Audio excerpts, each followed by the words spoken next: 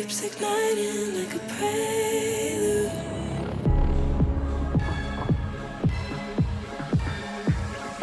Keeps igniting like a prelude.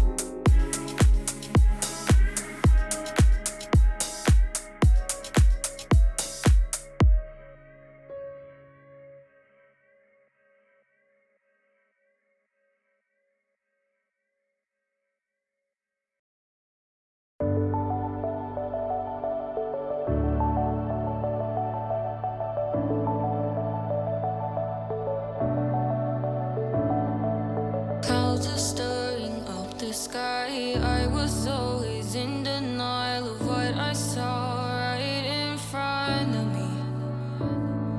And every time I'm so damn lost to what I loved and what I lost. But let's get lost in love tonight. Hear a second voice inside my head. It's telling me to say the night again and hold on to the words we always said would be forever, forever. Wait another day to clear my thoughts, so jump into a love that won't be forgotten. Forever, forever. Let's run away together. Let's run away together. Let's run away together.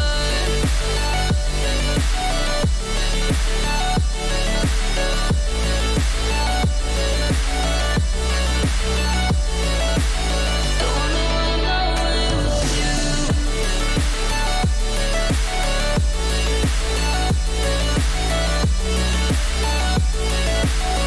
Let's run away together. Let's run away. Let's run away together. Let's run away. Swear we'd never say goodbye. Fall asleep to lullabies with something that I thought I'd never find. And what is right and what is wrong, and all I ever saw was love. But let's get lost in love tonight. Hear a second voice inside my head. It's telling me to say the night again and hold on to the words we always said would be forever, forever. Wait another day to clear my thoughts, so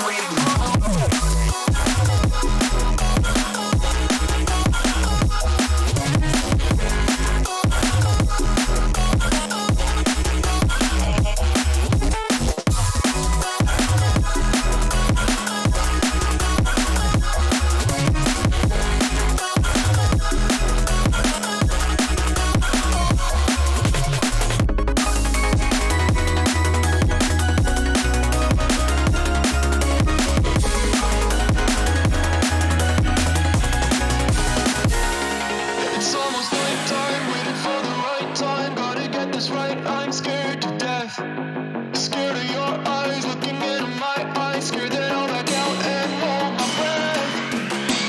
Wake up one morning and see your face. I can feel it coming back. These shivers are every day. Whoa, I say it's over, I get out of bed and leave. Yeah, just like that. I got the shivers whenever I would think about you. Now that I left, I live without you. I'm on my own again. I got the shivers whenever you went out of line, yeah. Now it's like everything is fine, yeah. 'Cause now I'm alone again.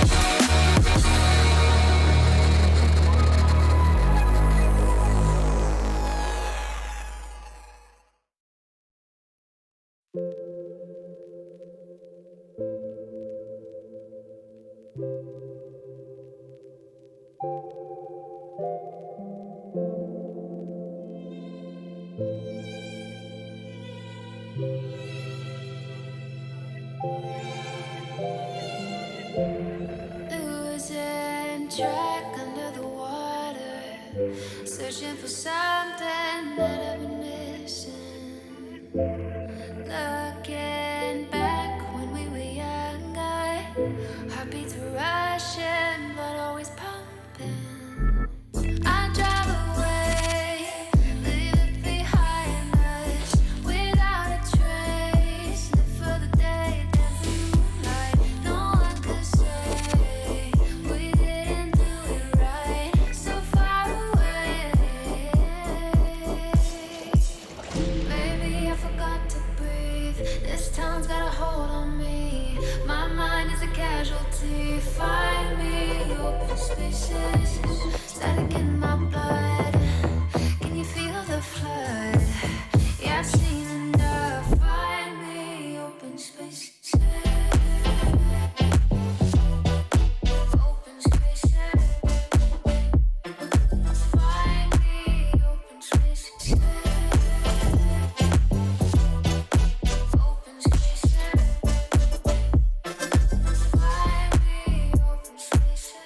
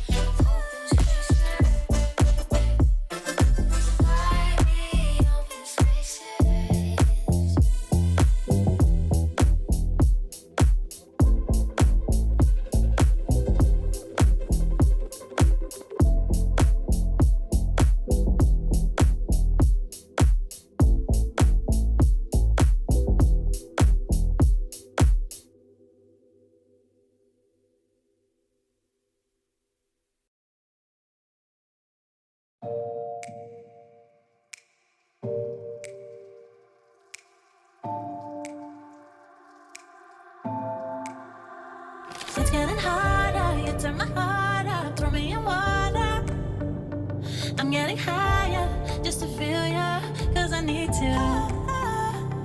No one knows it, heart is frozen from your poison.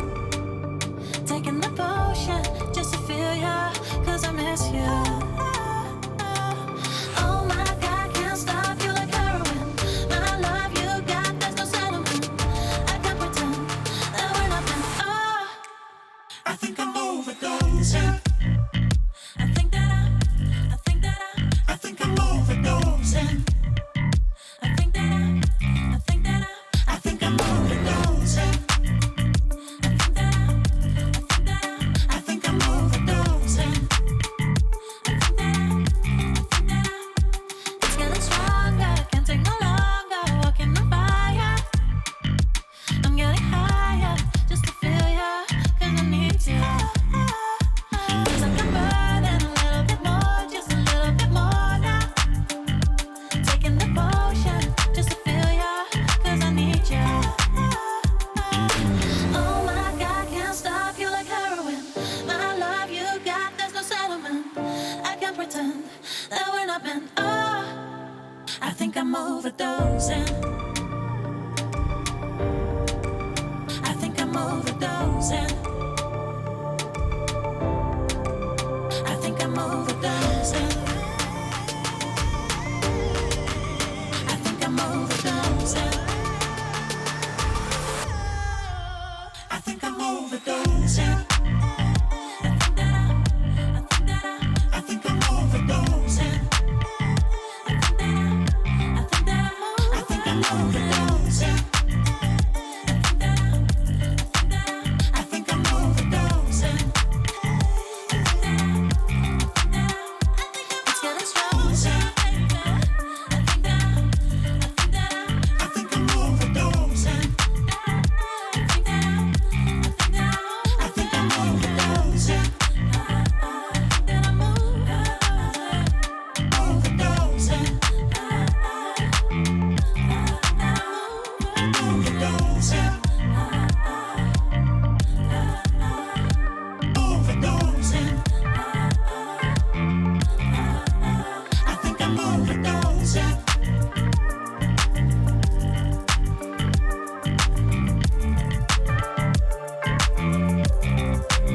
I think I'm overdosing.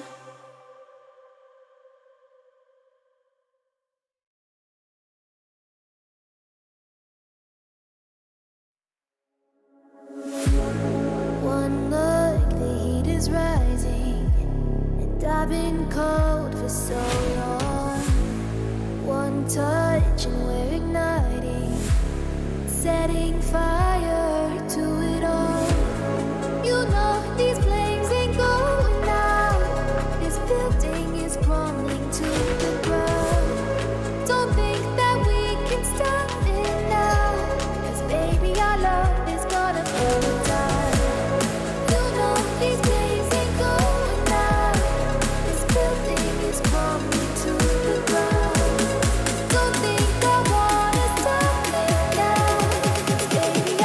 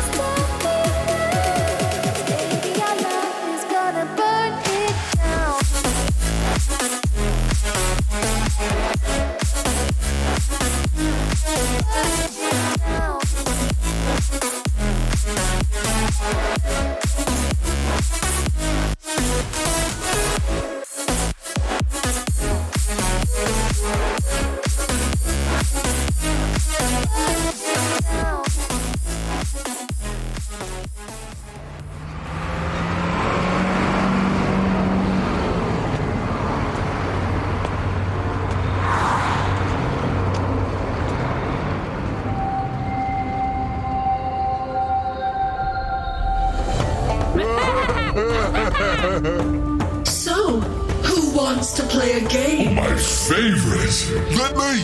No, me! Try me now. Up. And down.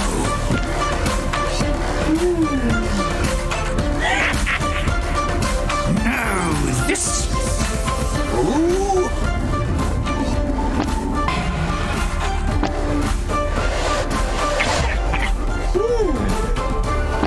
Next. Dan! What's this thing? Let's find out.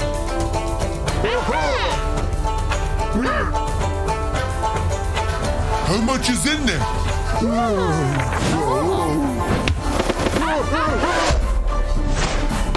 And again! Guess we better. Yep.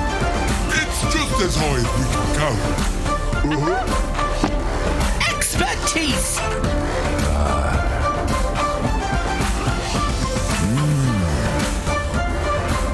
There's something off about you.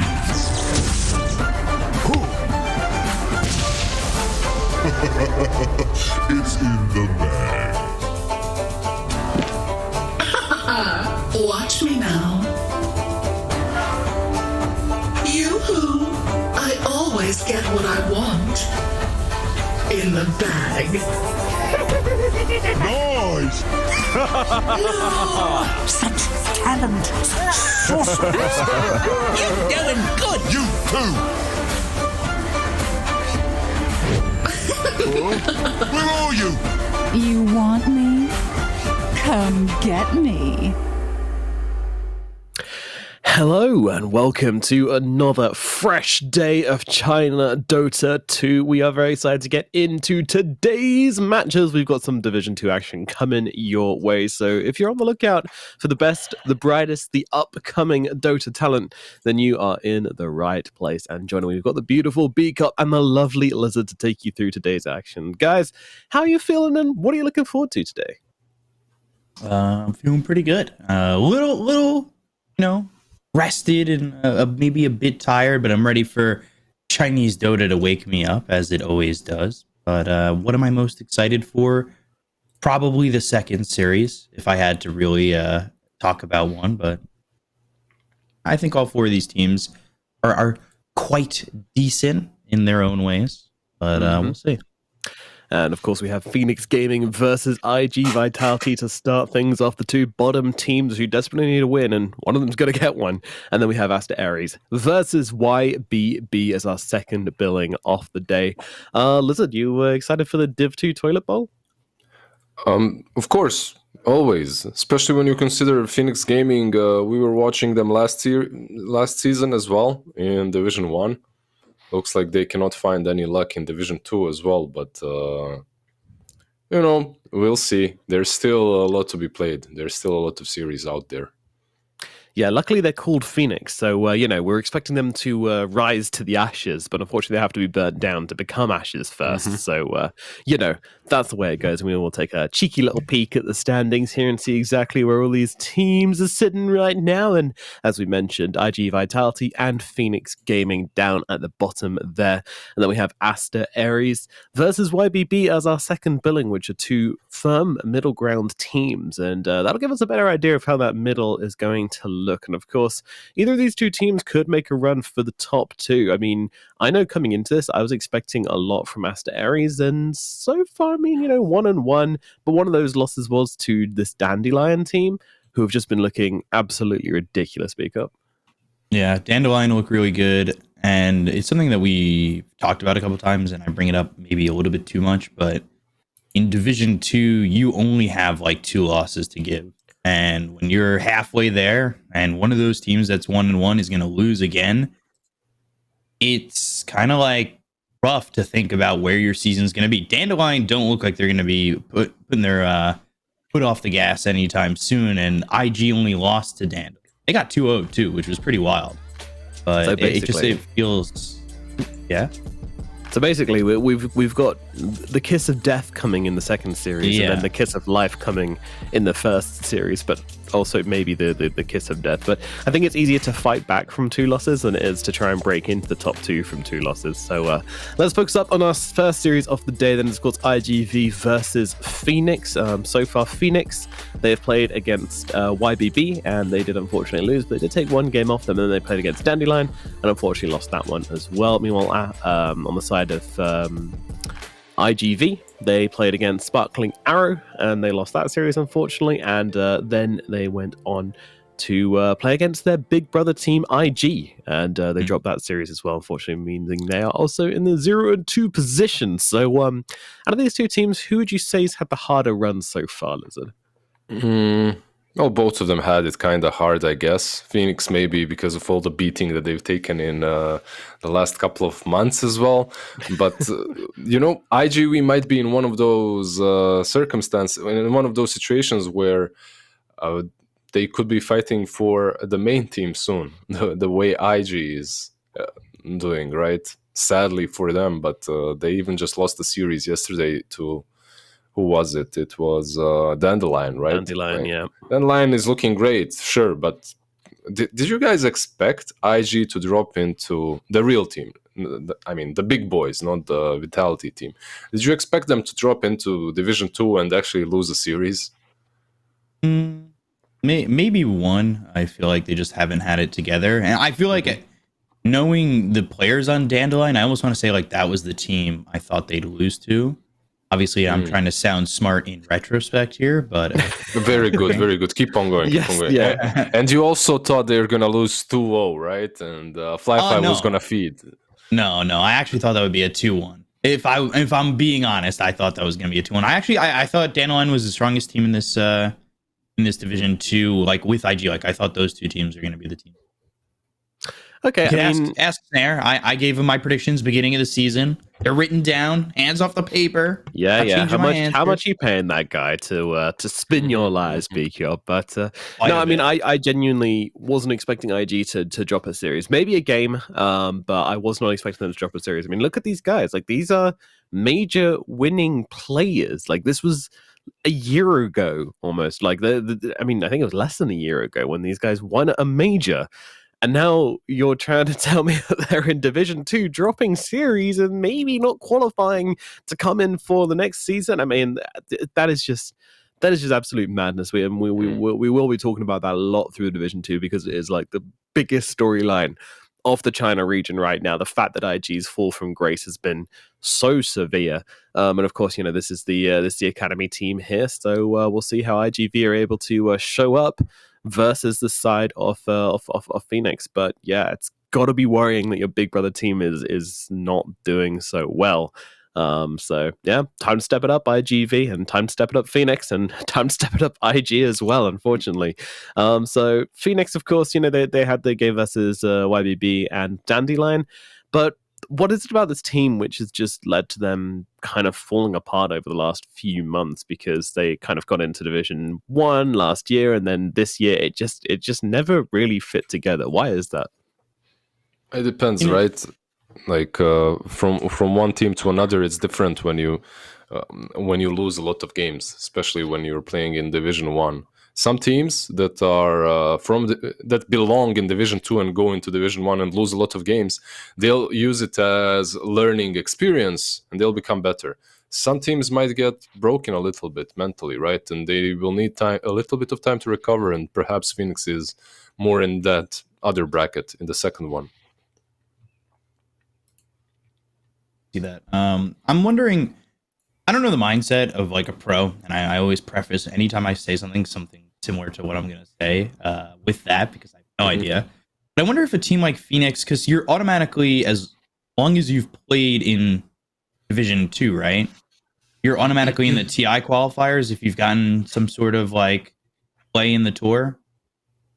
It's like that, right? So do these teams play it out as a full learning experience, knowing the 4 best teams are going to go into TI from China, most likely, if not 5, and hope that they can put something together for the TI quals and like use all this as experience?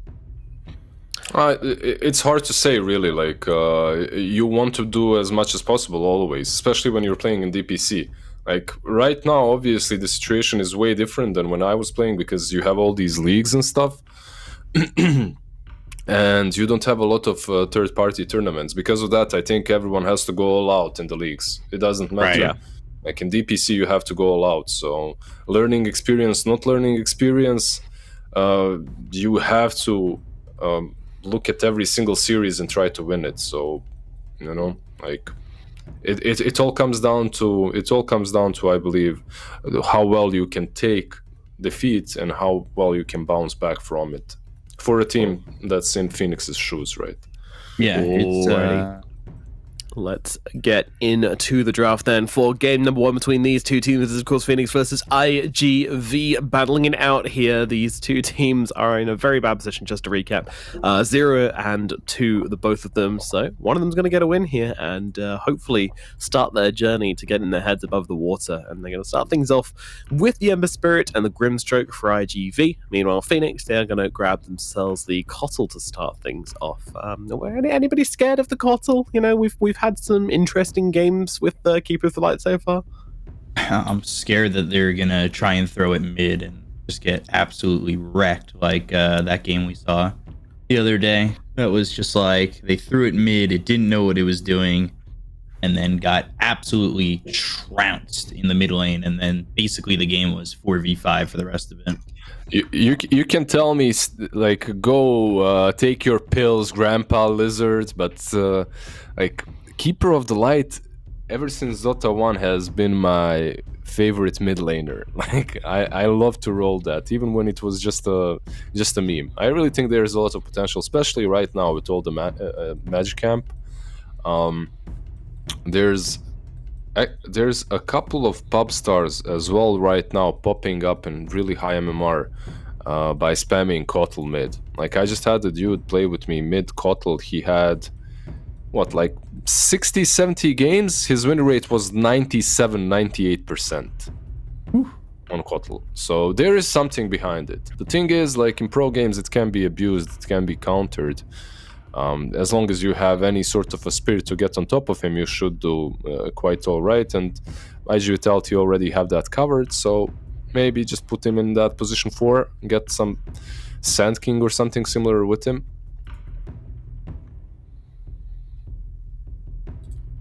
Yeah, I can see it. I mean, I think always potential, always untapped potential. Unfortunately, sometimes when you try and tap that potential a little bit too hard, it can look a little bit messy, shall we say? It's always like that. Yeah, exactly. You need to have a good plan. You need to have a very good plan. And even then, sometimes it just doesn't work. And then everyone's like, oh, why'd you pick this hero? It's like, well, actually, other things went wrong, but you're just going to hyperfixate on the one thing, which is different, because that's human nature. Anyway, we have ourselves a Medusa from Phoenix as well. Now, they've guarded this pick really, really well with their bans to follow up as well. Just Anti-Mage, OD, Nyx Assassin, really defending these two heroes who are very mana-intensive. Yeah, like you pick up the Medusa so early on, you need to protect her, right? Nyx used to be one of the best heroes versus Kotl as well.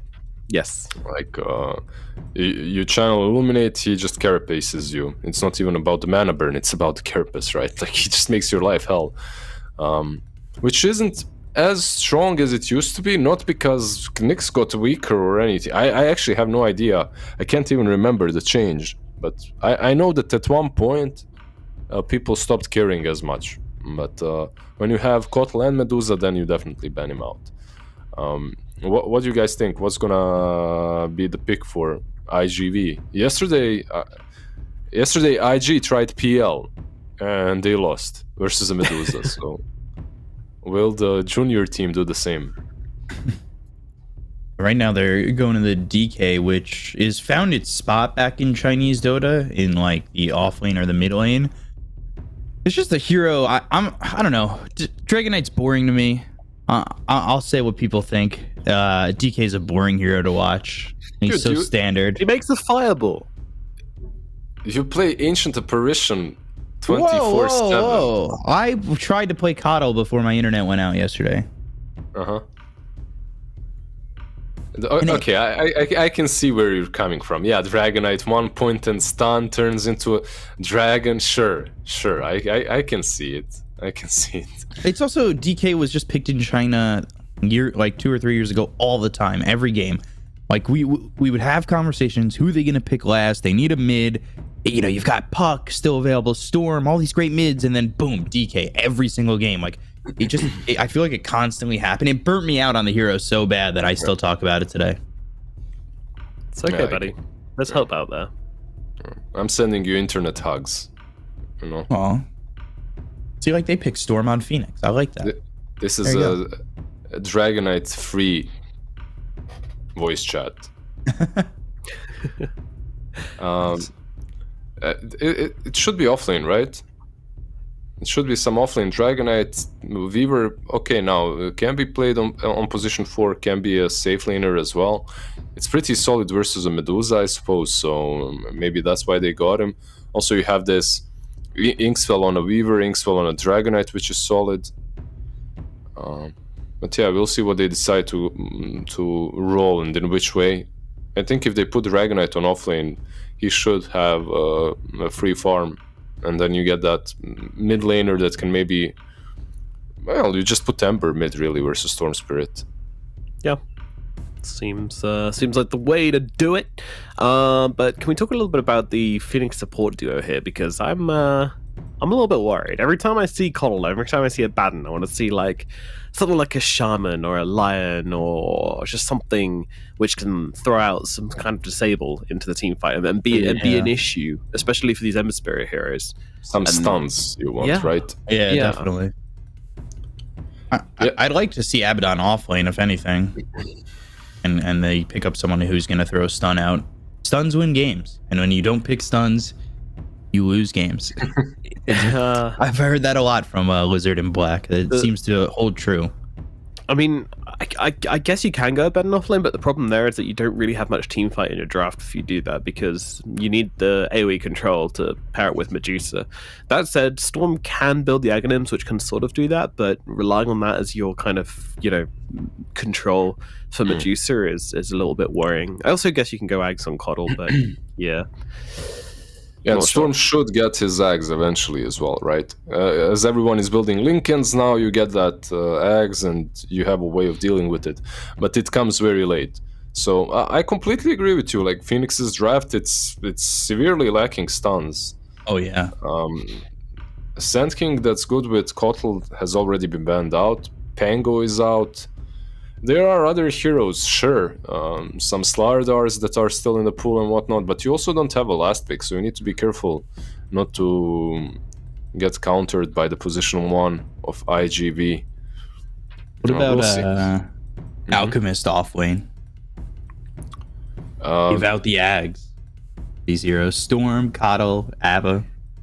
Stuns, B-Cop. It has a stun. It has maybe a stun. time to go to sleep. Good, reliable stuns. It is my bedtime, but it's AoE. Okay, it's everything we asked for, Lizard. Outside the box thinking. That's what wins TIs. Sure. Maybe. Sure. If you're looking for a coach, I'm definitely available. If you'd like to lose all your games in the DPC. The Alchemist could give Storm the Ags quickly. But I feel it might have been a little bit too greedy, Alchemist and Medusa on the same team, and the Storm. What? No, never. Fine. Never. They'd get away with that. Yeah. The final pickup from Phoenix is going to be the Shining Legion Commander, and it's locked down. It's not the AoE we were really looking for, so I think the Aghanim's timing the Storm's going to be a big one here. But that's going to be the answer, and of course the Ursa was the last pickup there, in case you missed it from IG Vitality. So these are going to be a draft for game number 1, guys. What way are we leaning? Was Legion enough to patch up that hole in the Phoenix draft, or are we leading iG.V for this game 1?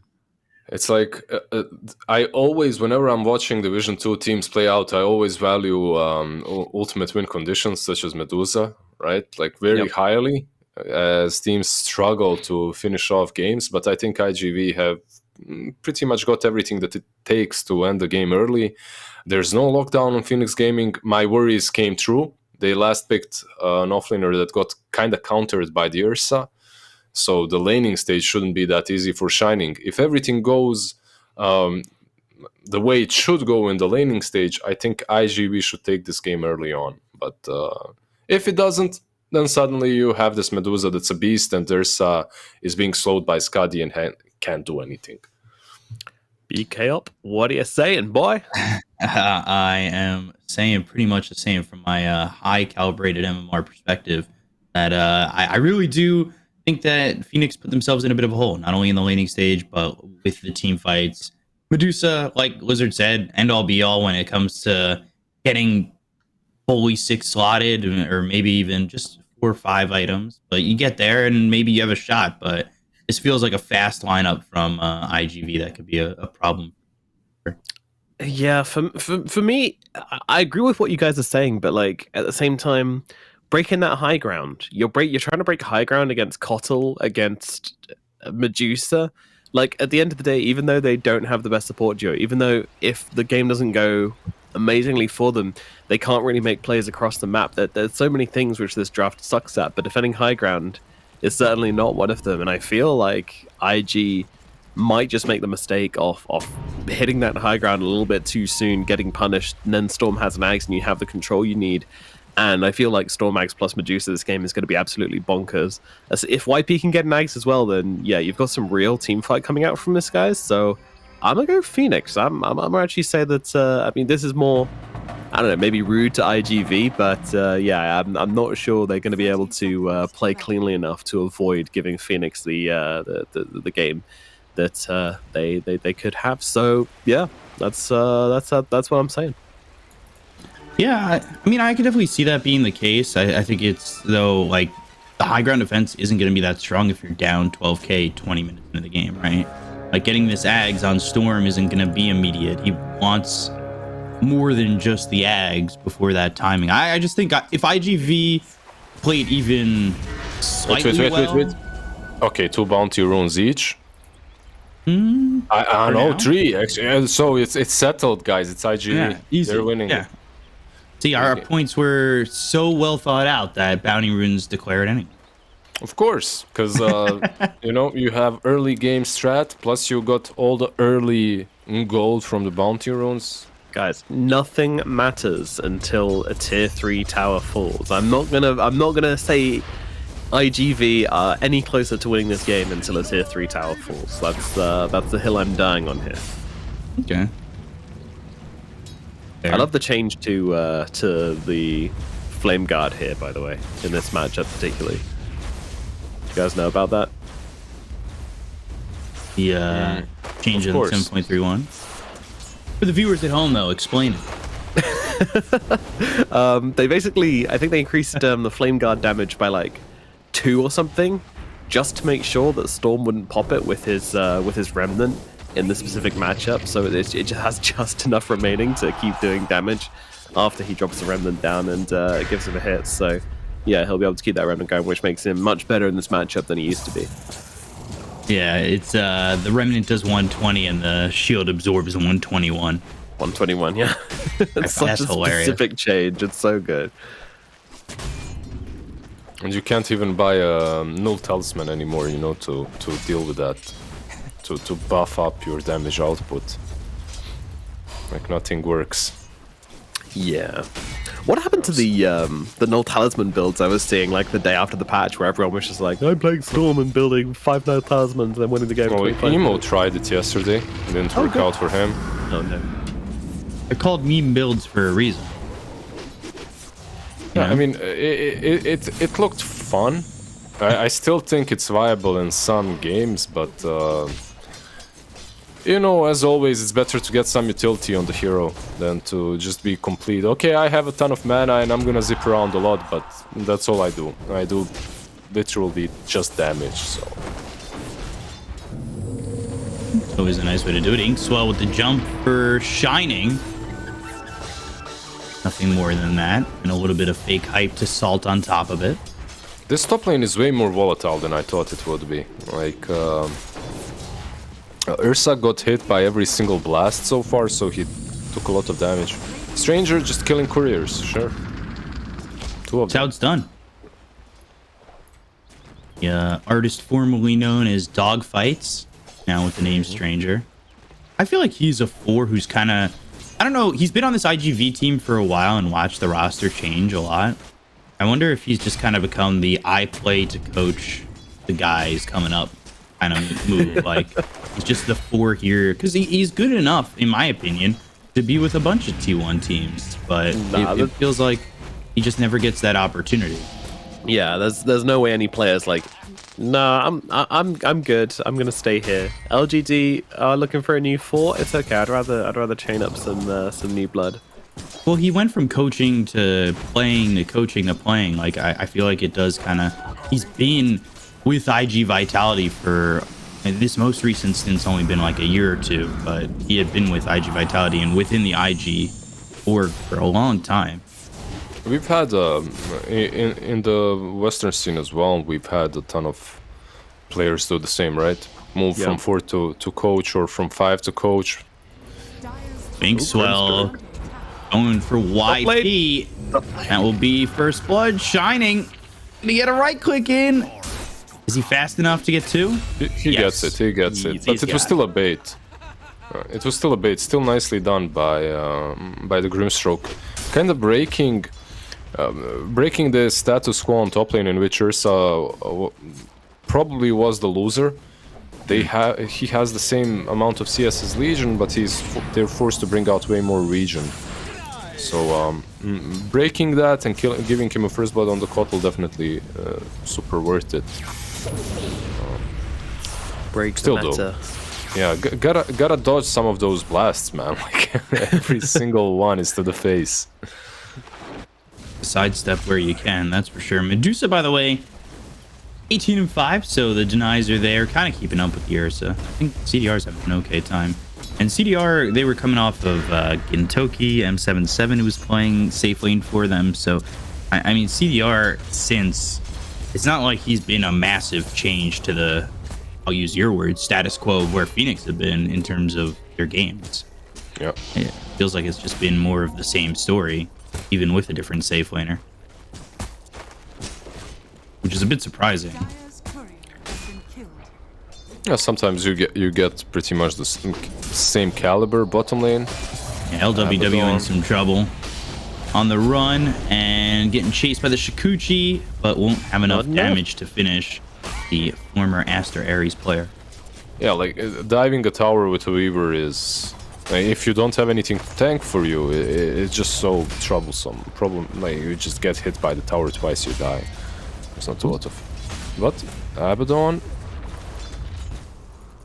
Okay. Just going to secure the bounty rune, I guess. Maybe ward up. Potentially looking to go over towards mid as Butterfly Effect against Zone have been going back and forth at each other. And he will bottle up a double damage. So far on the mid lane, Storm has been kind of dominating, really. Yeah, up by 14 CS. Meanwhile, YP is also making stacks for later on for the Medusa. I think the laning phase where I thought IG Vitality were going to play a little bit more with a dominating fist. It's been very lackluster and quiet. Yeah, actually, very true. So far, at least. We see some small rotation from Grimstroke mid, but without Phantom's Embrace, you can't really do a lot here. They just want to... Yeah, this is something nice from iG.V. They're scouting out the stacks, setting up some wards, preparing Ember rotation in to come and perhaps contest them. Do they really have anybody to take the stacks, or is it more about contesting and, you know, the price of admission to take these stacks? Yeah. No, they do. You can chip them down slowly with Grimstroke and Ember. Okay. It's doable. Definitely not. Oh no, actually they're gonna go Shining on this one. And Swell pops, they've got the TP coming in towards top. Shining taking a lot of damage, and Yukio will get the kill. Right clicks him down as the TP came in from LWW to make the rotation. Yeah. So also one of the reasons why this lane hasn't been so troublesome for Legion was there's no Orb of Venom on Ursa. So The only slow that you have got is from what's it called? Stroke of Fate. So perhaps something that they could have done a bit differently. But yeah, getting those phase boots in faster is also nice. Oh. Hey, I mean, I guess you want the mobility, right, to avoid those coddle blasts, which he has, as you say, been taking to the face many, many times. Mid lane and LWW hit with the Phantom's Embrace, but the Ball Lightning over, and they'll get the kill on the QIQX, and the duel comes out now on the Stranger. With the Illuminate help, they get the kill and the victory on the duel, so rolling 10 damage there for Shining. He's not afraid to duel strangers. I'm gonna show myself out. Storm Spirit mid lane on the Ember. He's fine. We're behind a level right now. Like how annoyed you sounded at your own joke there. I was actually annoyed at my own joke. Zone taking up those stacks. Obviously, as they took a decent fight on the mid lane, they can't be contested any longer. At least the normal hard camp, not the ancients for now. It's gonna get stacked again.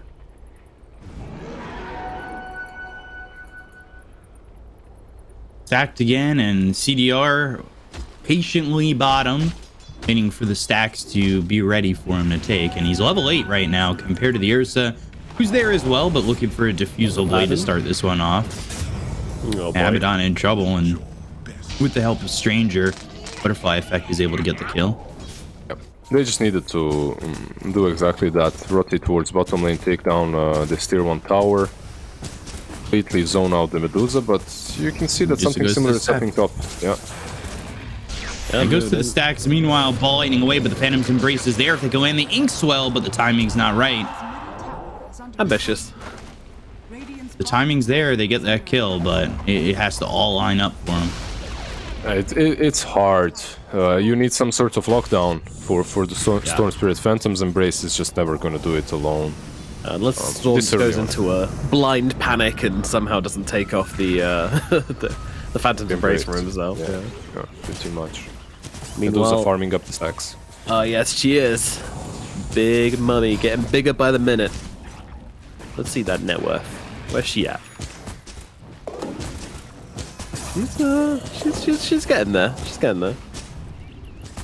You see, like all these little moves, like Storm Spirit being around small camp on top lane and being in the enemy jungle, helps Medusa take those stacks.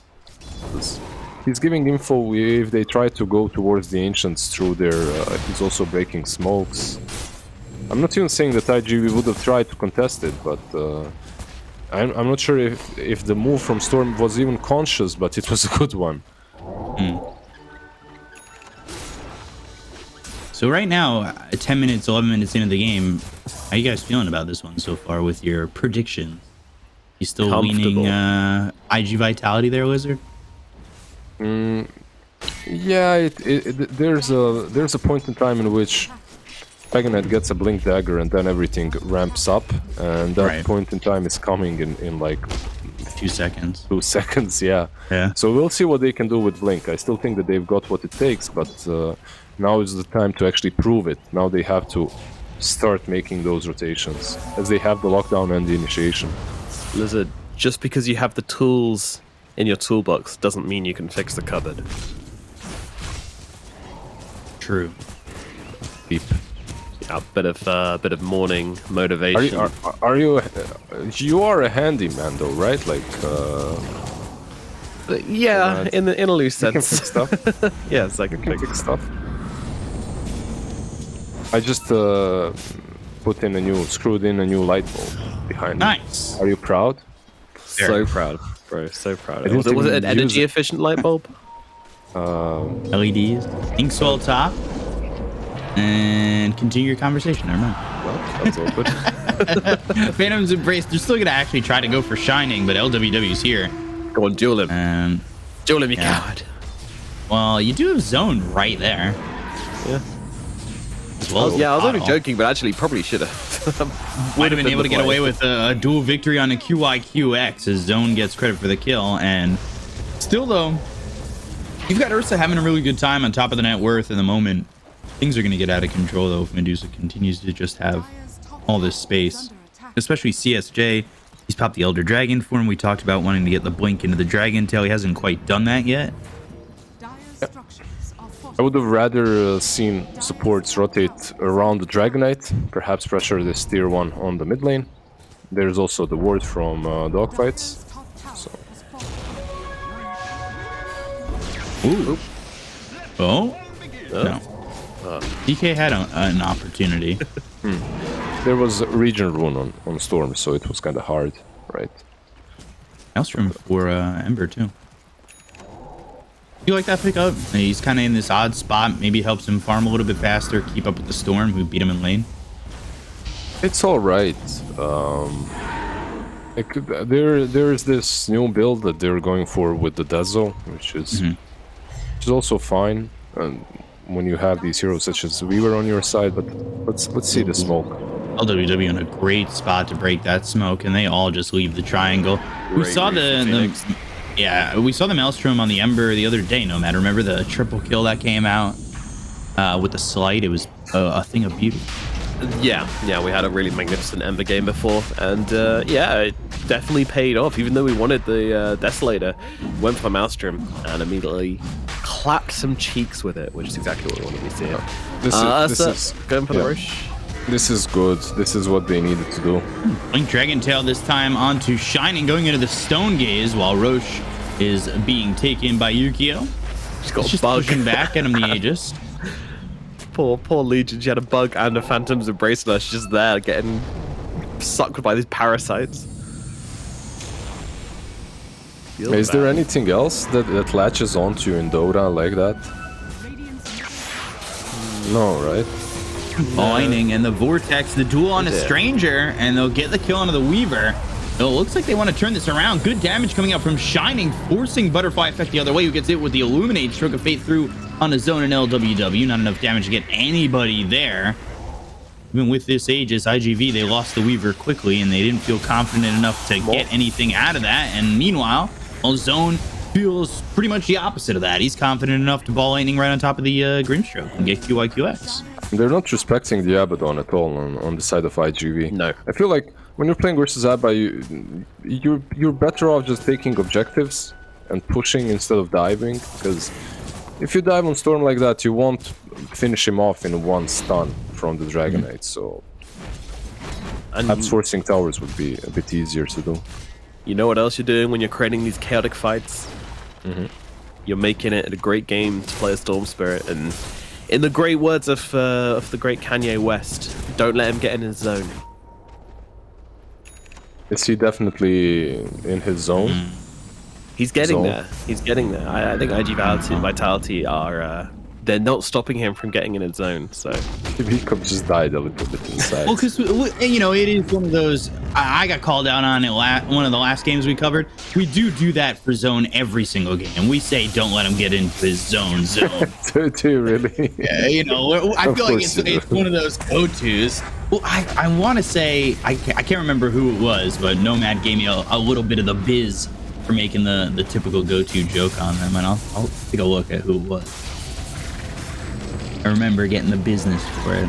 I'll remember who ridiculed me. And then I'll be back. Some cold vengeance. I write it in my little book. It was Son Goku, as I've checked my notes. Ah, yes. Yeah. Your notes. My little book of rage. My burn book. Those who have wronged me. It's just me every page. Yeah, it really is. Nomad called me stupid on panel. All right, I'll remember that one. Made fun of me flipping bottles. One of these days, Nomad. One of these days. I'll get my comeuppance. Bang, zoom. There's a Blink on Ursa now as well, so he's looking to make use of it. IP. Oh, one shot, but can't get it. Literally the last second, that one last swipe, he gets the ulti off cooldown. He's almost got his Axe too. Oh my. Yeah, I don't know. I have to admit, maybe I am leaning a bit towards Nomad's prediction now. It can always fall apart on the side of Phoenix. If they get caught out of, but this Abaddon for me seems to be a much bigger problem than he should be. Yeah. It's kind of a game of cat and mouse right now, but the mouse is proving to be a parkour god who just can't be caught. Phoenix able to sidestep most of the rotations from iG.V so far, and that means they're starting to fall behind in net worth because they're not controlling the map, they're not getting the kills. CSJ has found Zone here. Zone's just... Yeah. He's kind of just allowing this to happen? Yeah, okay. If only he had some kind of spell allow him to travel across the map. I mean, he didn't have a TP, so maybe he knew he was dead. Yeah, he's still just... He still had half his mana. Oh, I don't know, man. I die. Weird. Yeah, he could have... He probably knew that Ursa and Grimstroke are coming, just wasn't quite sure how far they were. Wanted to draw them in before he tries to make his escape, but unfortunately it's a risky move, which does not pay dividends. My favorite card in Magic the Gathering, risky move. Thanks for that. Appreciate it. Thank you. Let's get you for your birthday now. No, I already have a copy. Okay. Okay, you'll get another one. Hey, you know what's funny? You were talking about the cat and mouse aspect of this game, and I just remembered that my cat used to like befriend all the mice if we ever had one come into our house. He'd chase it around, and then they'd start sleeping together. Not like that, but like just like hanging out. And I'm just like, all right, mutant cat mouse children running around. Yeah. I had to like pick up the mouse and like let it outside, and they'd come back. Wish I could say the same for my cat, but well, he doesn't chase mice; he chases squirrels. Oh, DK. CSJ in some trouble. Late duel, but a late duel is a good duel because it almost guarantees the damage. And now at 30, shining. Yeah. It's not great, but it's okay. They don't get the tower, and also they lose their Dragonite during his form, which was running out, but still. Yeah, IG Vitality, they're not really managing to execute this early game potential that their draft could have. Also, Dragonite, okay, he did buy Fireball, never mind. He didn't have it just a minute ago. So he'll be able to scale at least. Farm up some camps. Yeah, I can actually see the logic for not going for it this game if they're trying to play high tempo, but obviously the high tempo idea has kind of withered and died a little bit with the Aegis not really achieving them a whole lot, so just chooses to go for the Fireball, get that scaling potential. It's still good, right? If someone is trying to split push you, even a Dragonite can defend with it. You just pop that Fireball, you move away. It just has a lot of uses. Look, he's a dragon now farming the triangle with his form. And not very, say, standard play. Yeah. Kind of a sign of how this game is going for iG.V, I guess. Yeah. I'm worried for them if they think that waiting for these BKBs and all their items is gonna work out, because okay, so BKB on Ember is about to roll out. They have Atos on a Weaver. BKB on Ursa, yeah, like 500 gold away, but he can't finish it in the triangle as Dragonite has farmed that area. Is this game winnable for iG.V post Scotty from Medusa? I know that's like such a singular thing, but ooh, yeah, it's close. It's 1,000 gold away. Like this Ursa with the diffusal. Are they smoking up? Let's see, mid lane. Nope, they converged, but they aren't smoking up. I think it's winnable. It's just they didn't pressure Radiant as much as I thought early on. It's still winnable though. They're only 1k behind. Is Grimstrike building an egg? He is not. Oh. I don't think so. He doesn't really have a lot of gold, so he's got arcane boots in the shard. Okie dokie. Yep. Which I like the shard. I really do love it on Grimstroke, but I don't know. I don't know if Ags is going to be enough to even save this game at the moment. They're going to 5-man smoke on Phoenix, And if they get a couple of kills here, I feel like this could go really out of control and just lean Phoenix's way massively. Yeah, let's see what happens. They have nags on Wrap Kotal. around. But TP no out from blink. Yukio. QIQX will be killed. Long TP there, by the way, from Yukio going into the outpost. He could have been in a lot of trouble if they had just spotted him for a split second. The problem is they don't have any initiation besides Storm. Legion has no blink dagger. I guess Kotal with tags could have perhaps dropped the Will-O-Wisp. Yeah. That would have helped. I'm a little surprised. I thought they might on the Grimstroke, just because I feel like sometimes you get the Ags and you just want to like throw Will-O-Wisp that first time and almost accidentally catch Yukio. You just like throwing Will-O-Wisp, right? The moment you get tags, you just shiny, wow. You want to show it off, just like Blink, right? You just want to show off what you got. Yeah, of course. What's the point? What's the point of having something if you can't show it off, right? Rub it in their faces. Look at my farm. Now look at my gold. I have almost as much as my Legion. They'll find me a Medusa. They saw a Abaddon and they go Medusa. Do they have this damage to go on it? Time-lapse Stranger on the run. Stone Gaze used, and they're going to try and get out. Will-O-Wisp comes out, but there's the duel from Shining. And another victory there. Inkswell pops on the Legion. The Dragon Tail follow-up with the Blinding Light is perfect. It pushes them away. Oh, and it looks like it's all going to fall apart for IG Vitality. They've just missed their timing on this fight, playing aggressive into a well-protected Medusa. I think they missed their timing on this game, not in this fight alone. Overall, I think we're in that point. We're all trying to play it nice and give them benefit of the doubt, but at this point, it feels really grim for them. Time to order donuts. Ooh, that doesn't sound like a bad idea, actually.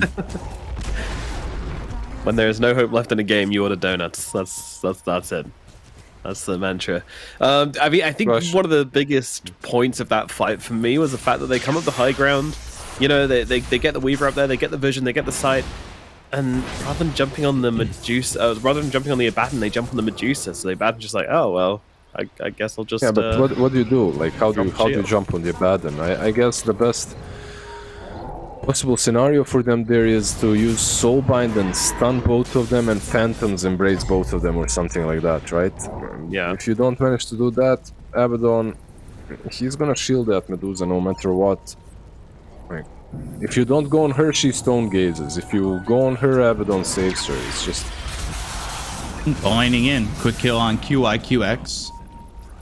We've definitely seen teams kind of like play this passive route, and it never seems to work. Like, there was obviously the time back in the day where China score lines were low like this a lot, but we had seen a resurgence of an aggressive style from China in general, and now it just feels like some of these teams in Division 2 especially are back to that passive play. Meanwhile, Stranger getting silenced and killed off. They'll go for CSJ, and they definitely have the damage, especially with the lockdown of the duel. And it will be another win there for Shining. Yep. Now Kato has the shard, so gonna have that upgrade as well. So he'll have the recall ability, and the pushing potential becomes even more deadly from Phoenix. And they've really pulled away. this game can slowly be wrapped up by them, really. Medusa is about to complete her butterfly as well. At that point, I'm not sure what more you can do on the side of iG.V any longer. And look at how fast the gold lead just wrapped up for them, from 1k lead to 10k in a couple of minutes, really. Yeah. But, you can't even really be split pushing in a good way on the side of iG.V. First, you don't push as fast with any of your heroes. Second, like you guys mentioned, there's a shard on Kotal, so he'll be recalling targets constantly. Recall is only a 15-second cooldown. Jeez. Pretty nutty. Pretty solid, yeah. That seems like not a lot for an ability like that. All lightning in, they've got the Orchid, and CSJ is in trouble. Slept and pulled back towards the center of the Will-O-Wisp, And they've got another dual victory there for Shining now at 90 damage, and they've really put it all together here for Phoenix.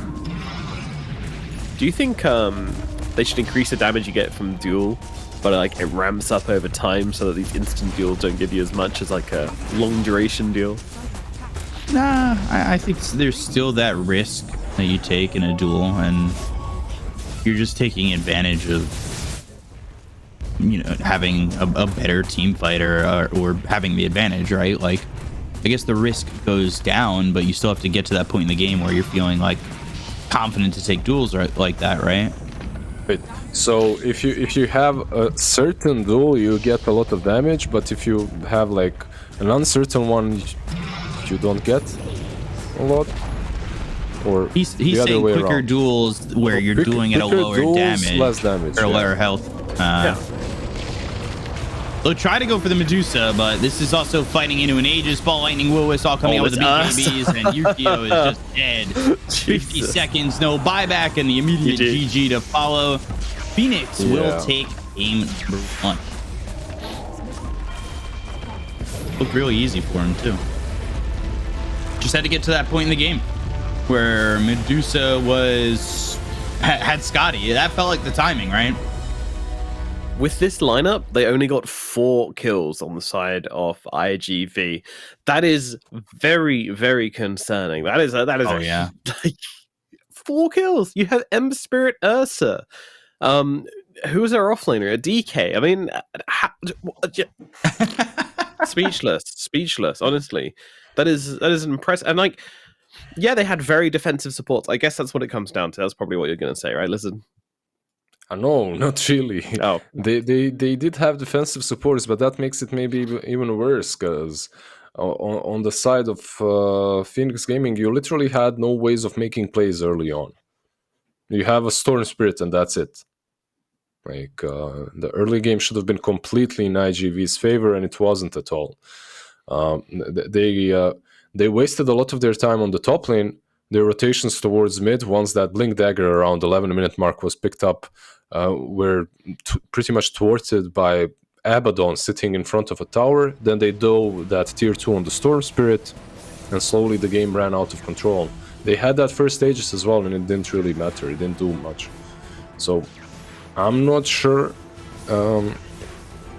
what exactly they were thinking, but when you're playing versus a Medusa in a game such as this one, you need to ramp it up, right? Like, you need to contest the Ancients a little bit more.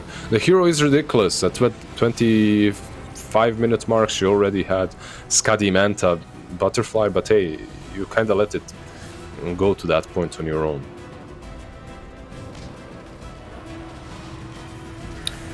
They did that to themselves, indeed. Yeah, I mean, this was one of the kind of game losing moment, unfortunately. It just kind of felt like there was so little. I mean, they tried to make the moves, but every time they tried, like, Phoenix just had their number. They were read so easily.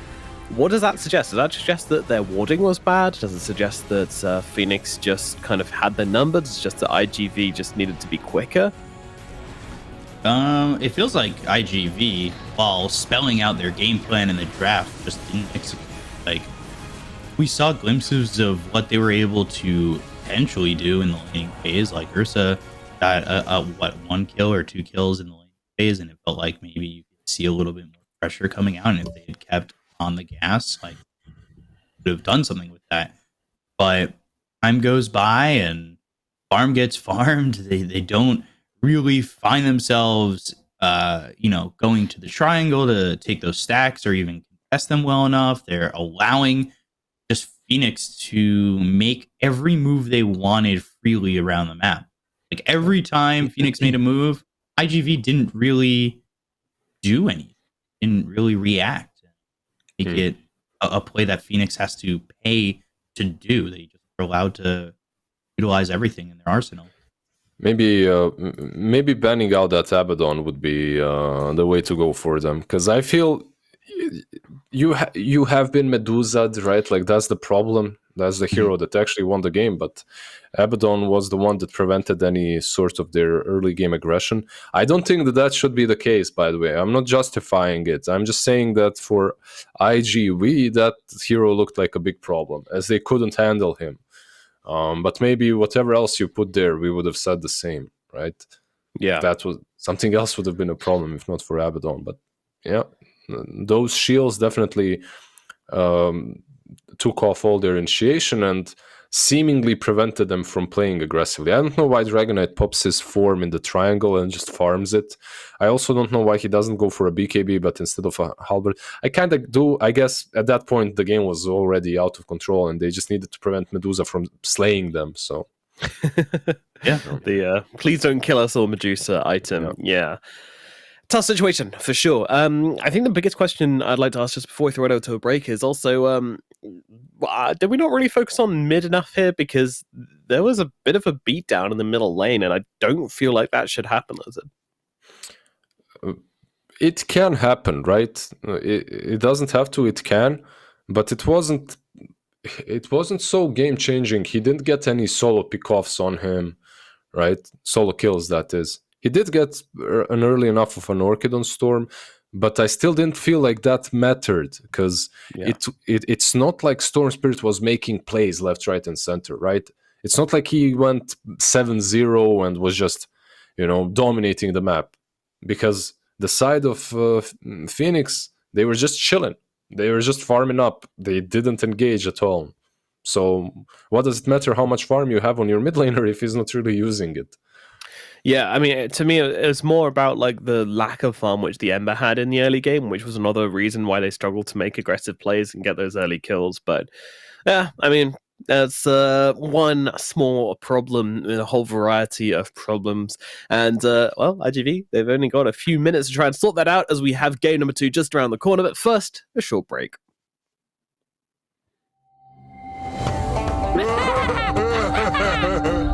So, who wants to play a game? Yoink! And again!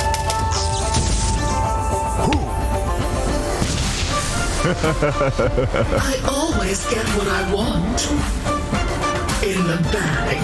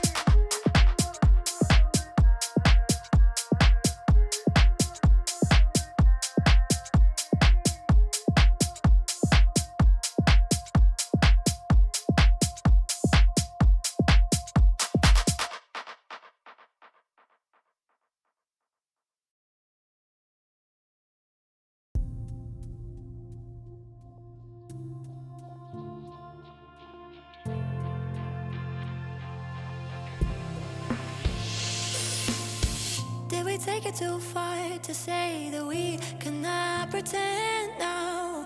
Was it never enough to have just everything you want? In your shadow I found a place to hide me from my own thoughts. And if I ever got lost, you find a way to bring me home. And I want something I can hold. That's what this waiting gold. And I want something that is real, something to make me feel.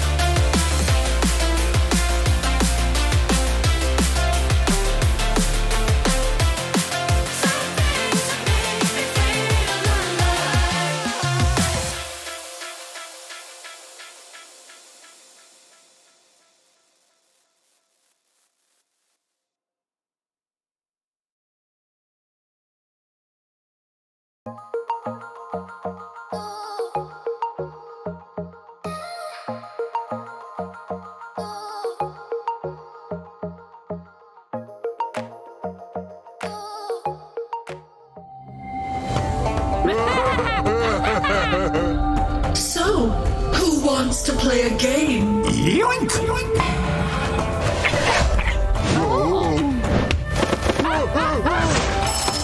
again!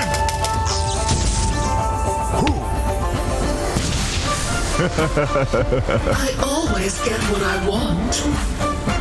In the bag.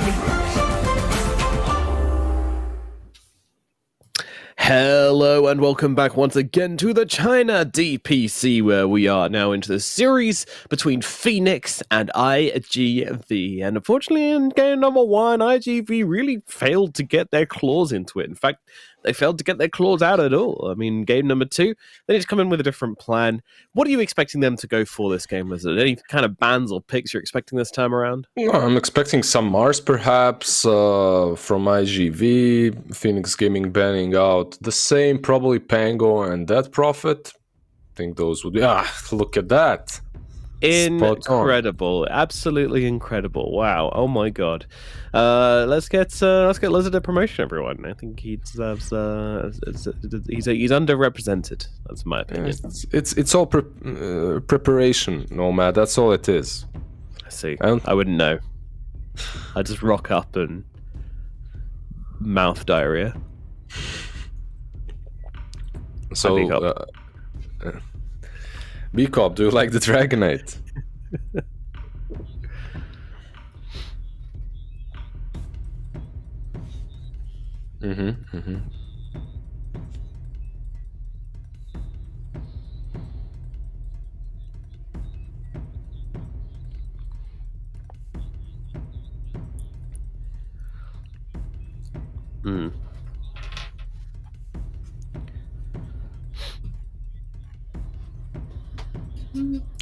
What is it that attracts you so much to the DK?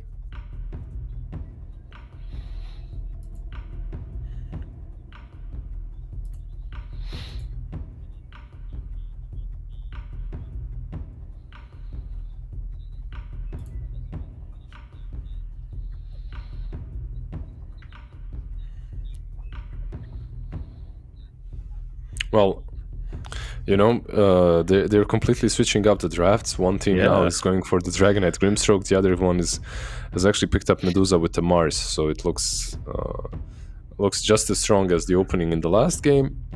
But we'll see. We'll see now if Phoenix can actually execute any sort of a strategy, or was Medusa just a one-off, right? Like, we'll see now when they're forced to be the aggressive ones, if they've got what it takes. How bad will it feel if Vitality lose this one, though? Yeah, that feels really bad.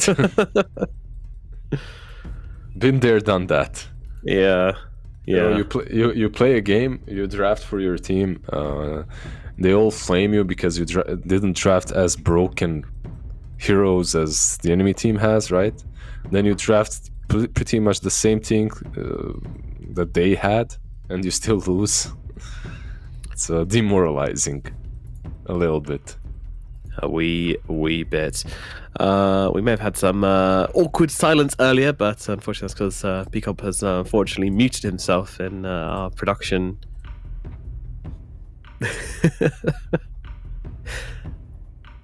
Peacock? I'm here. Shame on you. I don't know what you're talking about. I was always here. Yeah, me and Liz were just sitting in silence. Also, you guys don't need to hear me talk about DK. That's why it was muted, because when Lizard asked me about DK, I had nothing to say. It was all a bit, actually. Yeah, he wasn't actually saying all a anything. A very prolonged moment of silence. Yeah. All planned. Well, Treant Protector. This is a hero we have not been seeing much of recently. But yeah, they're going to go for it on the side of Phoenix. What does that really do for their draft? It makes Dragonite a tower. If he wasn't tanky already, now you give him the armor as well. It's a decent laner.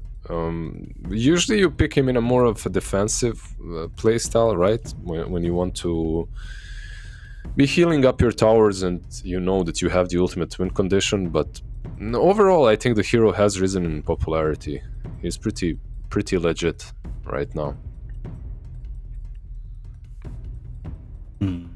Plus he's dope.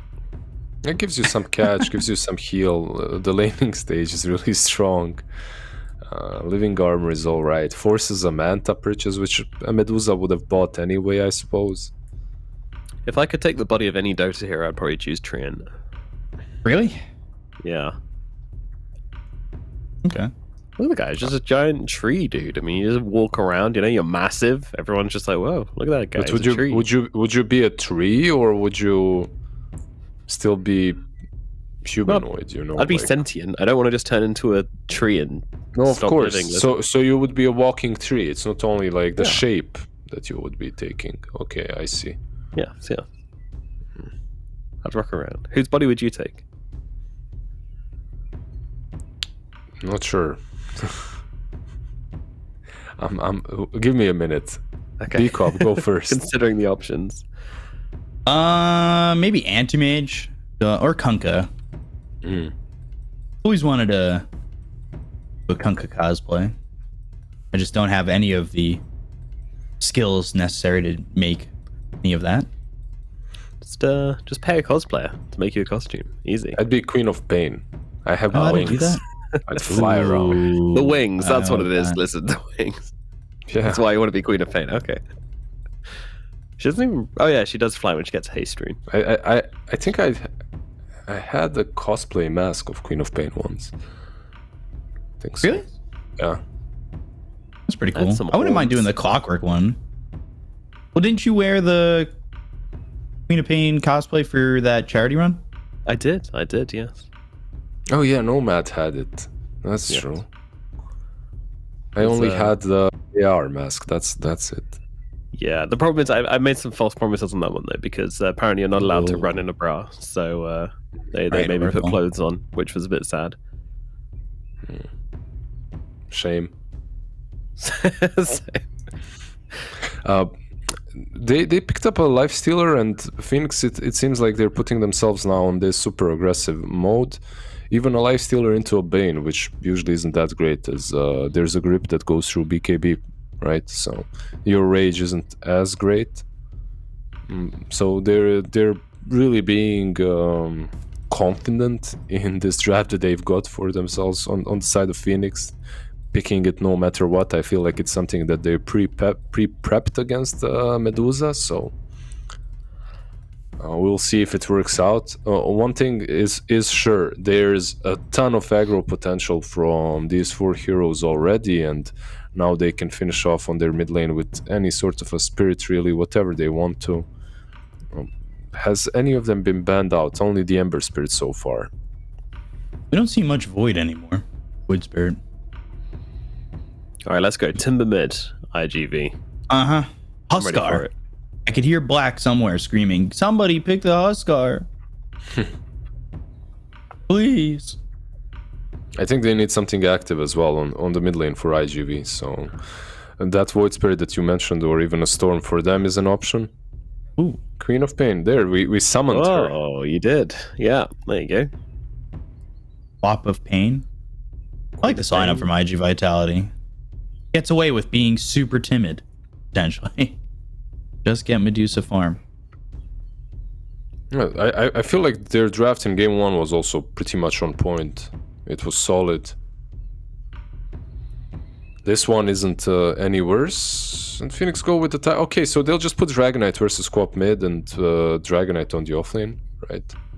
Yeah. Yep. I would say iG.V is actually I much prefer the second draft. I didn't mind their first one either. But yeah, this one looks toasty.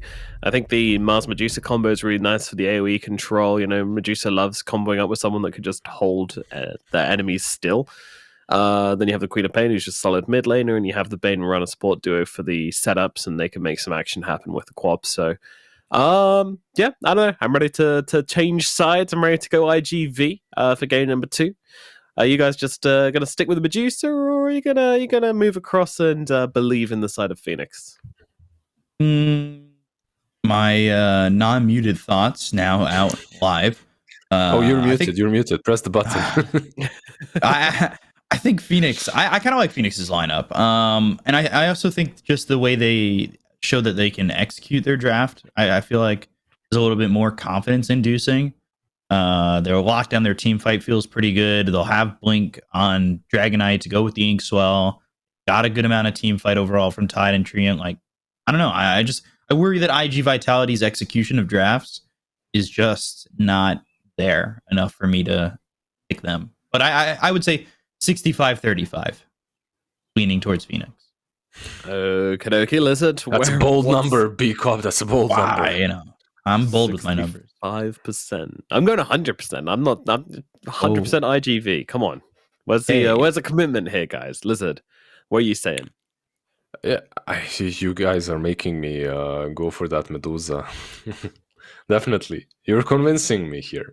No, that first game, it proved the point that we talked about before the game started, and that's that the team that has the ultimate win condition usually takes a game in Division 2, and lower tiered games. It's usually what happens, but we'll see. iG.V really did not look that great in game 1, so I'll still go with Phoenix this time around.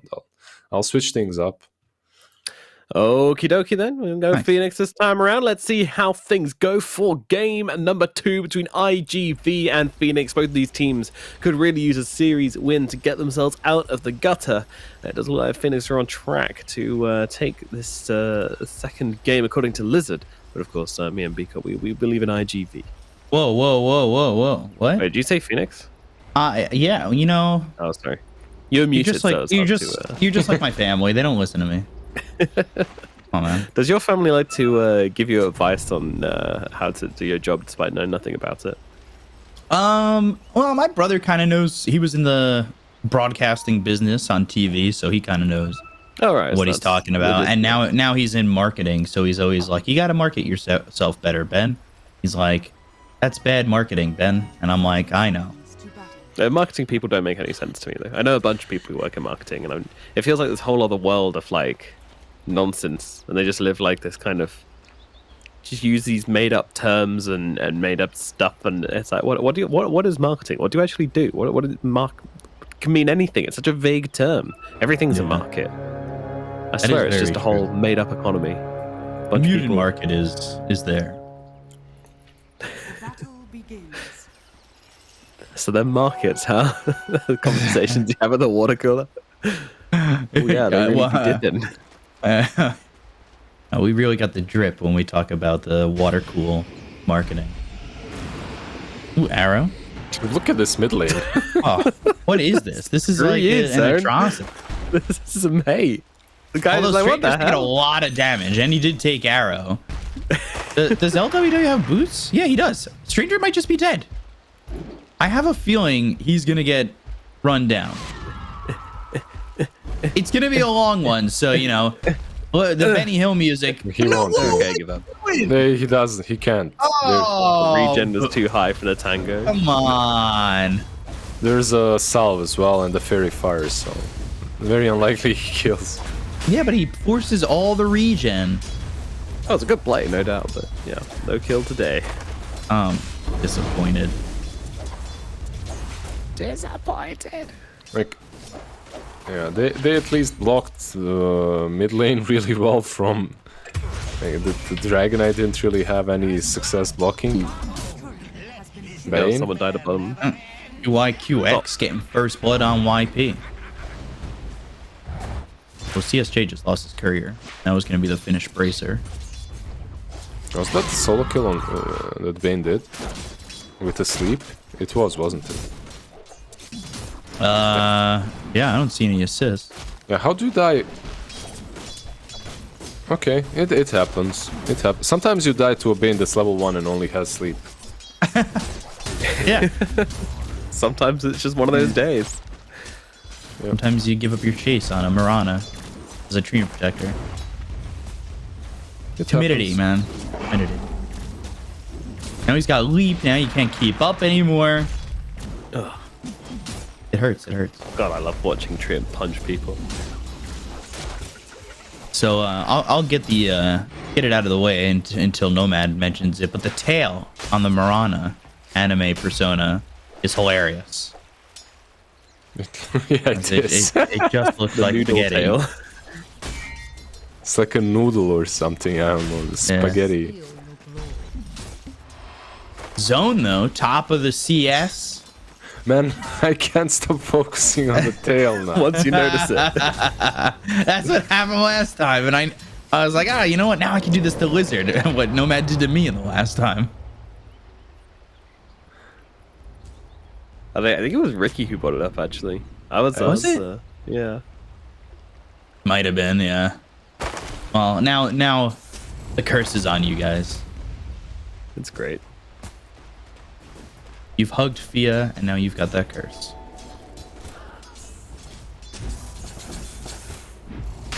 This seems like very, a rough very lane. quiet. It's just shining.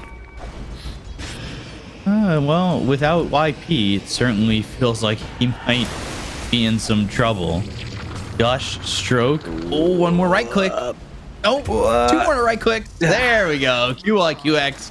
2 kills on this Bane. That's the best feeling as a 5 position. You're starting to get some kills and take it away from your carry. Bottom lane. Yeah, bottom lane too.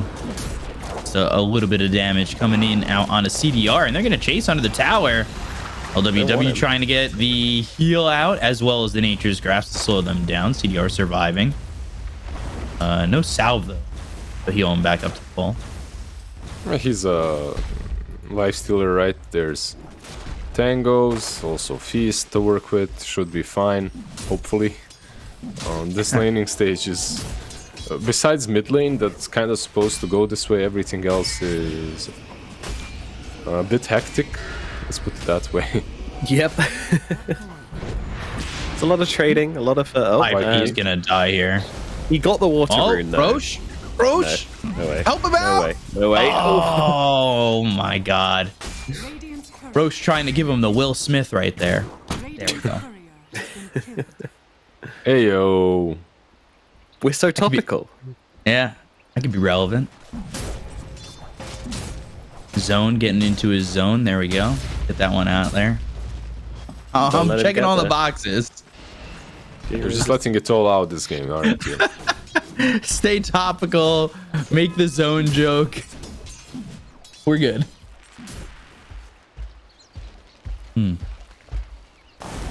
iG.V looking good though, and Yukio having a pretty easy time against Shining by himself. The YP has kind of come off the lane and stayed off the lane. Dire's bottom tower is under attack. He slipped again. But and there's an arrow. Yeah, and the arrow QI downtown. Some right clicks, one more needed, and there it is. Almost stunned both of them though. If that stun connected, they would probably get a counter kill at least. But man, like the difference between the last 2 supports on the side of Phoenix and these 2, it's like night and day, literally. They did make a lot of stacks at least on the Radiant side, right? They're spotted though. Yeah, and there's a Tide Hunter that can take them fairly early on.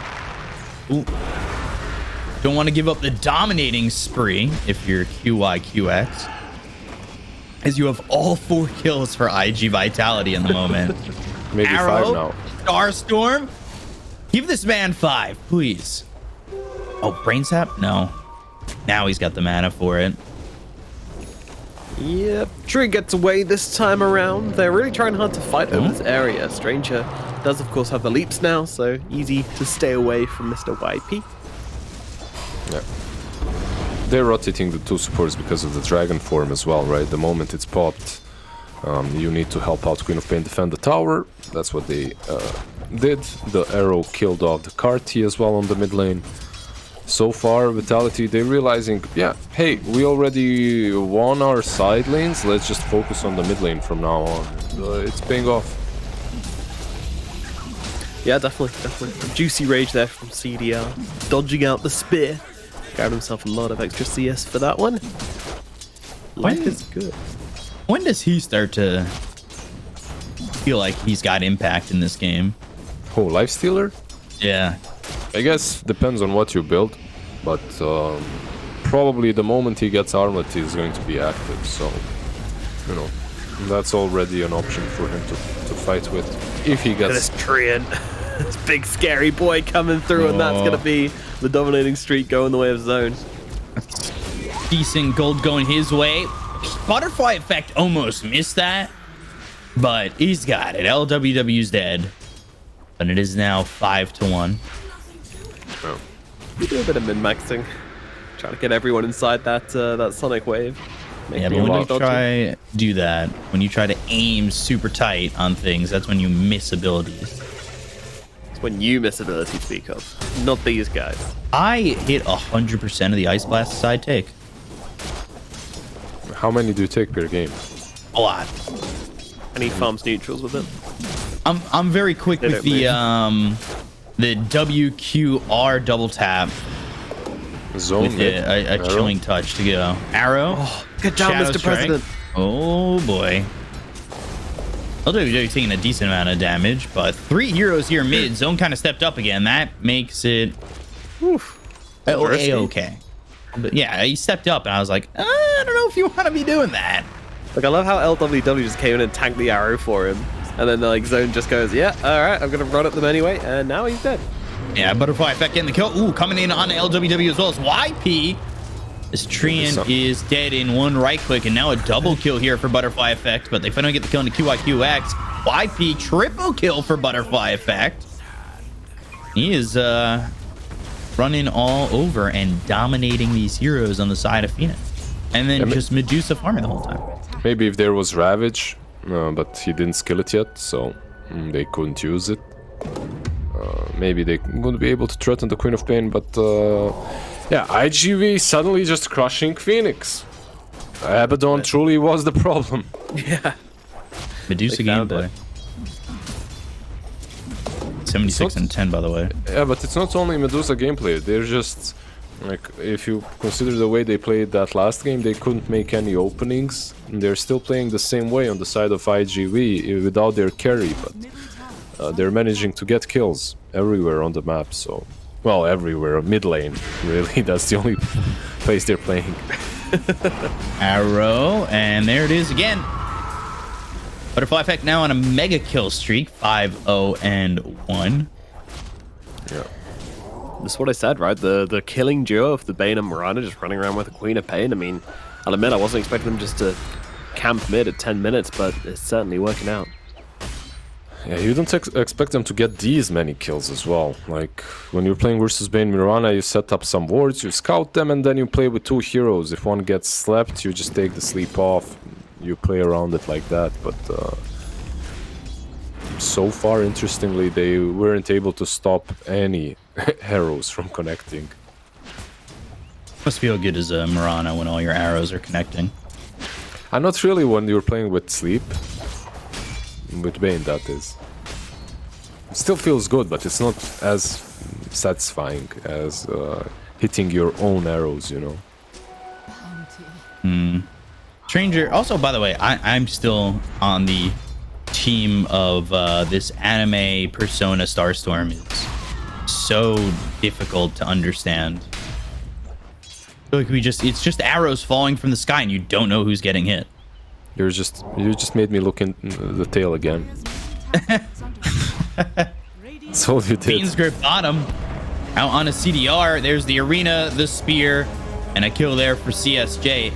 Phoenix, we talked timidity, and it just feels like they are this time what iG.V were to game 1.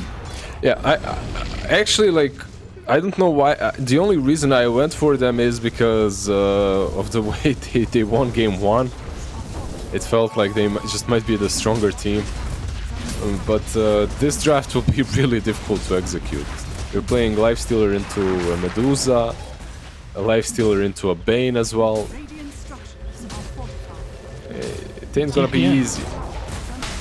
Shining, seeing QIQX, they missed the spear and gonna try and TP. Arrow in and won't land, but Bane able to TP out in the face of 2 heroes. They're just gonna park the Tide in front of the tower, heal it up with Treant. That's something that they've got, right? They've got really strong defense. But you're still playing versus a Medusa. Do you really want to be defending? Probably not.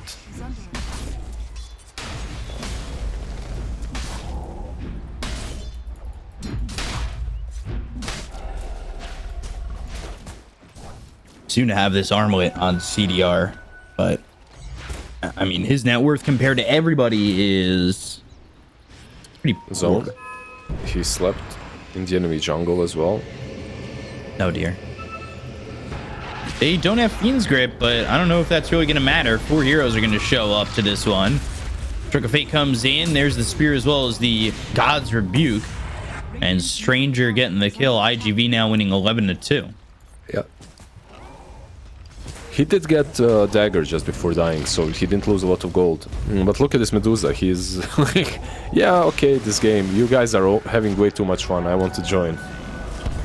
Fiend's Grip again on a CDR. Oh dear, he is dead so fast. He did finally buy out on the armlet, but this is really starting to get ugly. Shiny, and they're only 1K ahead. Oh, Overgrowth. But Yukio has the Manta ready to go, the Ravage to follow it up, and it's a pretty decent one. Shining with a double kill. They've got the Soul Bind out onto the Queen of Pain as well as the Medusa. They still don't have Lifestealer, though, to fight into this. Maybe that little extra oomph in their fight might have given them a little bit more in terms of maybe taking that and finding a couple more kills. Okay, they did get two kills at least, right? Mirana and the Mars, but it's not great. It's not where you want to be as Phoenix Gaming. They need more. They needed more for that. The spear was really nice on the Tidehunter. It pushed him away, so Ravage had to come like a couple of seconds later, and those couple of seconds is all that Vitality needed to save Queen of Pain and Medusa. I just don't...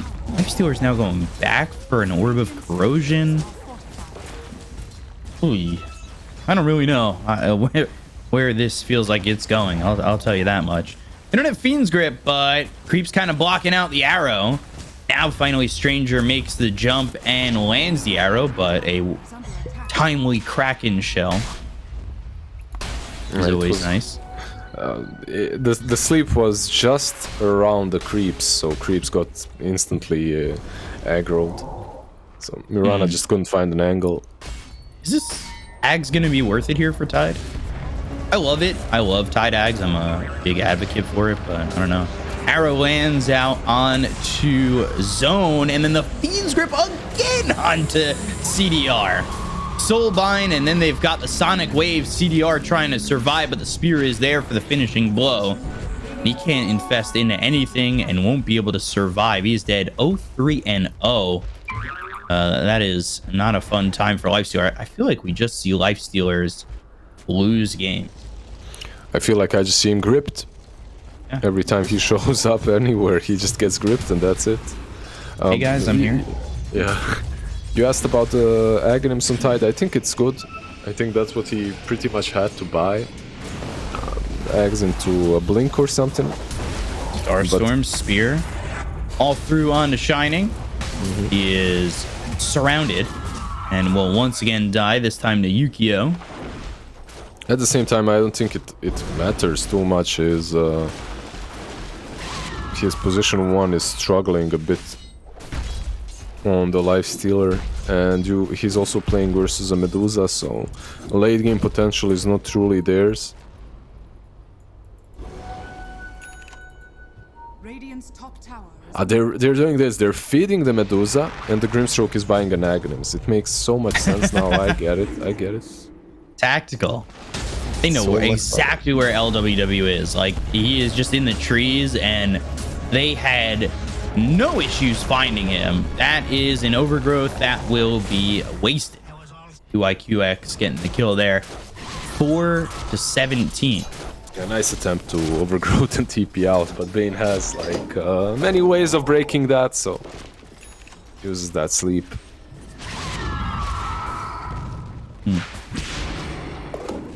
This is a rough road back for Phoenix. Like, obviously, we talked about it in the draft. Their team fighting is there if they can do it. Like that fight over mid, where they were able to get the Ravage and the Overgrowth. And when you have everything, yeah, you can make it happen. But they're gonna try now. They have this Aghanims on Tide as well.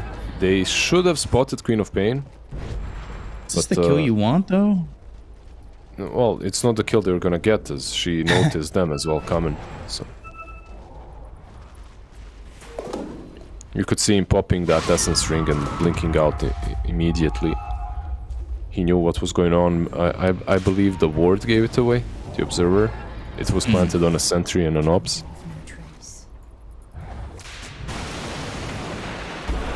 But he did go back for the Orb of Corrosion, and now Blink Dragon Tail, as well as the Ignite into the Ravage. Okay, well, Ravage was used, and that's your team fight. And when it doesn't hit a team, the five-man arena.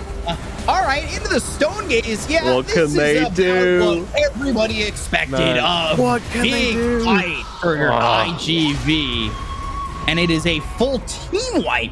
You missed the Ravage, but the arena comes in on all 5. It doesn't get prettier than that.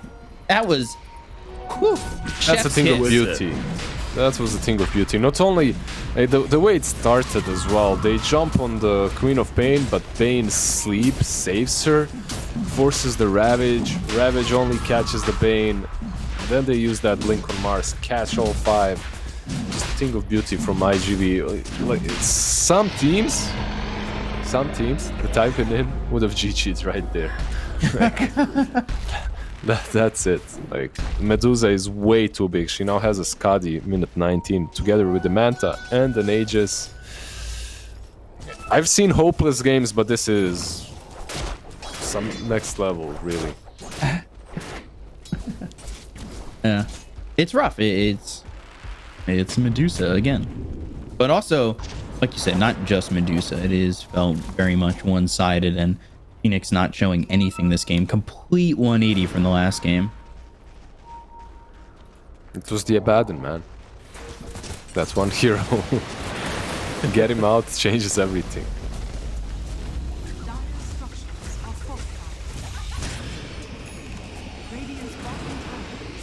Beauty of a turnaround team fight, though. CSJ on the money, and now they've got the Spirit to follow this up, shining. Well, won't be able to shine bright like a diamond on that one. Checked. Another one of those zones in the zone checked. Cup. I don't know what you're talking about. So they know where LWW is again. Do you keep like some notebook checklist? No. Checklist with all the jokes that you have to make? They're all off the brain, you know? Oh, they found him again. They know exactly where he is every time. Little short range arrow. Make sure you can TP out. It's not the easiest hero as well to run away from when you're a treant, because he breaks all the trees right with the arena. As long as he has a general idea where you're at, he's going to catch you. So plain sleep. Is there a grip as well? There is. So Dragonite. Every time he's shown up, he's been hit with the Fiend's Grip. Sonic Wave comes out, and now CDR starting to output some damage. Maybe he can get on the board here. Finally does. Infests in, TP's out. It's a little hit and go. Okay. For the first time, they actually managed to make a change. Dragonite was forced to use his form, but yeah, they managed to win a fight against the grip by canceling it. Yeah. Can you believe it? Now no grip, and they're gonna smoke and try and make something happen. They don't have Elder Dragon form, so they gotta hope they find the right hero. Blink Dragon Tail, Infest pop, and with the Gush Ags coming through, Zone gets a kill. That's a couple of good kills put together there for Phoenix, but it may just be too little too late. Certainly feels that way, that's for sure. Yukio coming over. Has his Aegis for 2 more minutes too. Yeah, and a small little crit to work with, so some extra amount of damage in the upcoming team fights.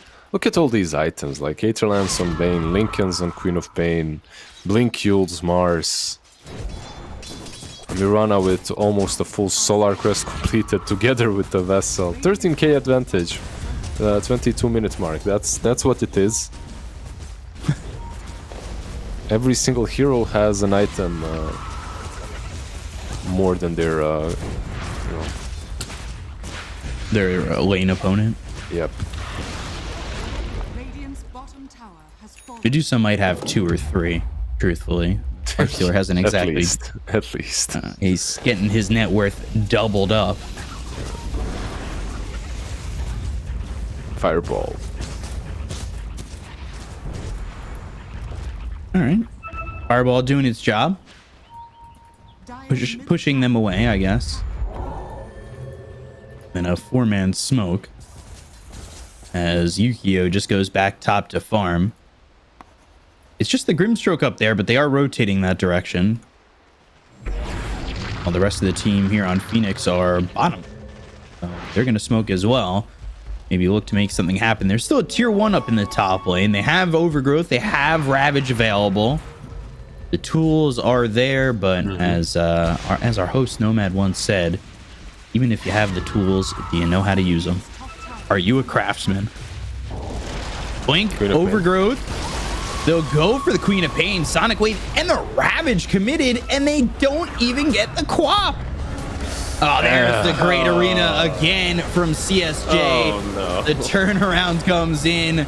They've dropped their tools on the ground, and they will fumble this offensive attack.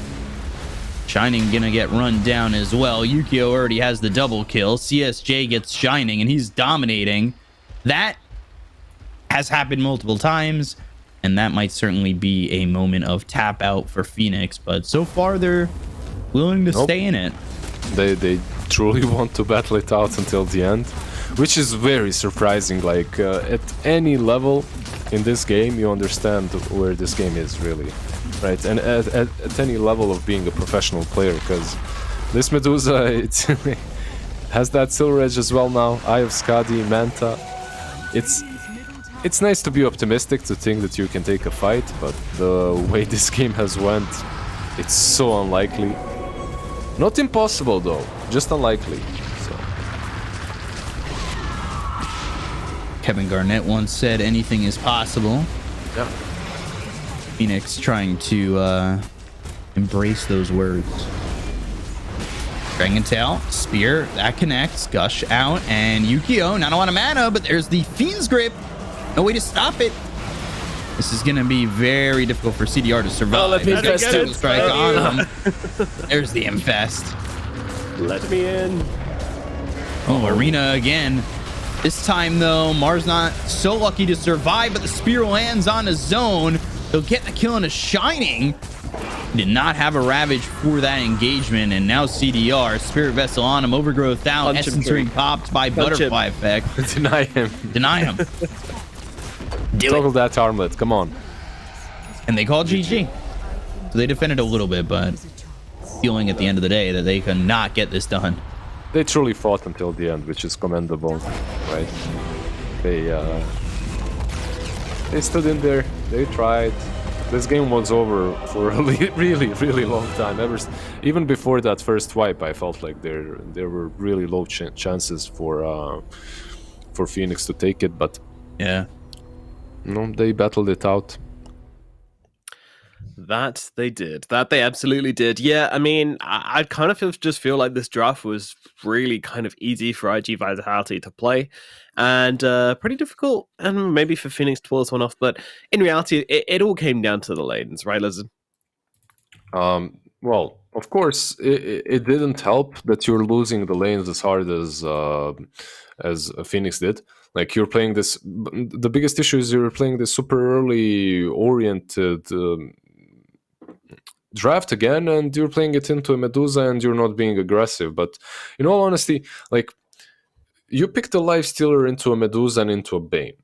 Like, if he doesn't have a good laning stage, if he doesn't start rotating around the map, wreaking havoc, like, he will be just outscaled and outfarmed by a Medusa. And if he isn't, then there's always that grip to work with on the Bane that can go through rage. You can't really save yourself from that. You're almost certainly going to die every single time. The Bane Mirana rotations were on point. Yeah. Really, the game looked so simple and easy for iG.V. Yep. Felt like their execution was pretty easy, and I guess the one thing I worried about was their ability to execute. And this game, they did it. Every time CDR showed up, he was Fiend's Grip. Oh, hey, Lifestealer's here. All right, Fiend's Grip, full duration. Never in doubt. Easily done. The Nightmare is on point with the arrows every single time. And this one on Zone. Zone immediately pops the Elder Dragon form and gets killed. And then this is where they just kind of run away with it. Like, this wasn't even the 5-man arena. This is just Butterfly Effect. being able to have his way with these fights and not really be touched. Yeah, if QIQX wasn't anyone's MVP for this game, then well, you weren't watching the same game as us, because this Bane player was absolutely immense. Like, he had by far the most game impact, by far set up most kills, and yeah, I mean, okay, yeah, Damas comes in the late game and gets a very nice 5-man arena, very impressive. We like that a lot. But doesn't change the fact that Bane basically won the game for them in the early game and also made the carry's life an absolute misery. Yeah, for sure. He moved around a lot, like Lizard mentioned. The movements from the supports were really good. You were able to leave Medusa top 1v1 against Shining, and every single time, like, if you're not messing with this Medusa, it just feels so bad. And he was doubling the net worth of this Lifestealer who bottomed out. Let's just enjoy this one. Oh, yeah, that's right. Oh yeah, hit him with the 5-man arena. Oh. Somewhere, Russell Crowe. How does he save Sonic Wave? You happy about that one? How do they not just Sonic Wave that and get like the full 5-man team wipe immediately? Like, you get front page of Reddit if you drop the Sonic Wave there. Definitely be featured on Symphony of Skills. That's for sure. Yeah, the highest accolade any Dota player can earn. Screw TI. I don't even know why people care about TI. Yeah, and then again here. Yeah, it really, to get whatever. Symphony of Skills. Yeah, once you show up on a highlight video, you're good. Yeah, that's absolutely true. And then, of course, we have the final death push here, the march onto the high ground. I mean, out of these two drafts we've seen both of these two teams play, which do we feel like was the stronger Medusa draft? This one, I think. This one handled it easier, movements. The game wasn't over when Medusa got Scotty like the first one.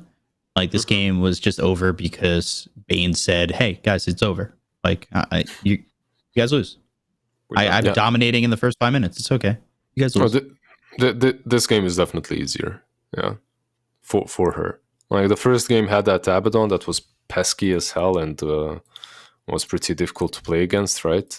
I think he enabled them a lot. But this second game overall looks like a more round up Medusa draft, let's put it that way, as it has this Mars and everything. Right, I see. Okay, yeah, I mean, I'd agree. I think Mars Medusa is just such a nice combination, and something tells me we won't be seeing that one get let through again. And also shout out to Butterfly Effect as well, 10-0-10. We like that, but considering her lane was literally babysat the entire time, it's still got to be QX, who was the real playmaker, and kind of unusual, honestly, to see the POS 5 making such a high impact game for himself there. But yeah, absolutely was the highest impact player in that game by quite some margin, I would say. Yeah, for sure. Definitely moved around the map, made the early game very easy for iG Vitality, which ends up making the entire game pretty easy for them. It's just like that was a dream support game. You enabled everybody. No.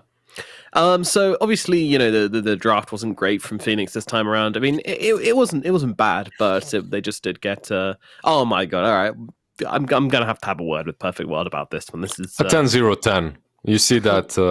You see that score? You need to give Queen of Pain. Big numbers. Yeah. Get MVP. I'm disgusted. I will be sending a strongly worded letter. Don't you worry. I will get justice for Bane, because this core bias has to stop in the MVPs. But no, I mean, out of this draft, though, outside of the draft, what would you have liked to see Phoenix do differently in this game, Lizard? That's a hard question, because there were just too many things. From the laning stage, from the draft, from the way they executed post-laning stage, to the way they fought, to the way they itemized. Based on their movements, then, based only upon their movements on the map, how could they have made those movements more successful? Because one thing we saw repeating for them in this game, and also for iG.V in the game before, was the inability to make plays happen when they did make these 5-man smokes and rotations. So how do you make that a success? No, there was just a lot of craziness going on when it came to their two supports. I believe they could have had more compact movements that were maybe done together, instead of just trying to babysit someone, get slapped and arrowed, and you just die alone constantly. That's something that they could have done from the laning stage, which would have made their game a bit easier. Maybe Dragonite would have an easier time taking down the tier 1 tower on the mid lane earlier. That's definitely something to improve on, but when you're dealt a bad hand of cards, there's only so much you can do, and there's only so much bluffing that you can accomplish. So I think it was hard for them, just like it was hard for the opposing team in game 1. All right, well, who will it be hard for in game number 3? We will have to find out after this short break. We'll be back soon.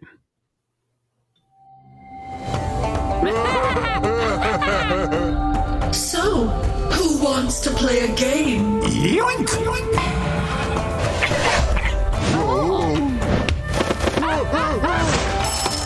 again! I always get what I want. In the bag.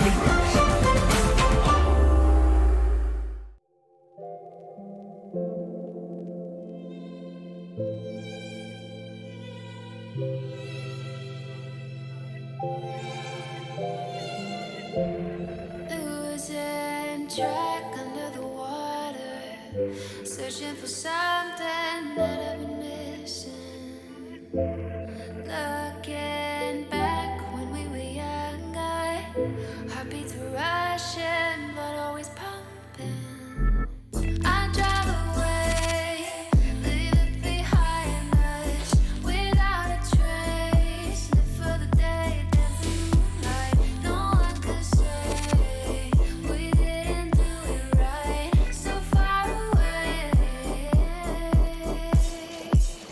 baby, I forgot to breathe. This town's got a hold on me. My mind is a casualty. Find me open spaces, static in my blood. Can you feel the flood? Yeah, I've seen enough. Find me open spaces. Open spaces. Find me open spaces. Open spaces. Find me open spaces.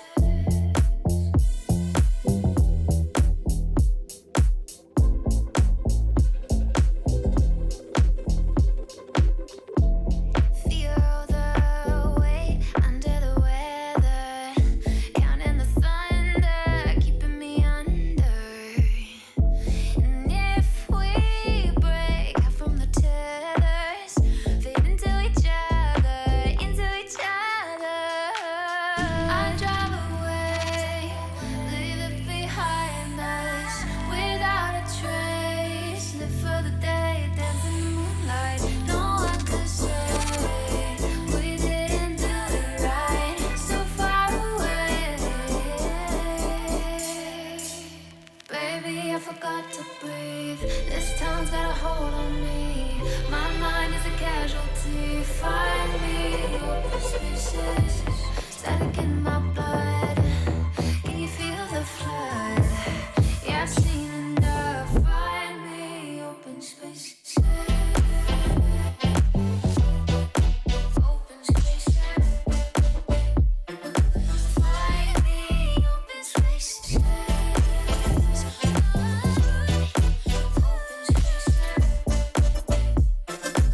Find me open spaces.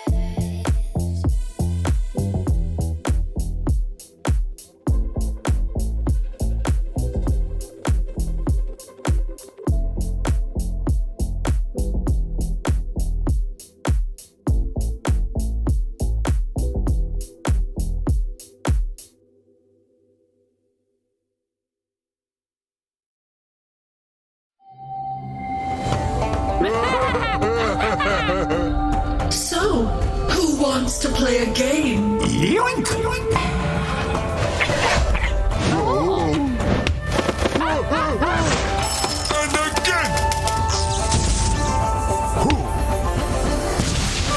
I always get what I want.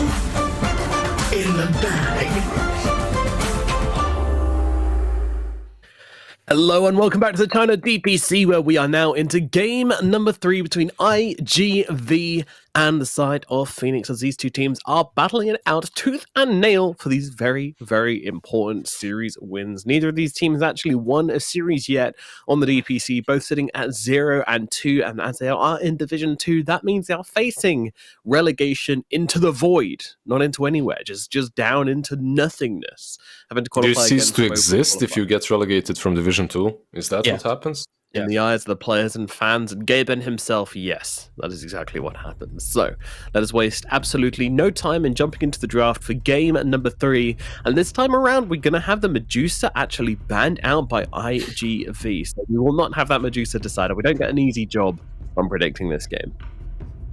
It was a matter of time, right? It was. Like after those 2 games, yeah. Let's see who was actually a better team. Which side do you guys lean on? I want to say based on Medusa games. I'll take iG.V. What about you, Nomad?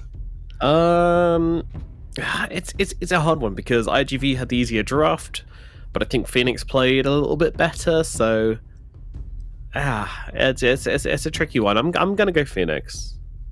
Okay. I'm favoring them, but we'll see how the drafts go before making any definitive predictions. But Phoenix did pick up this Coddle again, which led iG.V into this very easy choice to grab the next assassin, and they also take an Ember Spirit for themselves. They open up in a similar way that they did before versus a Coddle, right? It's just the Nyx assassin that was banned out, so they couldn't get. But yeah, I think both teams should be satisfied with what they've got early on.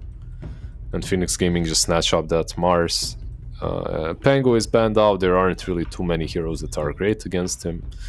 Sure, makes a ton of sense to grab him this early. Even though Mars did fall out a little bit out of favor. Let's not say fell out of favor. He's not picked as much as he used to be, right? Right. Perhaps not as many picks in the last 2 weeks. People are experimenting, trying different stuff. Hopefully non-DK related things. Are we gonna see another DK? Your favorite B cop? Maybe off lane for iG.V, but I don't know. I hope not. Truthfully, chill with that hero. It's not that fun. Has it lost both games so far? I think so, right? Yeah, it has. I mean, if you want to lower its win rate more, then go for it. But it's like, yeah, I can see where you're coming from. It was never the most exciting hero. It can get fun to play if you were going for right-click damage in pubs, Like, it was always cool that way. If you're having a good game, you're having a lot of fun. If you're just this pop dragon form and hit tower kind of a guy, then it's like, yeah, sure, whatever. I can. It becomes the same level of a Viper when it comes to how much fun you're having. True. It's good if you like to spread misery, though.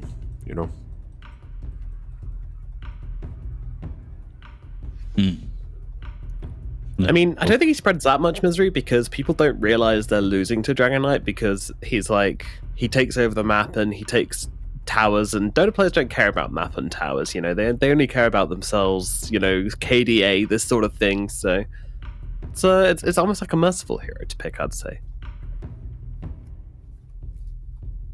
Who really wants mercy though? Also true. In a Dota game. I just want to see now that they don't have the Medusa, what they feel comfortable with in terms of a carry. Especially the only thing I want to see is Revenant's Brooch. I'm still waiting. It's a bit expensive, I've heard. A little bit pricey. Yep. I don't think I am going to see it, but I really want to. It's still like the build up. You know, one hero that got so many good items this patch is Enchantress. When it comes to the item builds, because before you buy a couple of items on her and you're stuck. If you want to really go for that right click damage build, you're stuck. You don't have anything more to build. But right now there's just an abundance of items, from that Revenant's brooch that you can buy late game. The Orchid build up into Bloodthorn now is pretty solid as well. Like if there was a small little buff to her impetus, she'd be so back in that offlane position. The good old days, the golden years of Enchantress. Well, for this draft, we're going to get into Vitality grab themselves a Weaver next. So, feels like more bully, more pressure to put on the Kotl. Yeah, 2 bugs versus Kotl. It's this old man is afraid of bugs, 100%. And yeah, Weaver is a really problematic one. You know, I wouldn't mind seeing iG.V's lifesteal. It's banned out, never mind. This time around it would make sense, because you also you have Mars, Kotl, and Gyro.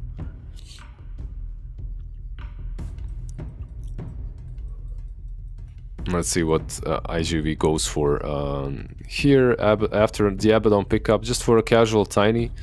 Not really the greatest win rate as well on him. But okay, they get him anyway. I wonder, like, they're going to have this lane Nyx tiny. It doesn't strike me as the strongest of the lanes as well. You're playing into a Mars, so we'll see how much they'll be able to get out of that. Because, like, in game 1 and 2, the lanes did matter, but only for the team that didn't have a Medusa. This time around, they truly do matter for both of these teams. And it looks like Phoenix Gaming have an easier setup in the laning stage, at least. Yeah, that's definitely true. Won't be a repeat, I don't believe, that's for sure, at least in the laning phase. I wouldn't mind seeing that Timber that Bkop was calling for before. You're playing versus an Nyx can be a little bit of a problem, but versus a Tiny versus an Ember can be solid. I still think they'll just get an active mid laner and that's it. Like, what were they getting before? The co-op isn't as great, but Storm Spirit is an option. Nyx Assassin, man, just makes life hard for 90% of Dota heroes. Always fun to see a Nyx Assassin. I kind of love that hero. Like, it does produce a lot for the team, especially once it gets Ags. Like, that hero seems to do so much. Yeah, just get the Dragonite on Phoenix Gaming and let's go. 3 out of 3 on the DK. Bcup's gonna be very happy. Yeah, just get Zone Dragonite. Put him in the dragon form. Do you think it's funny how Phoenix have basically just done what they did in game 1, just with Gyro instead of Medusa? Yeah. Yeah, I mean, sometimes you have a solid strat and then you can just switch up, switch up that hard carry. And look, actually a Timber ban. He would have been really strong for Phoenix. IG really didn't have anything to deal with him. And they go with the Doom. So who's going mid? Is it Doom or is it Mars? Could it be Kotl? Gosh. If it's Kotl, I think they lose this game. Yeah. Bold prediction, but not really. Like 22 minutes, they lose this game. Let's see, iG.V, they need what, an offlane again versus a Gyro Abaddon.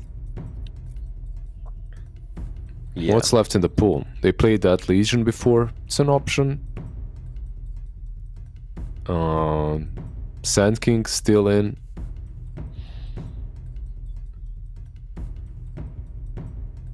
Anything crazy versus Gyro that we're missing right now that they could draft on that offlane position?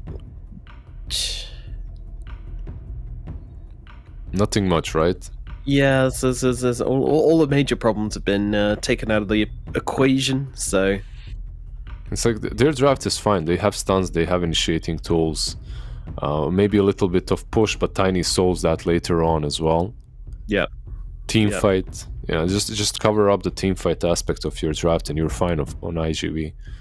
Okay, never mind. Just more nighttime, I guess. Kotl isn't gonna be that happy. yes, the Keeper of the Light. Going to be stuck in the dark for a lot of this game as they pick up the Night Stalker to round off the draft on IG Vitality. So Phoenix going for the tried and tested kind of Medusa strat, but this time subbing out the Medusa for Gyrocopter as it was banned in the first phase. Guys, it's time to ask that golden question. What are we thinking of these drafts, and who do we think is going to take game number 3? I have no damn clue. Those 2 games that we just watched only showed us that both teams can play a mean Medusa, and that's it. Maybe I'm leaning a bit towards IG Vitality. I think their draft is it looks very aggressive, as long as it doesn't fall flat on the face again against an Abaddon. Like he shouldn't be as big of a problem this time, though, right? Shouldn't be, but shouldn't is a fickle word, unfortunately. B-Cup, what are you saying? I think it's gonna be a draw. Not really though. I don't know. I kind of like to see the Doom mid. It'll be interesting to bring a bit of a different vibe to the game instead of 2 Medusa games in a row, which is just a very exciting game. But yeah, I don't know. This Night Stalker pick could definitely be problematic. Like jumping on these heroes, throwing that silence, having the extra oomph to their draft afterwards, like definitely push it for me in the favor of iG.V. And I'm not sure on this Gyro. I feel like Gyros sometimes show up a little bit lackluster games without the IO. All right. Fair enough. I think I'm going to move in the direction of Phoenix. Honestly, I like the Gyro. Again, it's another Gyro Mars kind of game. And Doom mid. I'm here for it. I think they've got the ingredients for a good success. I think IG Vitality need to come rocking out of this laning phase in order to stand a chance of beating Phoenix here. And I feel like it's a bit of a dice roll for them, honestly speaking. I'm not convinced on the Night Stalker. Honestly, that's for me one of the biggest question marks on the IG Vitality draft for me. I do wonder about it, right? Like if it does get an early BKB, I feel like Night Stalker might be able to do a lot with his silences, and if they could set it up with, say, Stranger on the next assassin. Yeah, I mean, there's so many heroes which he has to get on top of, though. Like, if he doesn't get on top of the Abaddon, then his target's just going to get shielded. If he doesn't get on top of the Mars, then he's probably just going to get speared away from whoever he's jumping upon. There's always the threat of getting doomed as well. A lot of issues here as that we've just run through pretty much the entire damn team here. If Night Stalker is the one getting doomed, though, I think you're okay with that. Yeah, you're not too sad if Night Stalker gets doomed, I guess. It depends. If he hasn't got Crippling Fear off, then definitely.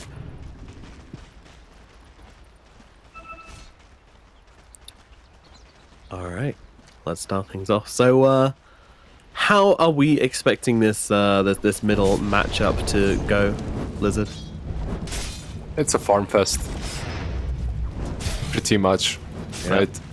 Both of them. Doom isn't going to lose it. At least shouldn't. Should be getting his easy farm here. Same goes for Ember. So, not the most exciting lane there is, especially in this game, I think. Oh gosh, CSJ might get run down for first blood if he's not too careful. Right click's coming in, and we'll get up to the high ground, and LWW on him alone. He might just have that aphotic shield. Not sure it'll be enough. Ooh, level 1 with the right click, though. I think if he stays on the out part of that lane, he might survive. Go towards the Nyx assassin just to potentially line up, say, like the impale, so he doesn't get that last right click. Because level 1 is just not that great. If he did run towards the Nyx assassin, maybe he'd live. Hard to say. Hard to tell, because Abaddon is a bit faster than him, plus Orb of Venom. Not that easy for Night Stalker to run away.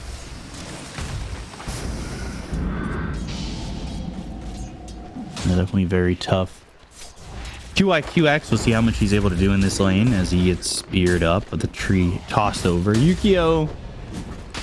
We've seen Tinys do it pretty quickly on in past games where they just have some overwhelming damage. This Weaver literally just lived through 2 deaths right now. I felt like he's going to die twice in a row. Twice in a row he lives. The first Illuminate wasn't really channeled as long as it could have been, and now the spear just falls short. CSJ also getting rocked in lane. Just right-clicked by this Abaddon with no recourse.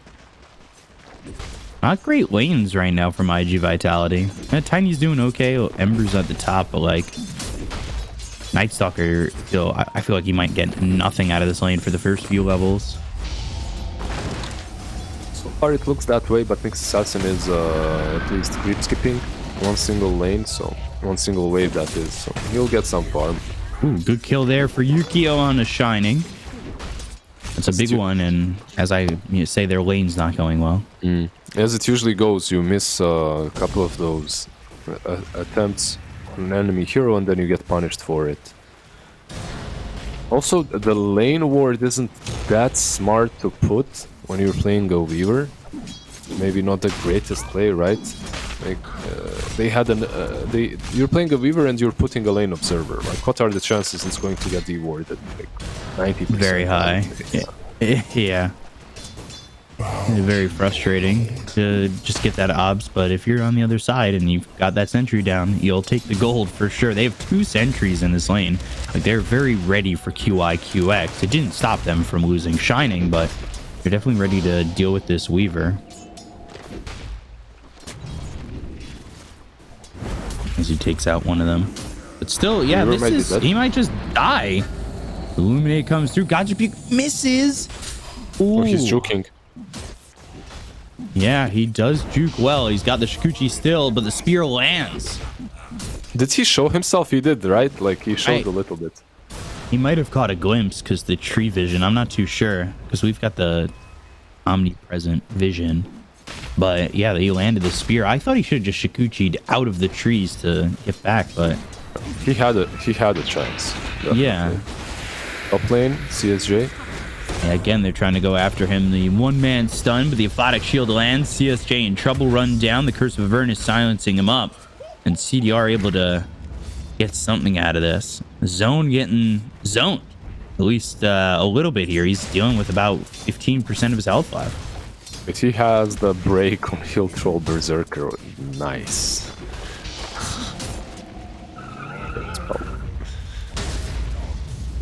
Great passive to have as a Doom. Do you think you just take the 20 gold talent, the 20 gold creep, the Prospector Aura, the YP? GPM YP going down to QIQX, looking to maybe turn and get a kill on the Yukio, but it's tough for Shining, only level 4. It's not like he's got the arena or anything else to go with it. Yeah, the thing is, it's 20 gold aura. It's not only for yourself, so you're walking around giving everyone 20 gold per minute, man. That's if you're all sticking together, that's 100 gold. 100 gold per minute for your team. That's sometimes more useful than my teammates. Yeah, definitely. Wind Missile coming in on a Stranger, and they've got the Rocket Barrage to follow it up, but Stranger, he's okay. CSJ actually ran into that Rocket Barrage and took a lot more damage than even the Nyx Assassin did. Yeah. Sometimes you want to share so that your ally doesn't die. Sometimes you just want to feel pain, so you run in. Right? Yeah. I do it all the time. Of course. Gotta know that I'm still alive. Abaddon getting low and going down here to Butterfly Effect. We'll find that kill in the river. He managed to get more. He's rotating top. Still has. He's got double damage. Yeah. TDR only level 5. They're gonna Remnant now. He turns level 6. Sleight of Fist, Searing Chains. They're gonna TP in to try and save him. It almost feels a little bit too late, but LWW's in with the miscoil, and that keeps him alive, and the aphotic shield too. So the silence out on a butterfly effect. CSJ, he's going to run in, and the aphotic shield might pop and kill him. Need to be very careful on that. But even with that double damage, he's unable to do anything with it. Meanwhile, Okay, the Abaddon bottle gets really refilled, and LWW's going to get the kill on the CSJ. That'll trade, most likely. It was well done there by Stranger to refill the bottle of butterfly effect in the midst of that exchange. Yeah, he did do that, but they didn't manage to save their Night Stalker, and he's feeling like a really, really poor boy. Only level 4, 7 minutes in. During the first night, they didn't really manage to do anything to Gyro, and now they're rotating more heroes in. CDR, will he just run back? He's gonna get punished for this. Top lane, Nyx Assassin in, CSJ there. And eventually they should be able to get this kill on the CDR. So CSJ, the Battle of the Seas, come in, and CSJ is the victor. I feel like that's one of those situations in which you TP out, right? You don't... Yeah, I mean, it's tough. It's tough in that situation, right? Like Void, Impale, all there. Butterfly effect with another kill. They kill LWW again. This is much different than the first two games. Like, we already have half the amount of kills in both games. I have to say that YP is incredibly strong stacker of creeps. He loves it. He loves this. He lives for it. Love stacking them creeps. Hooked up. There's also Midas completed on Doom, 8 minutes in. This is going to be a big Doom. Ready for it. Potentially a problem. Ooh, they find LWW again. Tiny is Doom on bottom lane. Ready to go and trying to get this kill. But LWW chased all the way through while Tiny's in trouble. Bottom. Spear comes in, lands on the edge. Did use Doom for that, so it's pretty much expected to get that kill. Meanwhile, CDR gets the kill in a QIQX. And they're giving up numbers on IG Vitality, evening up the scoreline at 6. 66. That bottom kill on Tiny, by the way, was way harder than maybe it should be. But that's also because Doom has no Infernal Blade levels, and they have no slows on their side, so it's to be expected. And now, when you think about it, Phoenix, they don't really have a lot of lockdown, do they? Like, you have Mars Arena, and that's pretty much it. You have no stuns on it. Call down used, and Mars coming over. Does have the arena. They get the kill into LWW. Shining looking to step up, throw down the arena, and does. Stranger ends up dead. CDR taking a lot of damage, but might be able to walk this one out. Just can't get out of the arena. Meanwhile, the Illuminating the damage from Shining is able to grab 2 kills there for the Mars.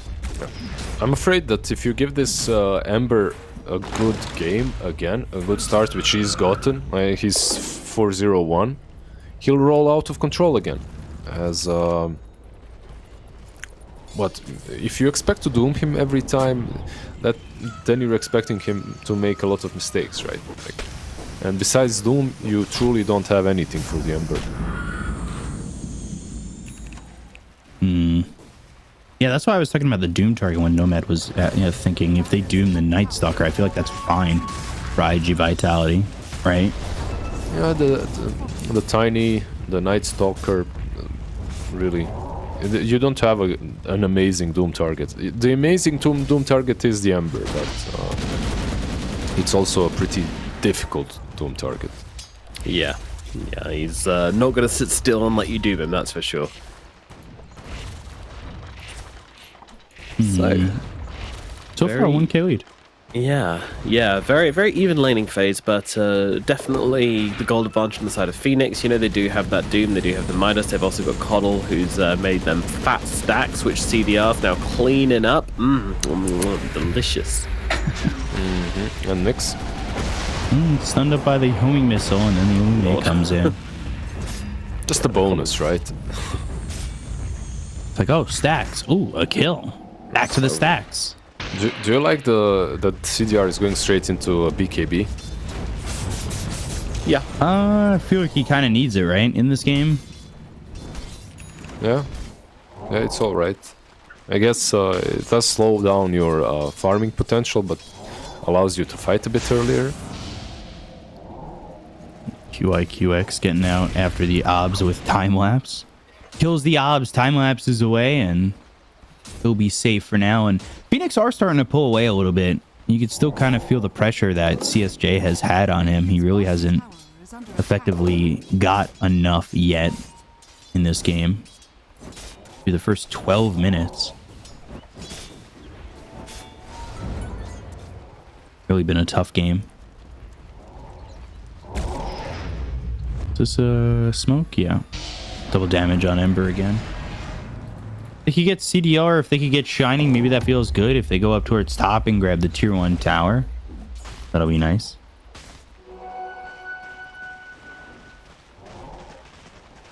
And they're looking. They want to go up here and get something. They've got 4 heroes with the Night Stalker, but they gotta find Shining, who's trying to TP out, and Stranger just stopping short from diving into the trees over there. He stared at him at distance. Yeah. Into the void. Giving him the old JoJo's feeling. It's like somebody's here. I know somebody bad is here.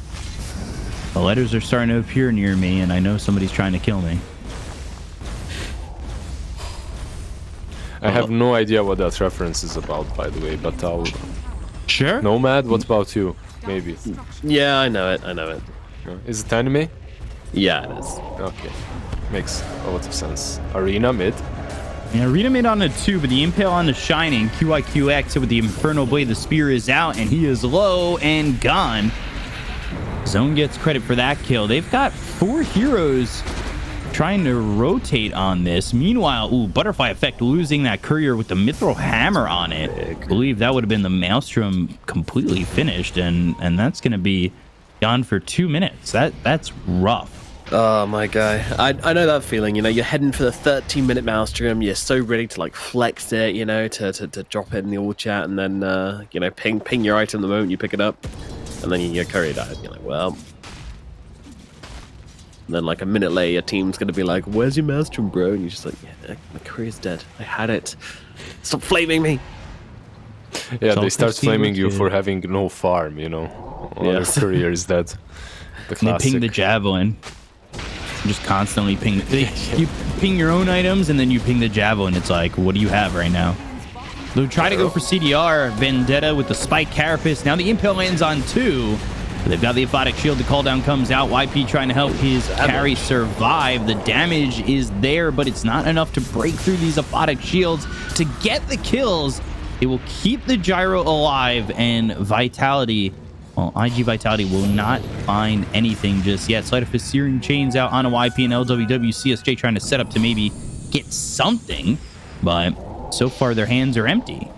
Yeah, it really feels like in this game, in this series, that is, Medusa and Abaddon are the top 2 most impactful heroes. The difference makers. Yeah, the difference makers, for real. Yeah, they're doing a huge amount of work. How do you like the seed shot on Doom? Oh, has he picked it up? I haven't seen this. That's hilarious. The casual seed shot. I mean, it helps you farm an insane amount, right? It's like 400 damage nuke onto the camp, basically. Cool. Love it. Almost got QIQX. Avoids the spear. Just getting out of harm's way.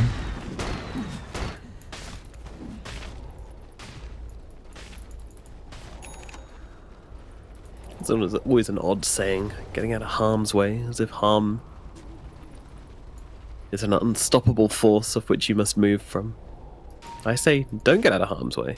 Challenge harm. If harm comes your way, stand fast, stare it down, punch God in the face.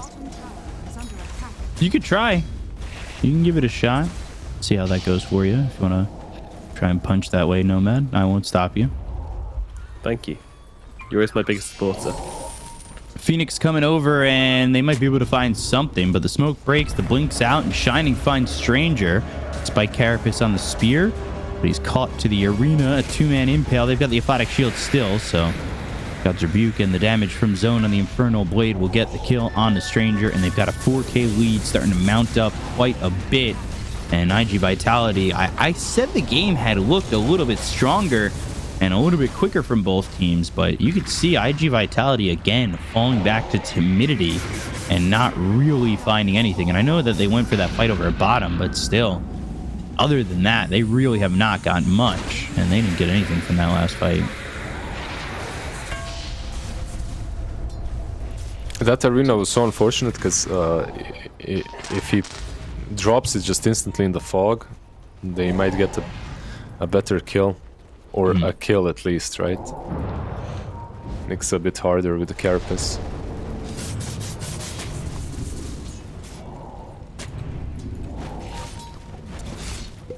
How much do you guys value Aghanims on Kotal?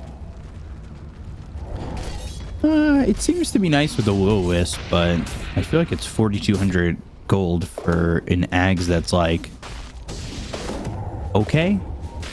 Right? Like I don't know if I really rank Will-O-Wisp as a high ranking Ags. It used to be great, like it used to be broken. It used to be the must item to get, but I feel like right now a Force Staff, a Glimmer Cape, you know, these sort of items are perhaps even more value, especially as you get them earlier, right?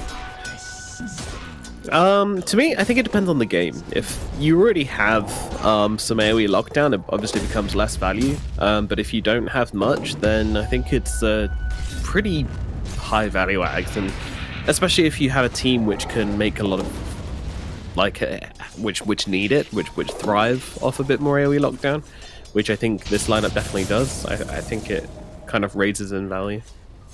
Yeah, makes I agree, makes sense.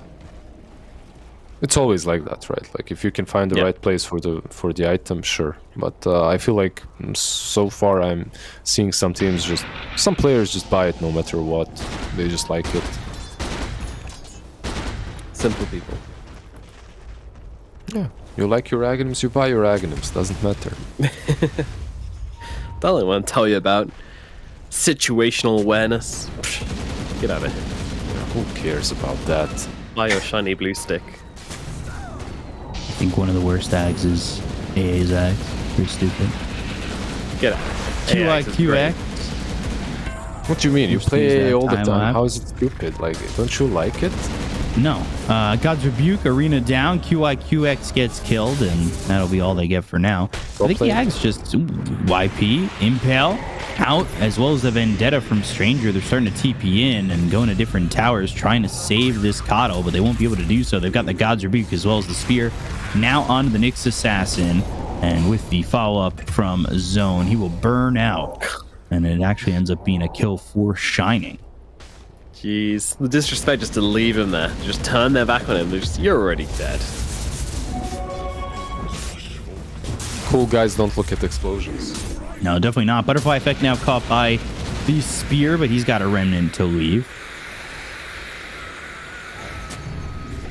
Just going back to the AAGs, I just don't feel like it fits the scenarios this hero's in. It doesn't get played in the core role at all. Yeah. So why are you bothering to give him a core AGs? You're just salty you're not playing him in a core role ever.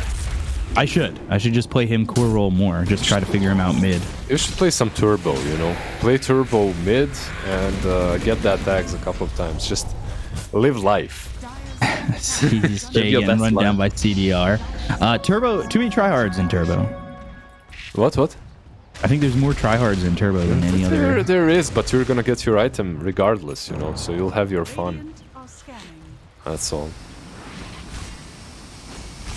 5k lead right now for Phoenix. Like one nice thing about Turbo is you can test out top lane, hold that thought. Yeah, let's see if this fight's going to go their way. They've got the arena down, the toss-up into the air. We really haven't felt much from Yukio, and now he is in trouble.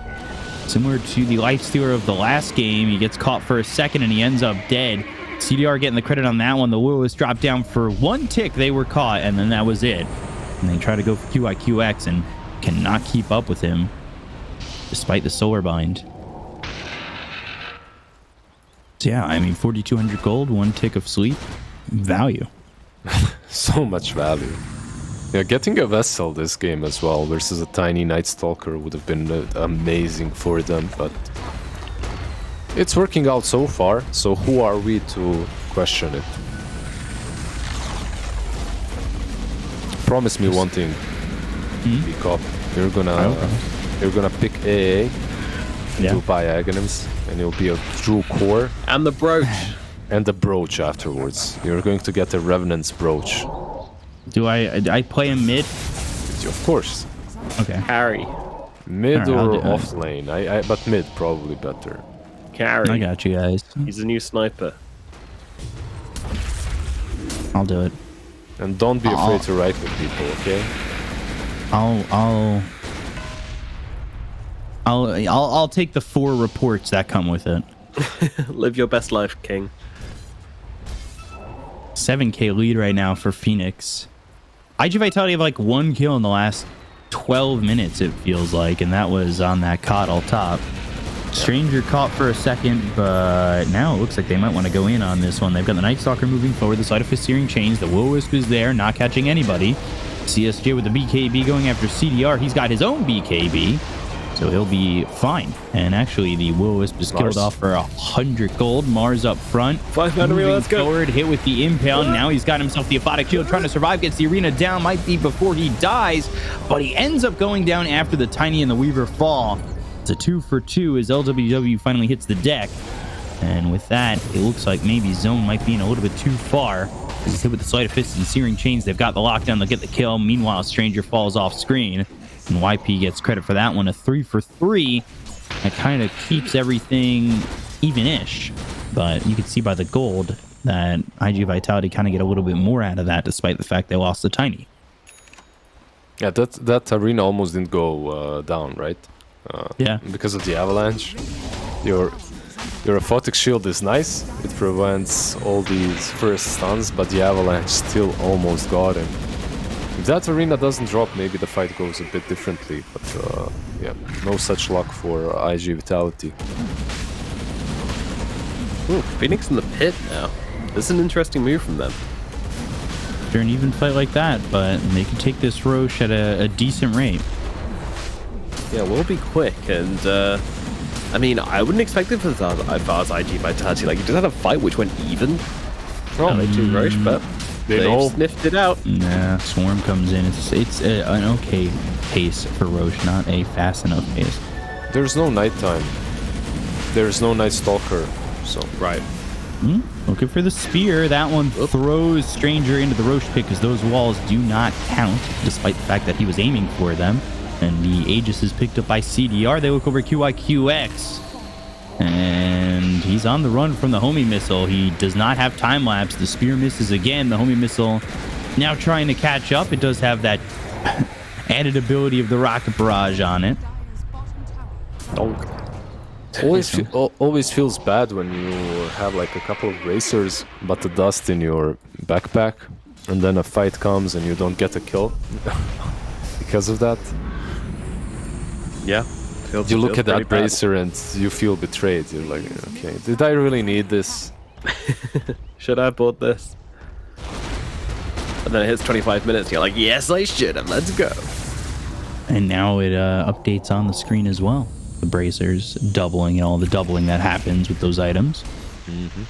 So he gets like 20 strength from 2 bracers.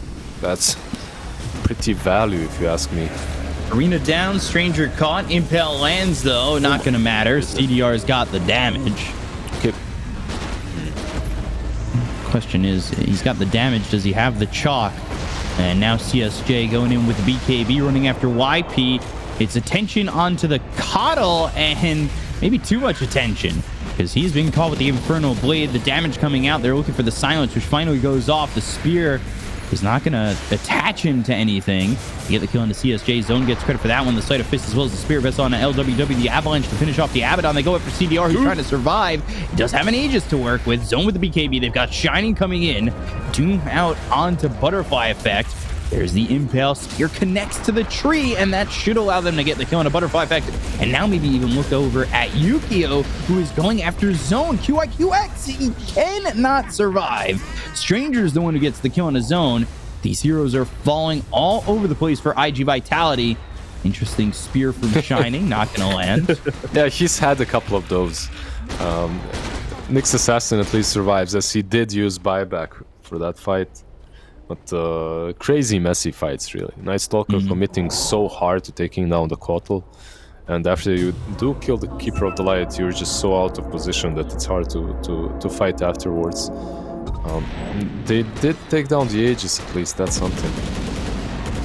Not great, though. Yeah, that's a very slight consolation prize, but I can tell you're a glass half full kind of guy, Lizard.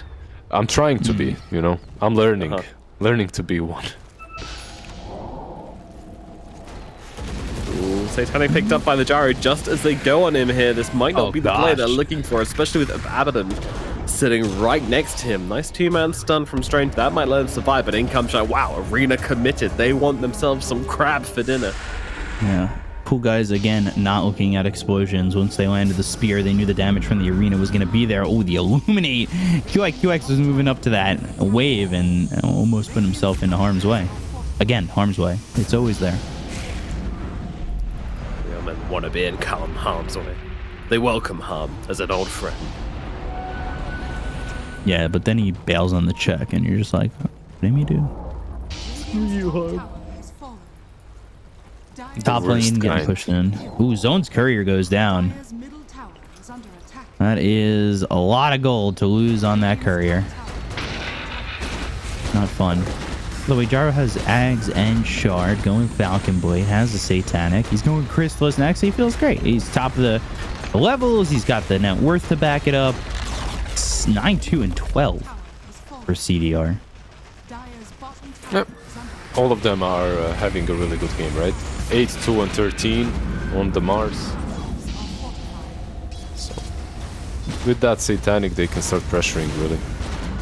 Looks like they're going to have to defend eventually. Yukio really hasn't done anything this game, at least to my eyes. We just have not felt the Tiny's presence, which, again, maybe stems from this timidity.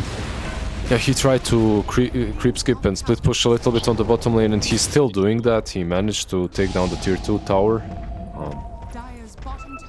It's not that bad, but I'm just worrying about this whole item build with Shadow Blade, Echo Saber, and now a Blink Dagger afterwards. Like, they will be missing some damage on the side of iG.V. I guess Ember can help out in that department a little bit. Yeah, the Ember is like entirely damaged and then a BKB. Yeah. Which I like. Managed to get 10 stacks on that Desolator impressively, actually. So it has been finding a little bit of action just to get a bit of extra damage there. He's been having a good game, and that comes on. It comes back to that thing we talked about, that story we talked about. That the fact is, they don't have a lot of catch, and Ember with the BKB should be extremely difficult to kill in this game, especially when he finishes off the Lincolns as well. They're going for him. They'll try, but yeah, I don't think this is happening. Now Remnant to get his escape or ensure his escape. Good moves. If you don't have Doom there, if he isn't the one dooming the Ember, somehow you're not killing him. So.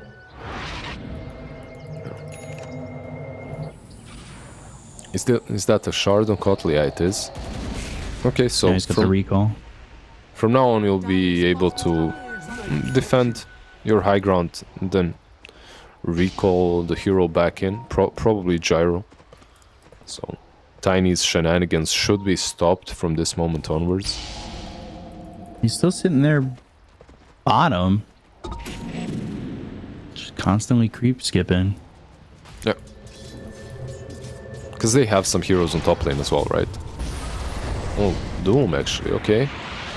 Yeah, just for CSJ at the moment, try and catch up. They've got the Inferno Blade. Stranger and QIQX caught by the arena. Now the slide comes out. Triple impale. QIQX taking a lot of damage though, and so is Stranger. 3 kills easily done here for Phoenix. But the triple impale, man. It looked good, but unfortunately resulted in nada. for the side of IG Vitality, and it's kind of feeling like one of those games once again where... Oh, the save from the Kotal. Cute. Yeah. Nice little recall there. I love how Abaddon was just sitting on that bottom lane trying to prevent Tiny from split pushing any longer. It was a nice attempt. Almost died though.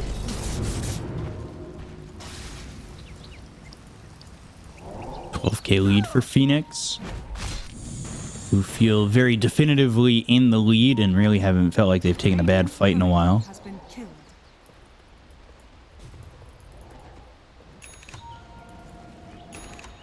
And they're just looking for their opportunity, potentially just waiting for the next Aegis to show up.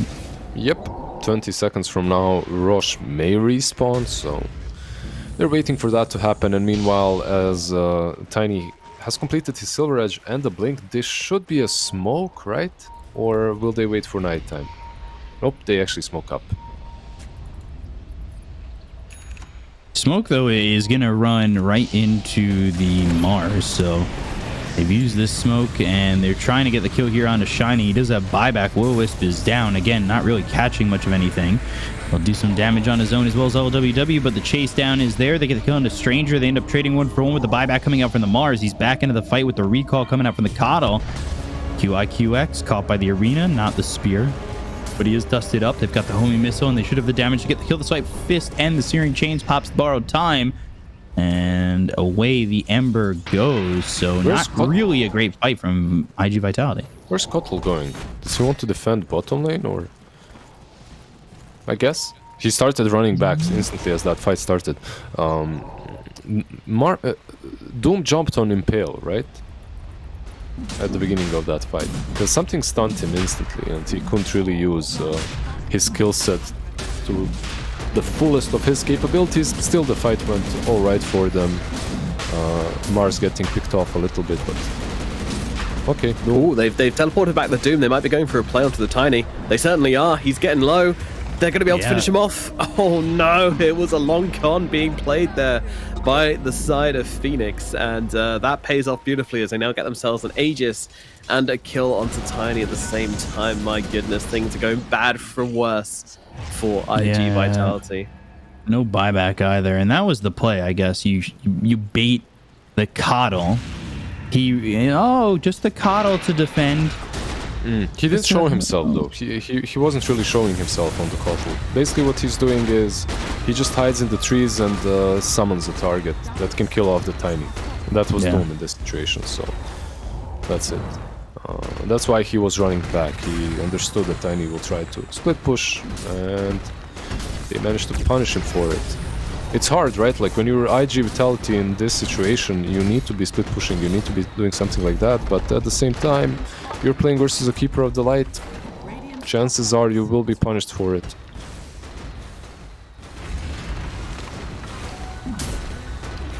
Now I kind of want to see Atos Coddle with a Shah just running around the map, rooting people, sitting on them, and teleporting someone onto his face. That sounds brilliant. Anyone? No? Yeah, sure. Sure. Or Hex. Yeah. Shard Hex as well. Don't be greedy, Liz. All good. The Hex is kind of... you see, he's even queuing it up. So, kind of a standard build for Keeper of the Light, really. This Will-O-Wisp has an okay. Alright, don't look top. Don't look top. Look away.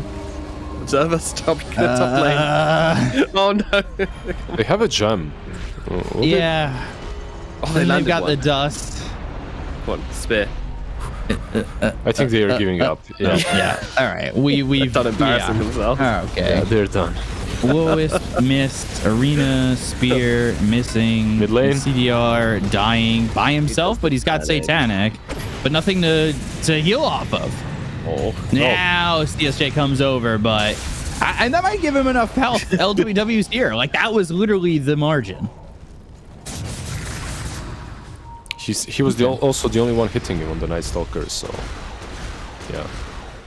That's a full Scuddy that he can complete now. More or less.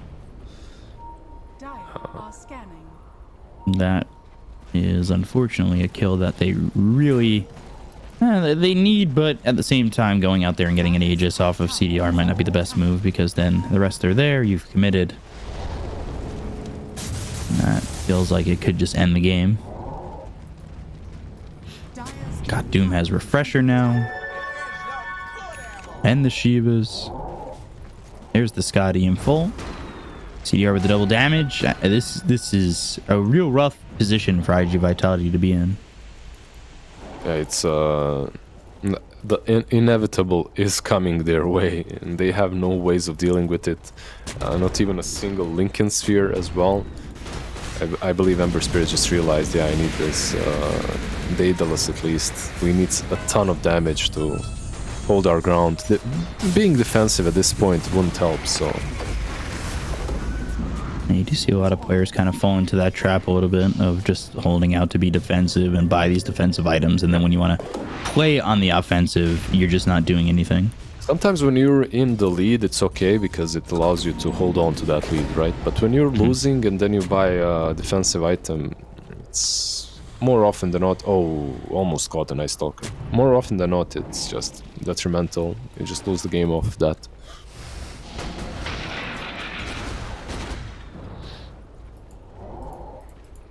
It's the inevitable that feels like it's coming.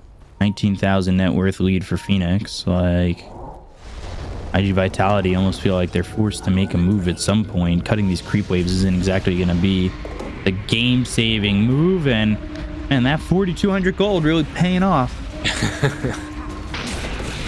I hate to be like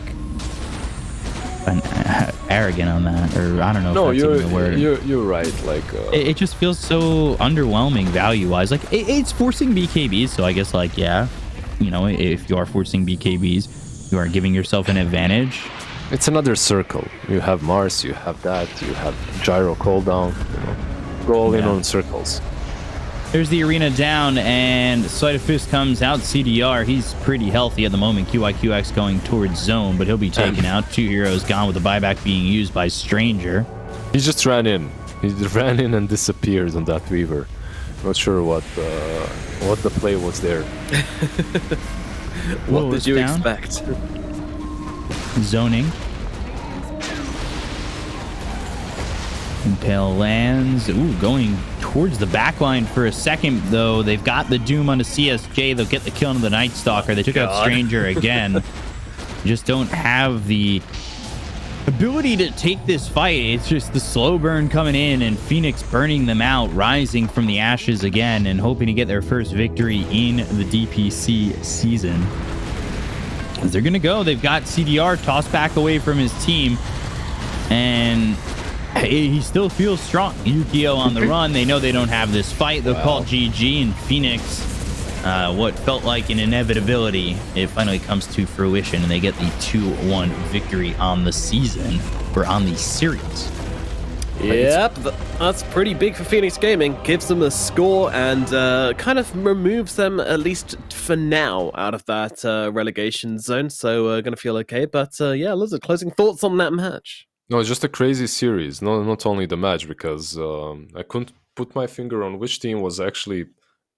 like, the power levels of these two teams are still a mystery to me, even after the series. It's just like one team plays much better one game, then the other completely beats them down. I guess this last match that didn't have a Medusa did kind of bring it all home and proved that Phoenix are a little bit stronger. And the Doom on the mid lane, completely uncontested farming, getting that minute 13 Midas. Gyrocopter not being greedy at all with his item build, just being very active with Falcon Blade, BKB. Everything paid off with dividends later on in the game for Phoenix Gaming. Dividends. Always nice to get dividends. Yes, yes. We love dividends, don't we, Viko? Very much so. Definitely, for sure. They're taxed, dividends though. to pay off. Oh, yeah. We hate dividends. Yeah. Forget it. We don't like dividends anymore. I like stock buybacks, though. Enough of this. Viko, what do you think that IG Vitality could have done a little bit better this game? Stop being so timid. They have a lineup that has a Tiny that they want to play aggressive with. You've got a Nyx assassin that can be your eyes on the ground, and they never really took advantage of that, right? Like I don't think we saw once Nyx assassin Vendetta into like Blink Avalanche toss. Never. Yep, I completely agree. And when I look at this IG Vitality draft as well, this is not a draft which I want to see kind of, playing reactively, waiting and seeing. This is a draft I want to see smoking up, making plays, going on the backlines. Like, you've specifically drafted this Night Stalker and this Weaver and this Ember Spirit to get on the backlines, to kill off this Kotal, to take care of the Baden. And if you're not being the aggressors in this fight, then that's going to be very tricky to make happen. So, yeah, I completely agree. I think IG Vitality, they need to take some fight on their terms, need to make a game plan, make a fight plan, get the wards down to them in order to make it happen, and not just kind of react to whatever Phoenix is doing right now. Even though you are behind, even though you're behind, 3, 4, 5, 6k gold, whatever, you still just can't sit back and wait to watch Phoenix run at you. You need to make the plays yourself. So, yeah, unfortunate, but is what it is. IG Vitality now looking in a very bad place, unfortunately, to be this far behind. And then to have lost the match against the other team, which aren't doing so hot, it's a very bad feeling. 0-3 now for them. Yeah, that is not a good spot to be in. And 0-3 does feel like there's no possible way to get to promotion. I mean, IG Vitality, they technically have a win and they can pull themselves out of relegation. But it is going to be tough. Their next matchup is against Aster.A, and we've thought that we've wanted to see more from Aster.A, that's for sure. Yeah, Aster.A are a team which we kind of hoping are going to improve in stock as time goes on, because they have the players to do so. But fitting it all together has proven to be a bit of a challenge for them so far, at least. So we'll see what they can pull out the bag. But yeah, I mean, that's going to be just about it for the series. I mean, MVP for this last game, is it? MVP for the last game. Who will it be, B-Cop? Will it be the Aghanim's Kotal? Don't be silly. Not a support. No. Disgusting. I think they're going to give it a CDR. Yeah. You just I'd give it to LWW, actually. For me, Abaddon deserves an MVP for the series. Like, he's been in every single fight. I know he's not going to get it, by the way. I'm 100% sure. But I agree. I think LWW deserves some love. Some nice saves, some nice heals coming out as well, and for his performance in game number 1 as well. Give my guy some love, for goodness sakes. But yeah, I don't know. CDR had the kind of big game impact. He was a big scary carry, which IG Vitality couldn't really deal with. So. But yeah, carries is only as good as his supports, and that's something which it's important to remember when we look at these MVPs. Would you agree with us, B-Cup? Is it LWW for you as well?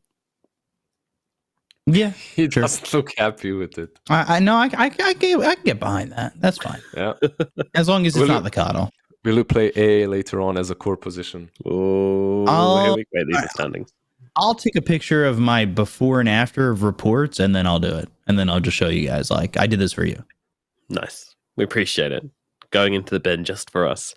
Alrighty, now the standings looking a little bit like this. It's IG Vitality down at 0-3 and Phoenix Gaming up at 1-3. And of course, if we look towards the next series of the day, which is of course going to be Ares versus YBB, then you can see that both those teams are sitting 1-1 right now. So as I mentioned before, two very, very bracket deciding series on the cards today.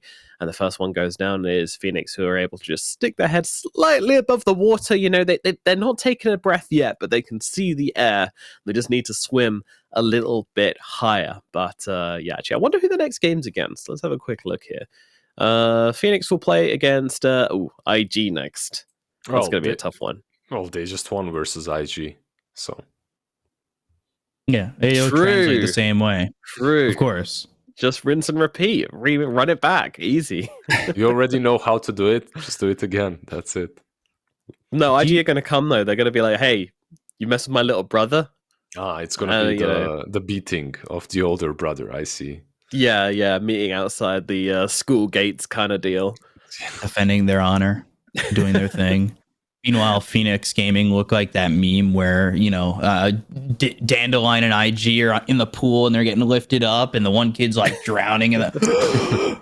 He's like trying not to get relegated out of this division. That's what it feels like at the moment, at least. It's looking tough. It's tough out here in the China Div too. I mean, there is no peace. There is no way to escape. You know, if you have a rough time in any division in China, then you are probably going to get beaten down. And unfortunately, that's what iG.V learning the hard way this time around. But, you know, someone has to be bottom. Unfortunately, at the moment, it is them. But guys, don't go anywhere because, of course, we have more Dota 2 action coming up here in the China region. We're going to do a little swapperoo, get some new faces in here. And then we'll be ready for Ares versus iG.V for our next best of 3 series of the day here. So don't go anywhere. We'll see you very shortly for that matchup after this short break.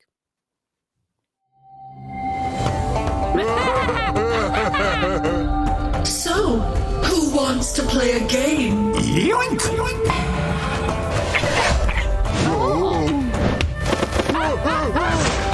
And again!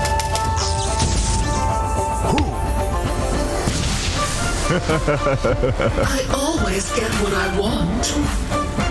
In the bag.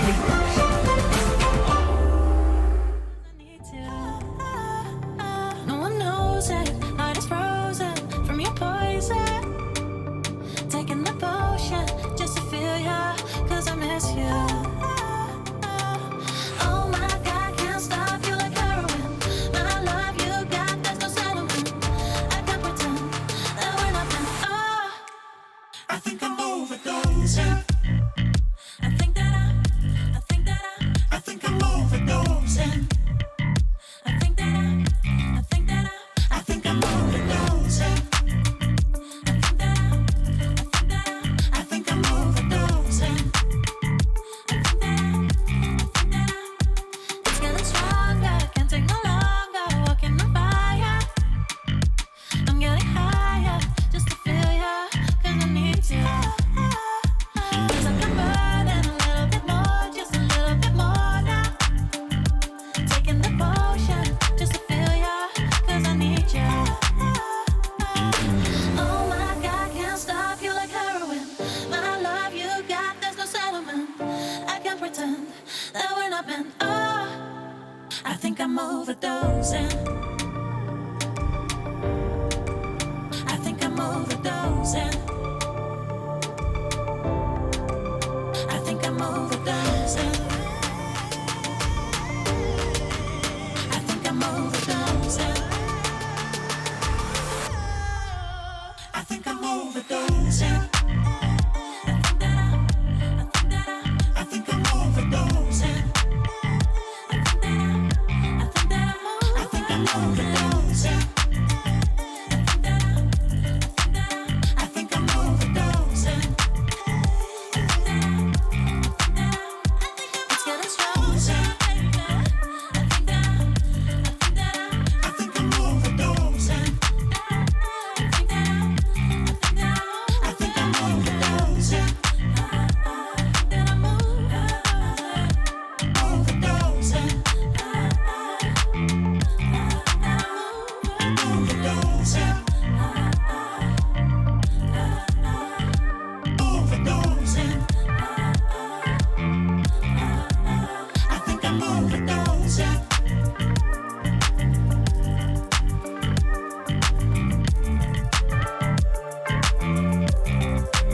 I think I'm overdosing.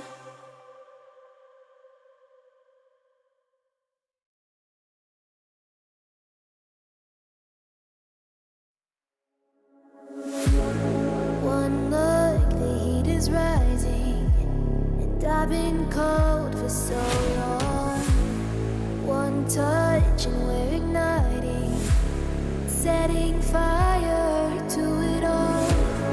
You know these flames ain't going out. This building is crumbling to the ground. Don't think that we can stop it now, 'cause baby our love is gonna burn down. You know these flames ain't going out. This building is crumbling to the ground. Don't think I wanna stop it now, 'cause baby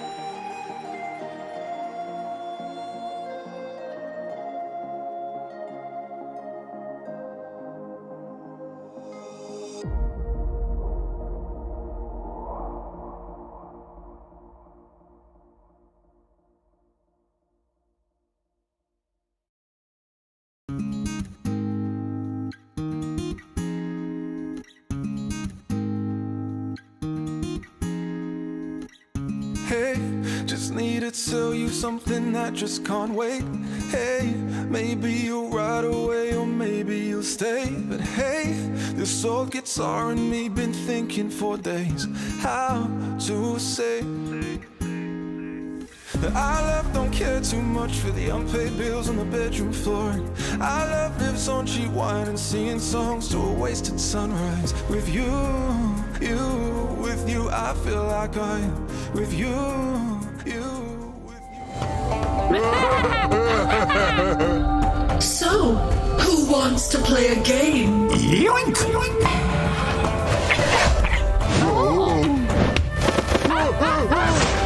And again!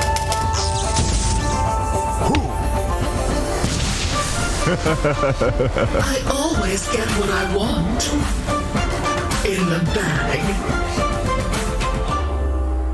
Fuck. Hello and welcome back to the China DPC, where we are now into our second series of the day, and this time we are taking a step up the ladder, and we now have iG.V versus Aster.A on the cards. Two middle ground teams which are both sitting on 1-1 right now, and both of them are looking to try and secure their place in that top two to secure themselves a promotion up to Division 1, and then the possibilities of majors, of TIs, and everything, all their wildest dreams are suddenly on the card. But first, they have to win this series, and to break this series down for you guys, we've got B-Cop and Black on the mic, and we'll start off with Black. You know, how's it going, dude? Nice to see you, and get a fresh face in the call today. It's going good. You know, just been grinding some. I don't know if we're allowed to talk about that, but grinding some Elden Ring, doing some challenge runs. You know, keeping myself challenged because I'm too good otherwise. But yeah, life is good. Just had some fruits as well, some orange, some papaya. Nice. It's good. Keeping healthy, look after the body. Excellent. Love to hear it. And of course, we have B-Cup as well. You know, joining us for the last series and joining us for this series as well. What do you think the differences are going to be mainly between this series and the last one? Confidence, execution, applied pressure, hopefully, would Not make from a lot of YBB, sense. Yeah, they. I don't know. They don't like to apply pressure. They like to let things happen. That is very true. They beat Phoenix, so they've got that going for them. But I mean, they haven't exactly been too exciting otherwise. And to be completely honest, like I thought Aster.A was gonna be top notch, you know, top 2 with iG. But like, look at the names on that team; they should be really good. But yeah, huge names. They lost the game already. Yeah, what happened? They did drop a series. They dropped a series very early on, but it was versus the side of Dandelion, who you might not have heard of them if you're sitting at home and this is your first time watching Division 2, but you should probably get used to hearing the name because we have a feeling we're going to see them in Division 1 next season. They've been doing very, very well, and they took a series off the one and only iG just yesterday. So Dandelion are not a team to be messed with. They were able to take down Aster.A as well, so making a huge name for themselves at the moment, at least. So Aster.A, you know, losing out to what might be the best team in the Division 2. You know, it's Did something. Lose a game yet? Dandelion? They're 6-0, right? Yeah. They're 6-0. They haven't dropped a single game. They are destroying everyone. In fact, they have... Shylock's revenge. It is Shylock's revenge. We'll see. Heard you guys talking trash last year, and now he's out to prove himself. Oh, is that about my liking? If I don't play Lycan anymore, you can't flame my Lycan. If it's not in the meta, I can't play it, so it's fine. I'll be okay. I won't just use shapeshift and run around the fight. But don't forget. Never let it go. Never let it go. But no, I want to hear a bit more about what you had to say about YBB Black. So you're saying they're a kind of, you know, a backseat team, maybe? Yeah, so our very first cast of this entire DPC of China was actually, was it YBB against Phoenix, was it? Yeah, it was a 4-hour series or something along the lines. Yeah, it was like they were 20k gold ahead and they just wouldn't push at all. And then they're 30k gold ahead and they still wouldn't push. It took them like 50,000 something gold lead to actually try and end the game, I think. Yeah. Like, that was absurd. I've not seen it in so long. Like, they were so not confident in doing anything. Yeah. Why do you think I was in bed for the next time I was in the broadcast? Because, you know, I had to watch 4 hours of Dota, which honestly, like, I feel like it's so telling when you have such a massive lead and you can't finish the game. Like other teams that are better than that opponent are not gonna allow you to have that at all. And I mean, they got absolutely smacked by SAG. Yeah. That's also how comebacks happen, right? Like if you're really far ahead and you don't know how to close out a game, that's how you give the enemy team a chance to come back. So you gotta be really careful. Maybe they reviewed their games and sort of worked on it, but it's not an easy thing to work on. Yeah, and another annoying thing about that game as well is that, or that series at the very least, is that it's completely ruined the stats for the entire season because they've set a bunch of records which probably aren't going to get beaten too easily in the China division. So yeah, thanks for that one. Thanks for that one, YBB. Yeah, appreciate it. Yep, just ruining all the records. It's going to be very, very hard for anyone to beat. Although that said, Summer on Dandelion did come through and set about, I think, 5 different records for net worth and last hits and all that stuff on the Medusa game they had against IG. So there's that. And wow, oh my goodness, hold on to your butts, people. We have ourselves a draft, and we are knee-deep into it already. So let's quickly run through the heroes we have banned and picked so far. YBB, they're going to ban out the Nyx Assassin, the Coddle, and the Queen of Pain, and then grab themselves up the Death Prophet and the Pangolier. Meanwhile, on the side of Aster.A, they're going to pick themselves up a Brewmaster and a Shadow Shaman and ban themselves out a Weaver, an Io, and a Medusa. Black, which team's going to win from these 2 openings? YBB. All right, good, excellent. Let's bring it home. Join us next time for more China Act. Why? But this is such a Red Panda thing, right? Because like he loves his Brewmaster. Yeah, if they played in the 5, like that, it was just his go-to when he was playing with Elephant, right? Like he was just constantly getting put on the Brewmaster. I feel like he wasn't able to spread his wings when that was going on. Not entirely at all fair to him when he was just like constantly on the Brew. Felt like his wings were completely like he was about to spread him, and his teammates were like, "Ching ching," and cut him off both. Like, no, stay grounded. Yeah, you're not allowed to show off at all. And the crazy thing to me, I think the craziest thing right now is the fact that Aster.A have gone to Yi in their mid or Yi. I always get corrected on how to say his name. It's okay. But they went from White Album to E, and I what happened to White Album then? Like I have no idea. I have no idea where he's at right now. But I mean, this is a guy who played at TI last year. Yeah, exactly. TI to Division 2 to getting kicked from Division 2. Not confirmed, of course, that he got kicked, but now he's gone. Yeah, that's what happened to me. You know, I play TI, I'm gone. I'm so sad, because yeah, well, you'll be back soon. TM, you'll be black. Yeah. Hey. Yeah, I just watched Batman, so yeah. That is a big thermos. For 3 hours straight. Let's go. I am vengeance, nomad. Do you guys normally play Dota in the cold? Like, I always see these players have like massive jackets on. Oh yeah, I don't know. Wait, let me think back to the time when I was in China. Was air conditioning a big thing in China? I'm trying to remember. I don't remember. Let's say yes. I don't know if we had ACs there or not. But if you have AC, it can get really cold. So you never want to have cold hands when you play. You'd rather be sweating than freezing. Definitely. Same for casting as well. I hate being cold when I'm casting because I just feel like I sound all tense. But also, it might actually be really warm in the room, and then they're like getting their jackets on and heating themselves up, or getting all sweaty. And the moment they get into the game, they just rip off all their jackets and cool down. And that cooling action provides them with energy to play even better. I don't know where I'm going with this or why I started it, but sure. How about Razor, huh? What a hero. Yeah. Goes very well in line with heating things up, right? Plasma. Yes, exactly that. Shadow Shaman, Razor is a pretty good combo too. If you can hold someone, you can drain him, and it ultis a ton of damage, of course. But again, I don't like Razor super much against DP. Like, it always feels like you get really pressured, and then if you win, it's like really late.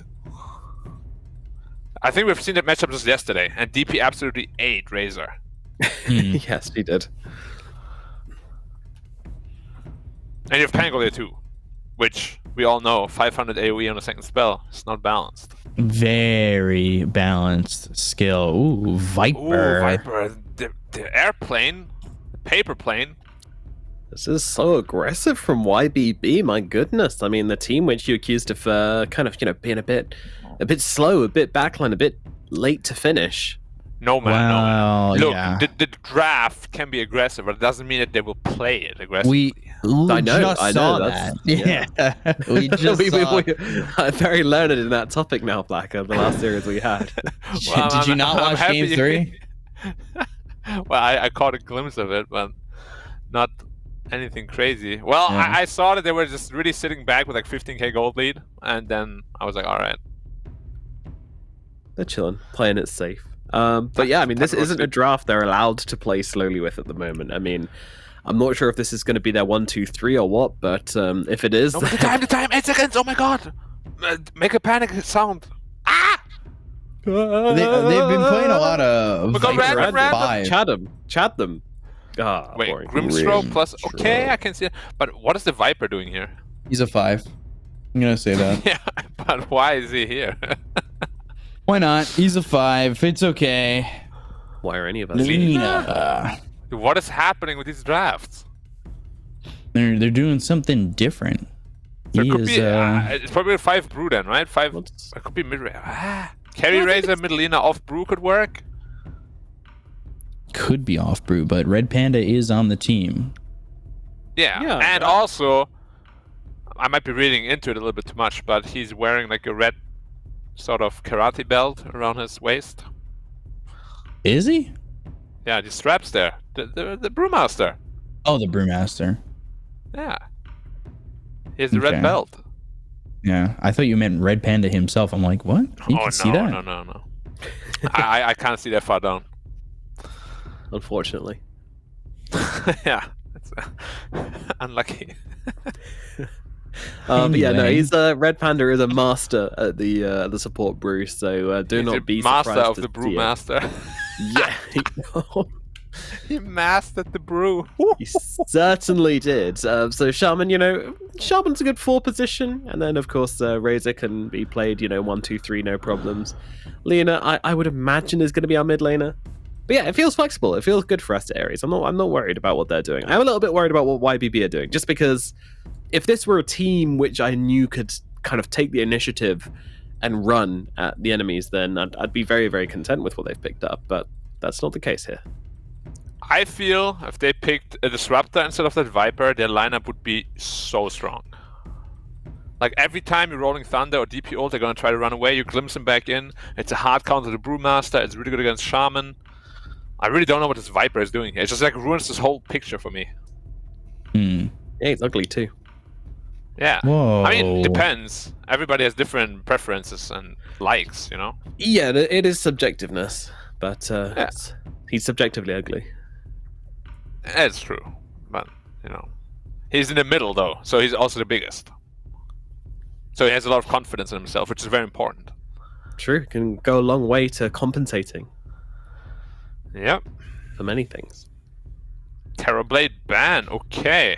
So they are obviously going to pick.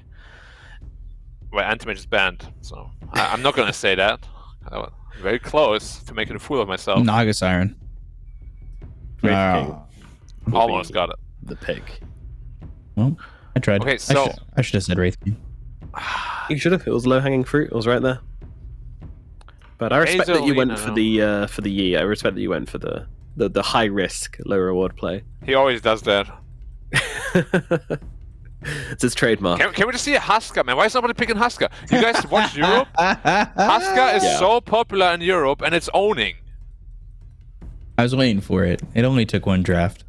But can people pick Huska here? Like, what is happening, China? Wake up! That hero is a sleeper. But only in China. And he's got some good immortals. Yeah. And he is also in the game pretty much immortal. Because you get magic resistance back on your thing. But you're against the Viper, so Hooray. maybe you don't want to do that. But it's a +5 Viper, so do you even care? It could be +5 DP, I guess. Could be. They could switch it up if something which is really breakable comes in, but I doubt that's going to happen. Aster.A's final pick for them. What will it be? I'm going Morph's Band. Phantom Assassin. So you think they put Razor in the off? Yeah. Okay, Razor in the off. Yeah, PA. Feels that way to me, at least. Cutie.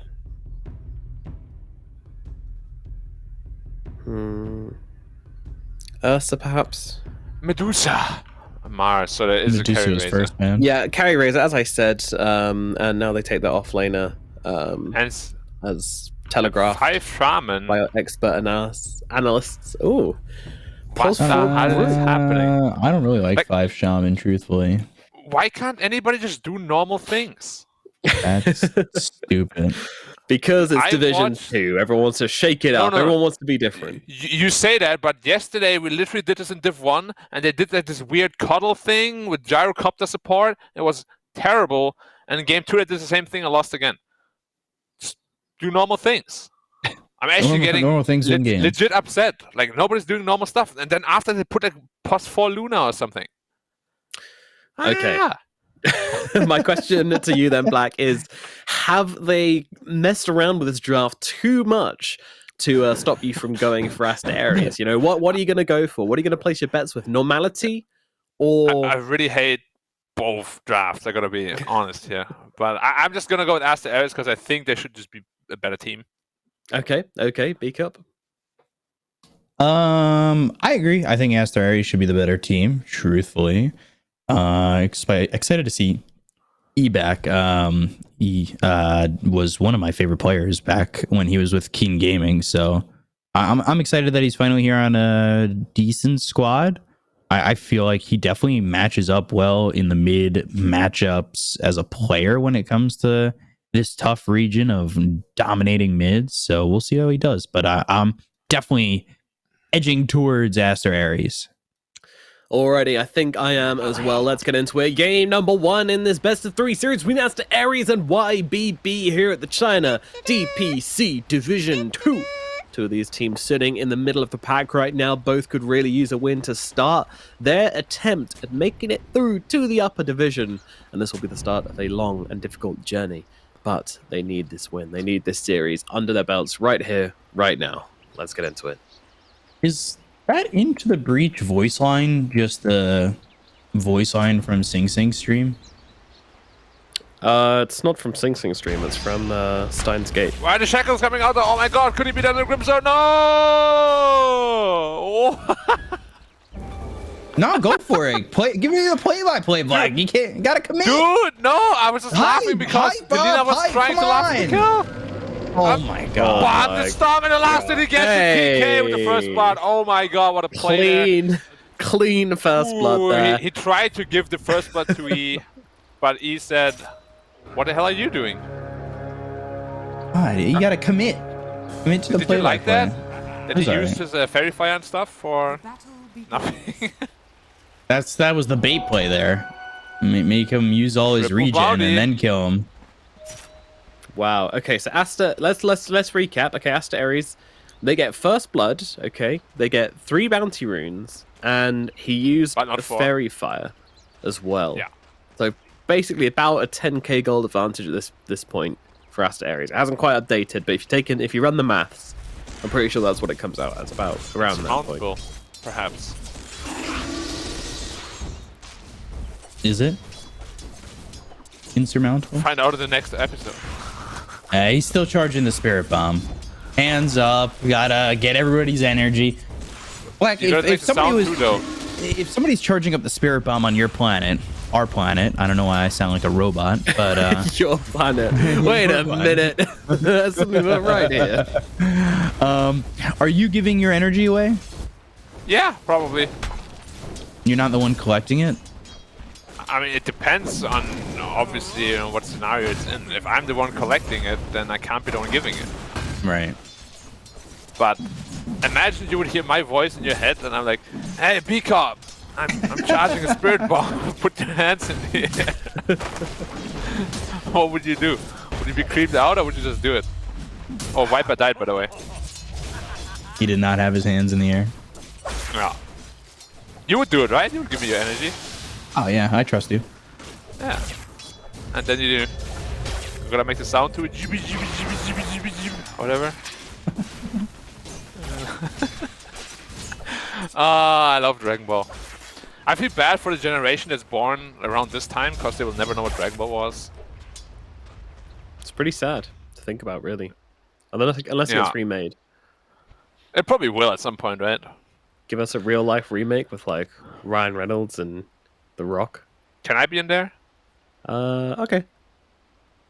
You can be one of the boys. Now I have to think what character I could be. I don't want to be like a useless one. I want to have at least some importance. What about the guy who, is it Uchida? The guy who gets just destroyed randomly? He just randomly falls around dead?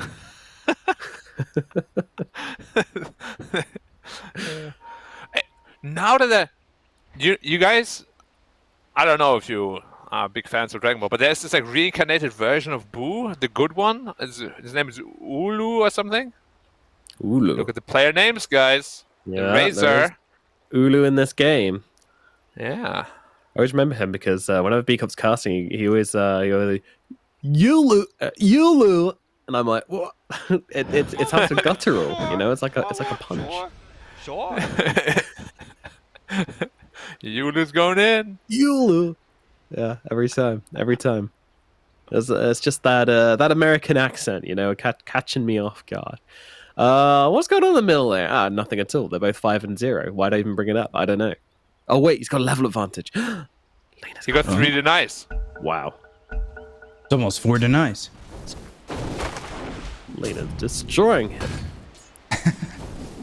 This used to be his go-to one, not his go-to hero, but he definitely feels decent on this Lina from what I've seen at times. I mean, Lina's like, how do I make this sound nice? Like, Lina's just kind of hero that you pick if you don't want to pick mid lane.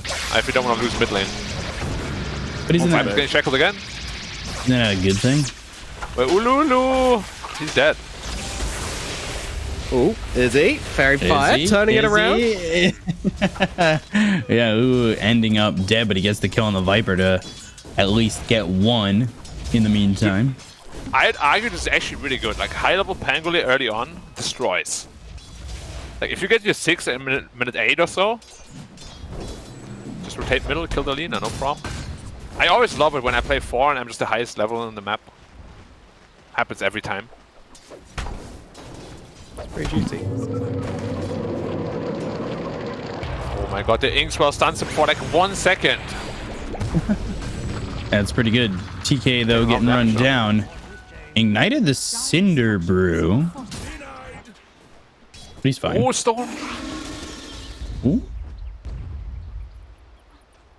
You said Storm, and like, and when players have hero names, it sometimes melts my brain for a second. Red Panda, you crazy? What? She just stands in all green. Let's go. I got him. Yeah, not exactly gonna line up to go the way that he wanted it to go. That's for sure. That looks so weird. How did you end up there? It looked like he got tossed in by someone.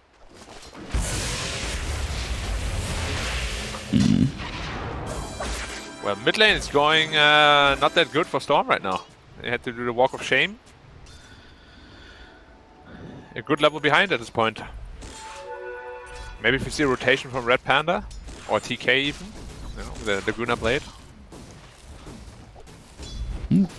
Link on to the Viper bottom and has a lot of damage to output, but not a lot of time to do so. But will get the kill. Just got it. Yeah, I mean, he took away like 70-something damage from the Viper, but still had some help there. Viper's one of the best heroes against Razor. Like, you get this poison attack stacks up, you don't really care too much about your right-click damage anymore. Ooh, Shackles again. Ooh, though. Eating the shield crash. And meanwhile, they get the kill there onto the Grimstroke, but they trade for TK. Yeah, typical 1-for-1 trade. Both the offlane and the carry are very happy. Maybe MS is even a little bit happier because you got the solo experience. It always feels really nice to just get solo experience. I know you don't really have that feeling a lot, B-Cop, but... What, to get solo experience? Yeah. Do you mean in Dota? Shackles. Yes. Plasma Field coming out and 928 run down here. As they get the rotation out from TK. He's level 5 on the Pango already. If you guys get another solo kill or something, it could be a minute 7, level 6 on the +4. That can make things really dangerous. Oh, another Shackle. Shackle again. TK's here. Cinderbrew gonna ignite. And they've got the static link. This time, though, Grimstroke can't do anything. Ooh, will get a kill. He's actually got 3 kills. The problem is well, not that kill. That's the first kill where he hasn't traded his own life. Yeah, I really hate Viper. You know me, I'm a Viper hater. And right now they're losing lanes really badly. 928 actually rotated middle. Just TP out. Yep. Just TP out. Alright, you can see the mid lane going terribly for them. Honestly, all lanes aren't going very well for them. They're losing all 3. Yeah. I guess this is what we've been really expecting from Aster.A in terms of how their games should be going. Wait, right? B-Cop. The bugged exorcism is gonna hit the tower now. Look at that damage. I don't know if you know about the bug. Look at it. Pickable bug? It's actually crazy. Like, this is not supposed to happen. I'm gonna keep saying it every day. Keep fighting the good fight, Black. Keep fighting the good fight. I will. It might be a losing battle, but that is my battle. And I'll fight it till the end. Can you get a stun on Storm? It could result in a kill. You can. Nah, just play it safe, spam out. I like it. Why risk anything? Okay, my question is, what does Laguna mean? Like, we say Laguna Blade all the time, but what does it mean?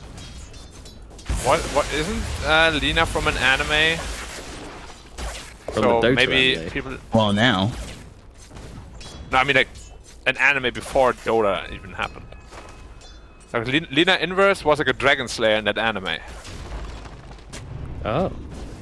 And I think it's from there, but I don't entirely know either. You guys cast, I'm gonna find it out. Yeah, I just googled it and didn't come up with very much. I mean, I was just looking at what Laguna actually meant. It's a football club. There's a car. A bike Static race. link. Ain't it? In trouble again. Ooh, we'll get the kill. And now Red Panda Stroke of Fate lands. 928 trying to chase him down and get the kill. The Phantom's Embrace sent out. And Red Panda will be okay. You guys need to not say the word Google. My Google was just going off for like a minute and a half, asking me where the closest bookstores were. Shackle, LSA, and the Laguna Blade coming out, and he's got himself a kill on 928. Alright, important update, guys. I'm listening. Lina is originally from the anime called Slayers, and her super attack was called Ragnar Blade. And when it was added to Dota, it was just renamed to Laguna Blade. To avoid copyright. Very smart. Yeah. This is a good anime too. I'm surprised I don't remember that. That was like one of those late night Toonami animes. Very cool. Ooh. Shackles out onto the Viper, but Red Panda, not sure that's where you want to be. He likes shackling. Leave the man alone. I mean, he kind of does a homing missile impression where he's like, I'm going to shackle that guy. And his team's like, I don't know if that's a good idea. And he's like, nope, said I'm going to do it. I'm a man of my word. Never let's go. Exorcism now bottom. There's a golden rule of shackling. You can never let go. Never let go. No, that's right, Jack. Never let go. B-Cop. What? You have to narrate this tower push with the broken ghost spirits. Well, it's over. They got it. What's so broken for the fans at home? It deals like twice the damage it used to before the damage type change thing. Yeah, it's cool. Nomad and I, we watched the barracks and a half fall yesterday within 15 seconds. Jeez. Yes. MS found, and he's got reincarnation. Might be forced to use it. They got the Serpent Wards down. They'll use the Primal Split. They should have the control on MS. The arena is on the money. He tried to use that tumbler's toy to tumble on out, but he's failing his gymnastics class. He gets the kill there, out onto the Wraith King. Rolling Thunder? Yeah, this is a big haste. commitment here. Not gonna happen. No, it will not happen. That is why you should always click on enemies before you make any moves, guys. That right there is why you're not 1 kmh higher, because. Whoa! Wait, why am I getting called out? What the hell? No, I'm just saying. I didn't say you're low MMR. I said you could be 1 kmh higher if you click on your enemies more. I do all the time, actually. More. I get muted because I ping out my enemy's items. Really? Who do That's a that? very stupid thing to mute. Yeah, people get really upset. They're like, "Oh no, I'm pinging! God, shut up!" And then I lose the game, and somebody on the other team goes, "Sorry, I beat you, B Cop," and I just go, "You're welcome." MMR distributor. Yeah, basically. 3K lead for Aster.A. Yeah, what's Viper's comeback plan here? He has a Blitz Knuckles right now. Huh? You Yeah. Orchid? It's very... Seems that way. After having such a the bad punchy starter, build. he's level 6. I feel like he's a +4 at this point, to be honest. Which he might transition into, right? Couldn't you just... I guess Pango's not getting core items, but I'd almost want a more fed Pango than a Viper. Pango is higher level than Viper. It's just sad. He doesn't have a single point in Nether Toxin either, so he can't even farm. We've seen this before, Black. Yes. And I hated it then too. Yeah. Diffusal anti-mage. Let's just put salt in That was wounds. so bad, man. Like when LG did it yesterday, it was so useless. Could have been a way better item. The shackles, they're very long. Laguna. And Laguna. Ooh. Oh. Ooh. Doesn't have the damage yet, That's Roche. not good. Oh, he's taking out the Oh, he's dead in the fountain. Oh my god. Chaos. Dying, arena down, people still getting killed here. They'll lose the Corpses Grimstroke. everywhere. They've What got is the happening? shackles on this Viper. And Viper, you now can't do Viper's that. trying to chase. He's got to recognize there's some Serpent Wards over here, right? Right? And then go Roche with that. Yeah. The wards. You got half the duration left. Do they not know the bug? Team? Feature, sorry. That is a feature. They made it piercing damage, so for the moment. As they always are. Easy mid tower. Razor closing into his BKB. How's Lina looking at that apartment? Not very far yet because he went for travels. Well, MS will have to be the saving grace. But he's not very graceful because he's a Wraith King. He hates holy things.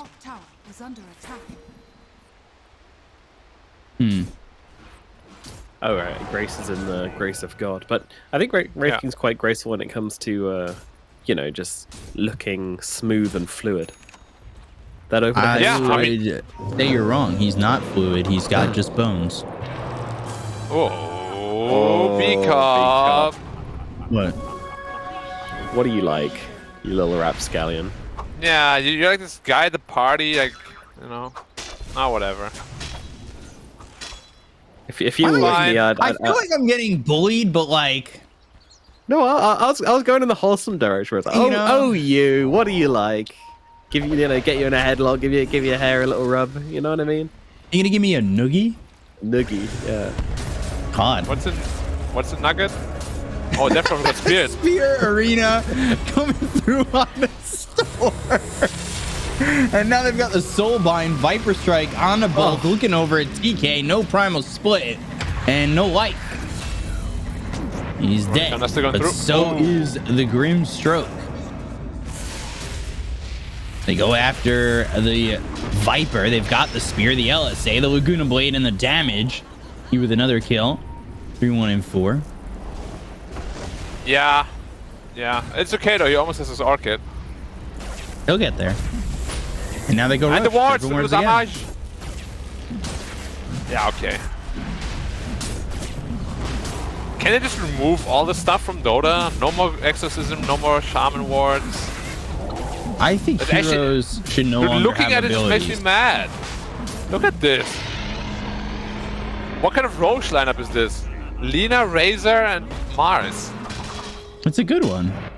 Huh, Oh yeah. It's amazing. What are you talking about?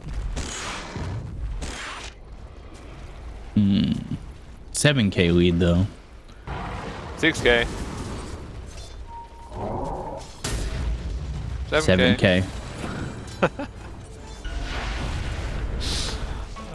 Nomad, thoughts on the lead? I think I'd like to go back to just toasting. That's not true. Toasting? What are you toasting? Am I the only one that heard toasting? I don't know. We'll find out from chat in 5 minutes. Definitely didn't say toasting. Although I am hungry, so I might have done. Ooh, toast sounds good right now. And I donuts love still. toast. Blink Oh, Arena Storm again. Spear. Storm in trouble. And the arena, the spear, the silence. Red I don't know if Panda, that's going to be enough. Shackle? No. Okay. It will be. I love how he just walks up like, yeah.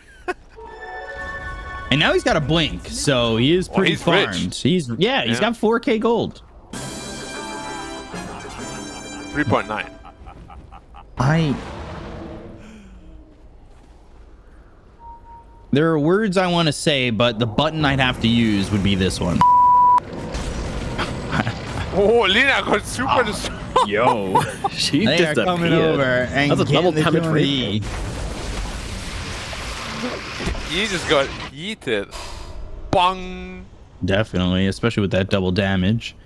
And having up for 70% that gone. Deso in a second. Yeah. Imagine. You reckon it would have been a 1 with the Deso? Nah. It might have been. Very close. Not a lot of armor. He already went Get into there. the shot on the Mars before the BKB. It's a pretty unusual pickup, but not bad at all. Shard's always nice. Orchid, there it is. Yeah, I mean, it's always good against the Panda, obviously, but now you're paper playing with an Orchid and no way to really scale. Every team fight, let me predict what's gonna happen. Razor presses BKB and kills the Viper. And there's nothing you can do. Guys, your nether shawl? What's that? The neutral item that they've left on the ground? Sure, you What wear are neutral items? Items that you get from creeps in the neutral camps? What are we playing Underlords? There he game that goes. was. There, he picks it up. Oh, phew. Disaster averted. Tower. Forgotten 5k taken. lead only now. It is starting to go down a little bit. I feel like this Wraith King's getting a decent chunk of farm, but the question is that in itself enough?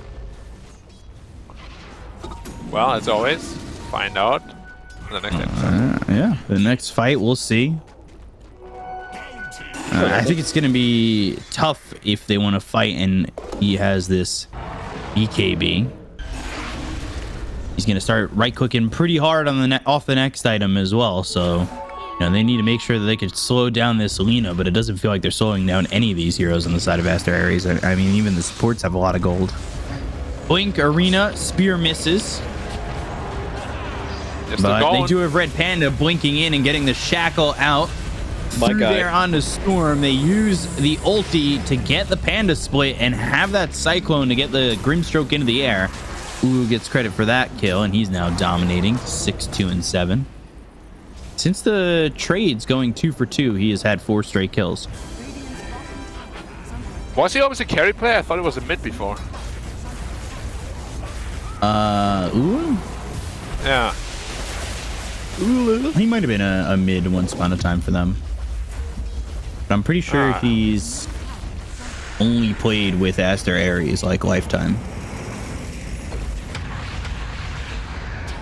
Rolling Thunder. Okay, and there's still an Aegis on him, so he doesn't really care too much. Yeah, you can roll my thunder all you like, kiddo. Razor don't Will not Interesting. die. There was like no follow-up. I think if Wraith King is there and they stun the Lina, she's just dead, right? They have The no save. legendary fake back. Oh no, Pangolier, he's on the cliff. Storm, he's getting snaked boy. up. This is bad. Serpent Words again. Laguna Blade there. He's got the kill. Man, 4-2 Storm and is having 6. no game. Yeah. Age is about to expire. Both 4 and 1. Jeez. Give me heal. Oh. It's the sound of ultimate healing. Yeah, I think I don't know. This Death Prophet's struggling. I feel like she needs a buff or something. Maybe a bit more ghost damage to help her take some objectives quicker. Could Maybe help. make the font a bit. Arena, spear, Maybe and the kill. damage per ghost. Yeah. Yo, B-Cup, what do you think about the color of the... Click on Exorcism and look at the spirit damage color. Isn't it really threatening? Oh, 928 going down. Up in the top lane. Ooh, 61? Yeah, very threatening. Red, physical. Not the number, but the color. Looks very, like, scary. I like it. It's in all red. He likes Okay, it. redder. Man, Beaco's badass. He's not scared by the color of that. Nah, he's It's my favorite color. Red's my favorite color, man. How can I be scared I'm not of surprised. it? Are we? Yeah. Oh, all right. I don't know what that's supposed to mean. Nothing. No, it didn't sound like nothing. Red's your favorite color because that's a color you see if anyone criticizes pizza or bagels, being a true New Yorker. Hey, oh, you can't say that. TP out from Mars. TK though. Oh. Nope. He clapped him in the head. Someone's bonked him. Meanwhile, Red Panda, Red is... I don't know if you should be there, Red Panda. Red Panda Should is be. a crazy player, man. And TK was also just strolling around by himself up there. Oh, Yeah, no, at least he he baited is out Exorcism. dead. Baited out Exorcism. Almost refresher on Razor. And once that's up, that's a lot of lightnings in the fight. Yeah. Definitely a lot of lightnings. Is anybody wearing gold? I heard it's a good conductor. I guess Pango BKB is is. kind of gold. I'm wearing gold. Yeah, and Viper's an airplane. There's lots of gold on there. Is there gold on airplanes? I guess. And like the circuitry and stuff? Sure. Should be. I mean, hope, probably, maybe. He's going. Some experts will enlighten us. Don't worry. Hopefully. No. He's going Shivas. Okay. The one thing I learned about Twitch chat is that there's always an expert for everything. Or someone who's very convinced that they're an expert in something, and I trust them just as much as the actual expert. Exactly. I'm a big fan of people explaining their point confidently on websites like Reddit, Yeah. and then the next person goes, "Actually, I'm an actual attorney, and this is completely wrong." Yeah. And then you Google it, it's something completely different. You're just like, well, Guess they're both wrong. I don't know where He was this leaves us. confident. There's the refresher for the Razor, and they're going to smoke right off that. Confidence sells, B-Cup. It does. My stocks are rising. That's why I sold everything. Ooh, bangle it. Quick fingers. Storm again. BKB Arena quick on the down, BKB. Soulbind there. Viper Strike on the two of them. They get the Down kill on to the the Razor, though. Grimstroke, and now they'll go over. The right click's in. 928 in trouble. The BKB over on Storm. He's trying to TP out, won't be spotted, so he's safe to leave. All they got so far is the Grimstroke. They did lose Red Panda. MS. Right click? No. Cyclones. And maybe in trouble. Stroke slows down the Mars, but they don't have the follow-up. Plasma Field out on MS. Sinkswell not going to land. And Aster.A now still sitting with a 8K lead. Yeah, a little bit messy perhaps. Like, they should definitely let the Shadow Shaman lead, because then the Pangolier is just dead out of the smoke straight away. But yeah, they still end up winning the fight, but now they gotta be careful because there's a counter smoke coming in. Counter smoke TK! Can he smell it? Oh no, he's being Oh no, he watched. doesn't smell anything. He has no idea. 1, He's 2, nose blind. 3 strikes on him and he's out. The Razor gets out though, and that's the big thing. What were you gonna say? I was just gonna say he got his turkey basted. Turkey basted. make a good turkey. Yeah. I mean, it reminded me of something else, but it's okay. We're gonna keep it kid-friendly here. I don't know where you're going with, but I do cook a good turkey, and I use the gap method. What's the gap method? It's this recipe from Bon Appetit. Wait, Lina wants to solo kill the Viper. We'll be able to do it. Double damage. LSA, Laguna, and 1, 2, 3 dominating here for E.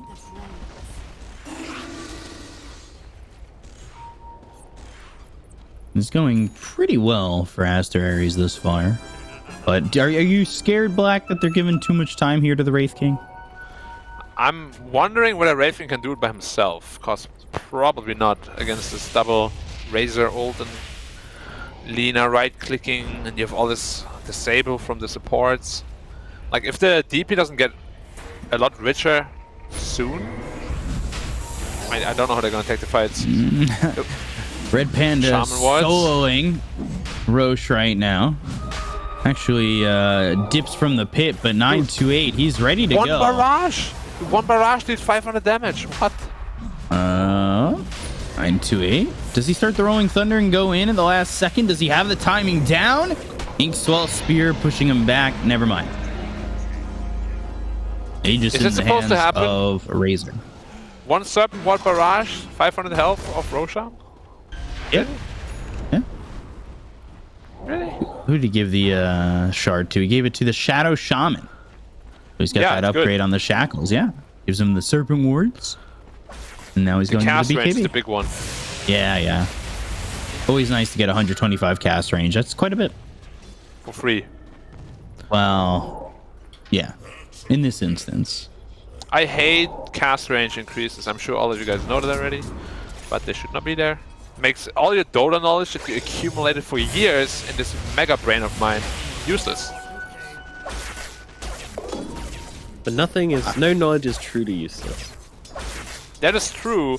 However, if you think you're fine and suddenly you get shackled from downhill, like across the screen, you're like, alright, maybe I shouldn't be there. Maybe. Possibly. Yeah. Only a Sif deals in absolutes, of course, so. You don't want to do that. Little mind breaker action there for Ulu. Lots of minds to be broken in this game. And they got the Psychic Headband on the side of iG.V, but if Aster.A get their hands on one, that would be something that Red Panda might put his hands on. Yeah. TP's up towards Power top. Rangers. Yeah, they're going to blink. They've got the Hex. They'll look for the Spear. And the arena is down with the BKB being popped by Storm. They're still going in to try and get the kill on the MS. They've got the invisibility there for E, and he'll pop the pressure on it. They get the kill on the Red Panda. They get the kill on the Storm. They'll end up trading MS trying to TP out. And they don't quite have the damage to get the kill there onto the Wraith King with the BKB TP. And they'll also miss out on Viper. And Storm just tunnel visioned on the Shaman there. You can't run it that deep all by yourself against Razor with a double cloud out. Yeah, I mean, he wanted to kind of put the pressure onto Ares as the Wraith King respawned. He didn't want them to be able to all set up and just ruin his Wraith King the moment he came back to life, so it was kind of a sacrificial play running into the trees like that. But also, yeah, Yulu was kind of at full power, and yeah, Razor at full power ain't nothing to mess with. Yeah, you definitely need that DP to stay alive as long as possible, because you are already lacking the core here, I'd say. Like, the Viper is just not very useful at this point, unfortunately.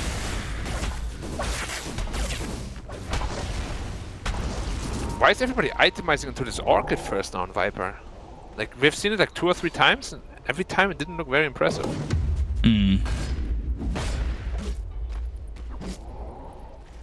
Which is not really... I think Viper in general just hasn't really impressed me. Yeah, same. I mean, such a hit on this hero. I really think the way people play it right now is the wrong way to play it. Like, when I see it being successful, it's really you farm up as a Viper. And you scale into the mid-late game with like Skadi and whatnot. But they always go super heavy into the poison attack only, and even lose lanes sometimes with it. No recovery. Well, we saw the Viper mid, and just went too many points into the poison attack from what you were saying. Yeah, you really just gotta balance out. You go enough poison to win the lane, but then you go back to the Nanotoxin and just scale with it. Eggs on the Brewmaster, so having the two charges in the primal split. Yeah. Serpent Ward's down. Aegis still in the hands of Uwu for about another minute. Yeah, with the split. Primal split. Inkswell stunned. BKB trying to get the kill here out onto the Lina. In trouble. Broken and killed. Gone. There's a lot of gold going the way of YBB with the BKB Popeye storming, going after Uwu, trying to chase down the Razor, and gets his Aegis. They don't have the arena, and they don't have much more to throw, as they've already killed a good source of their damage on the Lina. And now TK, he's got another panda away from the fight. He's fine. Yeah, he's got the fire panda with a sliver of health. I don't know why they killed that panda there. Surely it would have made more sense to leave it alive, so they actually got the kill onto the Brewmaster. Now with Axe, you can just go. You can choose which panda, right? Oh, he's got the Axe. Oh, right, my bad. Yeah, he's super rich.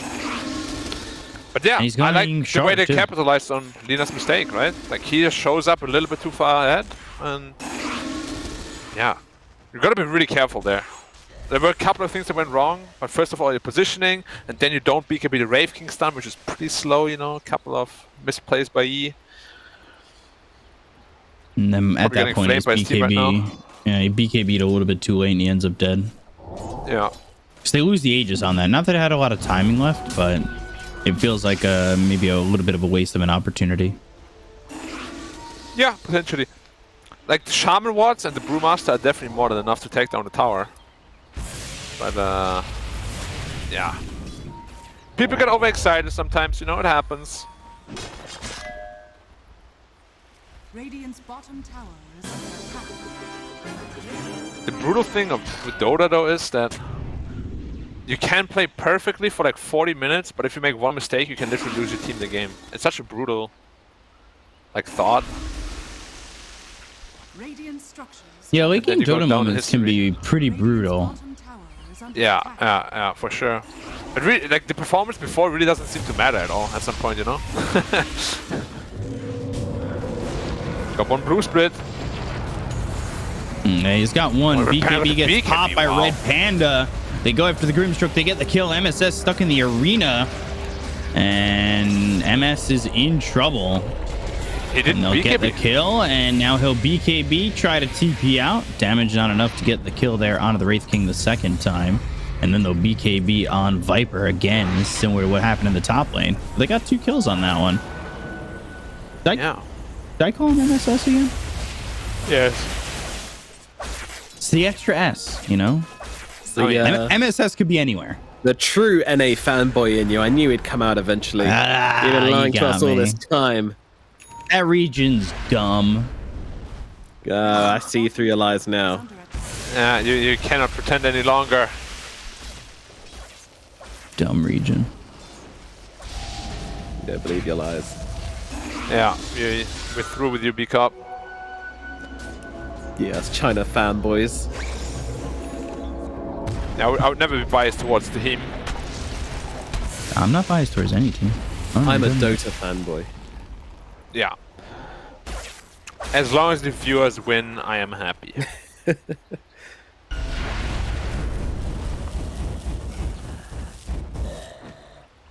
Open bracket, Kappa 1 to 3. 6 seconds till Roche may respawn. I'm gonna say it's gonna be like a 15 seconds one. You're wrong. I'm so right. See, 15? There was just an additional 0. It's not my fault. It's a bug in the system. It's a glitch in the matrix. Yeah, where's Neo when you need him? Neo! Ah, he's not in my room, that's why. Ah, I get it.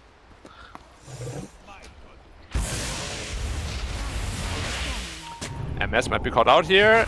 Nice ops ward. Oof. Ooh, there's the Hex and the BKB. The Soulbind comes in. The Viper Strike on 2 to get the first life out of the hands of the Wraith King immediately. Red Panda doing so much to get that kill onto the Wraith King, and he's dead for 80 seconds. No buyback. And there's the second arena. So they'll get the kill onto the Grimstroke. They'll take out 3. Red Panda's life, not in vain. And, well, I mean, they blow up these heroes on YBB thanks to his positioning and his aggression.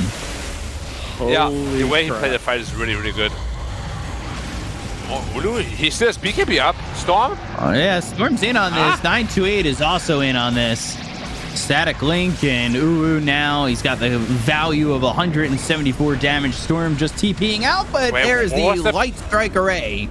Well, what did they try? I don't know, but this is right by their tier 3. Yeah. All right. You just need to make the plays.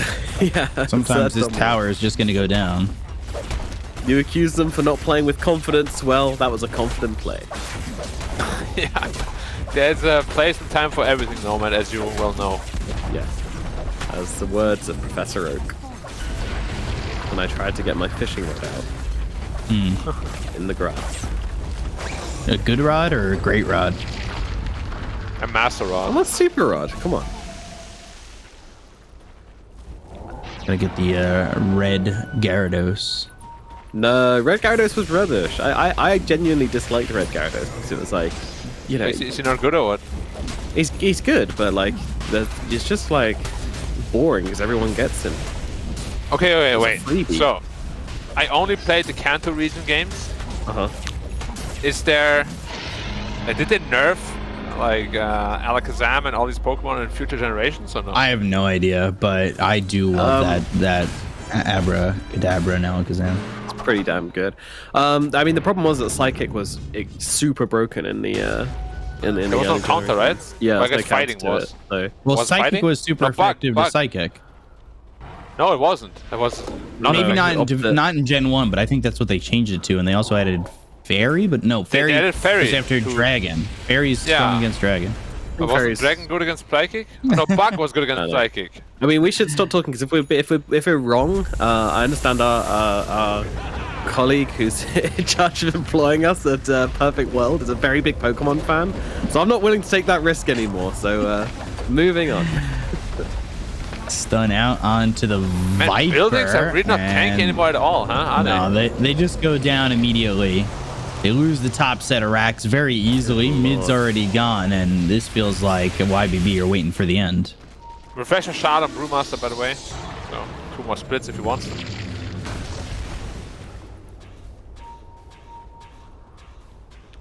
Radiant's bottom tower is under attack. Yeah, 38 minutes into this one, and there's an Aegis, there's a Cheese, they've still got plenty of time on that Aegis. Yeah, worrying. 22k gold advantage, nonetheless. Double the kill count. It's about that point where you figure out whether or not that they can close it out with such a lead. They go to the Shackle, they've got the damage coming into MS. And we'll get the first life out of the hands of the Wraith King. They're going to look for more with the BKBs being popped around the horn. They've got the leech coming out from the Soulbind, but Red Panda ends up going down with the Pango really low in the Rolling Thunder. MS able to avoid the damage coming through from the side of Aster.A with buyback being used by Red Panda to try and get back into the fight over in the outpost. But join his team in a moment. The Light Strike Array is not in line with the Cyclone, as the BKB is now popped by the Viper. Oh, Red Panda taken out on the back by MS. He bought back TPs in the outpost and killed immediately. They don't like this, man. So rude. Not even allowed to get back in the fight. MS is hey, TK, what are you doing up there? Oh, TK in far, silenced and gone. Sloppy. Again, Aster.A sloppy. And yeah, the slop shows. No sloppy joke. It always does. You can't hide the slop. Well, Lina says, yes, you can. Oh, and the revelation is not there. The revelation. The Book of Revelations. Hate it when I don't have revelation on me. Is that the right word? Oh, we just say true side. What is the noun of reveal? reveal. Really? I don't know. What do you mean? What is that now? Well, MS? I'm not an Whoa. English major. MS going down for the first life again. Jesus. And they will get that kill on a 928. They look over at MS, but he's able to run away from the team with the BKB. Storm coming over. Storm got his BKB, but does he want to go? BKB Popeye. Ooh, MS making the aggressive move. They'll get the kill here out on an A unit. Taking away this Viper, and now looking over at Storm. They've got the Soulbind, but they're walking in unison. MS trying to come MS over, but there's a sentry ward down. He does not have the reincarnation. He's being caught. He's being killed. He walked back into the same sentry. Double God's Rebuke on 928, blinking back towards the Grimstroke. They're still trying to get the damage to get the kill. The Plasma Field, the Stroke of Fate. It won't matter. The right clicks are in. GG is called, and Aster.A will take game 1. He walked back into the same sentry that killed him the first time. Yeah. Well, maybe you thought it ran out. Who knows? But all I know is this Lena Will Smith at the Oscars? Because she was slapping this game. Aster.A take game number 1 in this series and absolutely destroy poor old YBB, as somewhat expected. Looking disappointed. I'm assuming that is your disappointment in YBB's performance this game, right? Sure. It was definitely. I wasn't disappointed. That wasn't the face of disappointment. That was the face of cheeky joke nomad. That was what the face was. And I think Aster.A from the get-go really had that game. It felt like there was no balancing act coming in from the other side. Aster.A just completely controlled it through and through. Yep. Down the straight. Had nothing. I mean, what were the main faults with YBB that led to this very, very kind of convincing demise, Black? It's really just same old, right? You lose 3 lanes, it's almost impossible to come back in a game. So I'm not sure how they ended up losing all 3 lanes, but because they drafted in a way where the lanes should be pretty decent. But yeah, that is what caused YBB's downfall in the end. It's a little bit sad when games go like this, to be honest. Because you already know after the laning phase, it's going to be so rough for them to do anything. If you could have jumped in the game and taken over one of the players on YBB, who would you have chosen? So replace a hero, not jump in, as in you. Viper. With just a traditional offhand that offers stuns. You just saw the difference between Mars and Viper, right? Viper was busy running away from the Razor, whereas the Mars just arenaed a bunch of heroes, God's Rebuke and a Spear, and then tanks up. Viper didn't tank, Viper didn't deal damage. What did he do? He was running. But how come every Viper seems to be playing the same way, where they struggle in lane and then they don't level Nether Toxin, they can't farm because of that, and then they try to play active and it just doesn't seem to work out for them? What's with that mentality? I really don't know, but even that Viper that we watched, he crushed his lane, right? It was 3 levels ahead, but he still didn't go into the Nether Toxin. I don't know if it's just a misunderstanding with the hero, how it should be played, or what, but they just don't seem super comfortable on the hero. At least that's what it looks like to me. Because any Viper specialist, quote-unquote, will know what to do in any given situation. And they won't just blindly max poison attack. Is anybody really a Viper specialist? And if you are, aren't you just the devil anyway?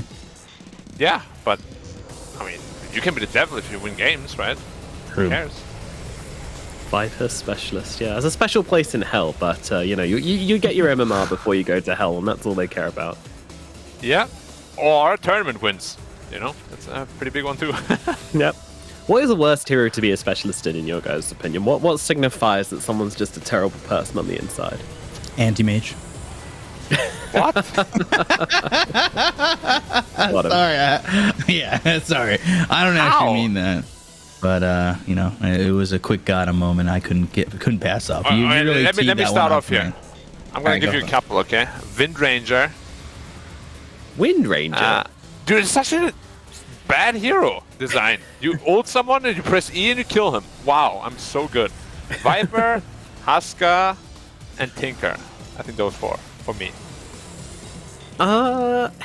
I mean, I'm actually kind of on board with anti-mage just because the anti-mage enthusiasts. Oh my god! No, dude. come on. Like, you know that when you're playing a game and like this guy picks anti-mage and like he wants the entire game to be about him. He wants to be the main character. You know, he's like, you know, you're there fighting 4 versus 5.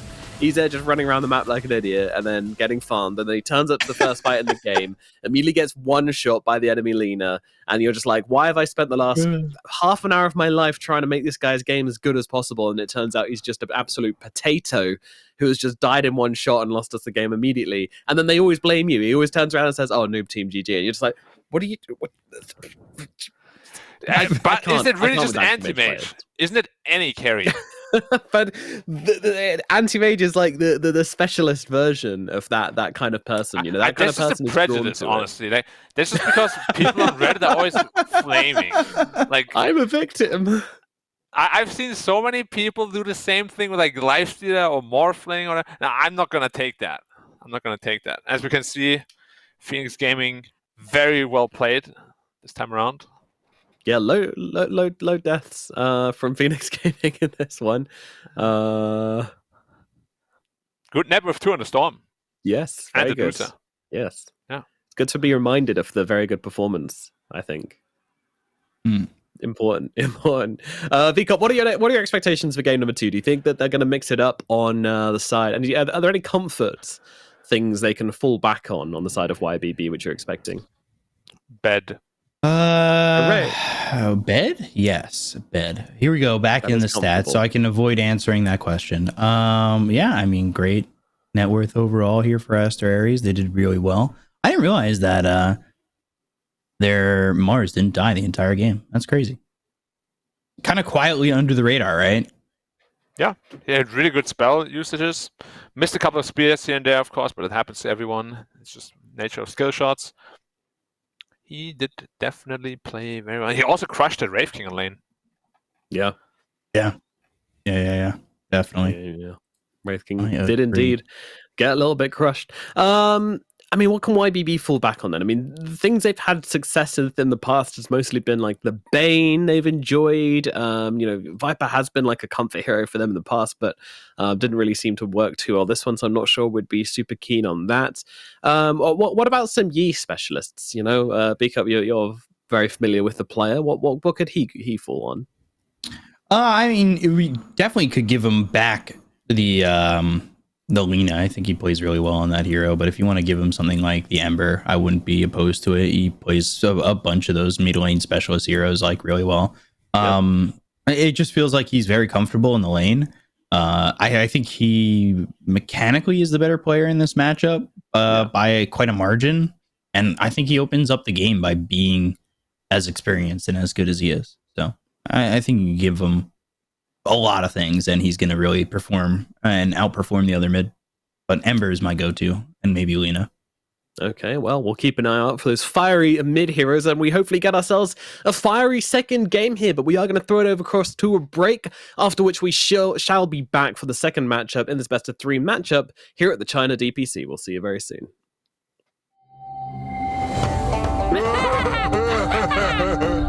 So, who wants to play a game? Yoink! And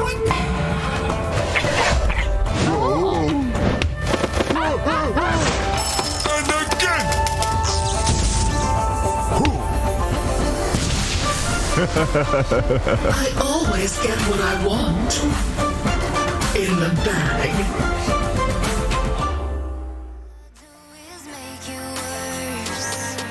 The truth is a damn hard pill to swallow. Don't you wanna come on over? Don't you wanna work it out? Don't you wanna love me better, love me better, love me now? Don't you wanna fix our problems? Baby, I can show you how. Don't you wanna love me better, love me better, love me now?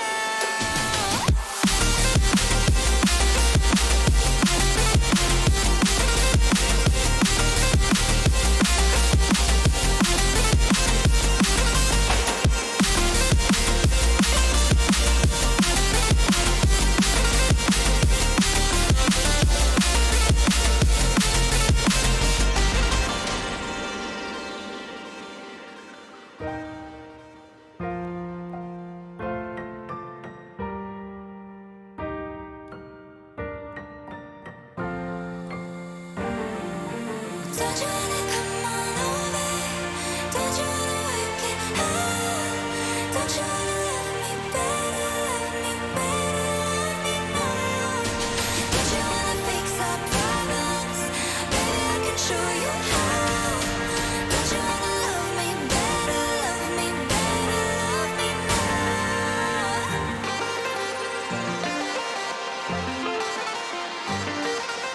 Don't you wanna love me better, love me better, love me now?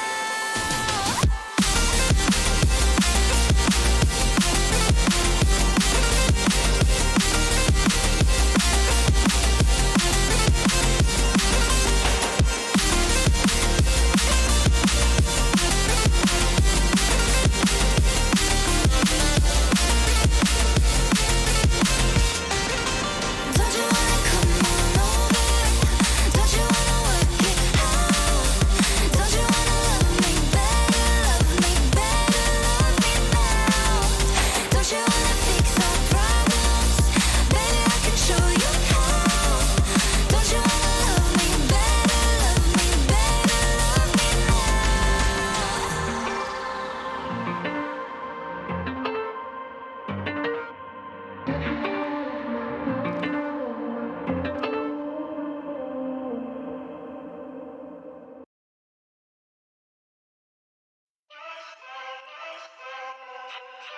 Was there something in my walk, how I talk, giving off the wrong energy?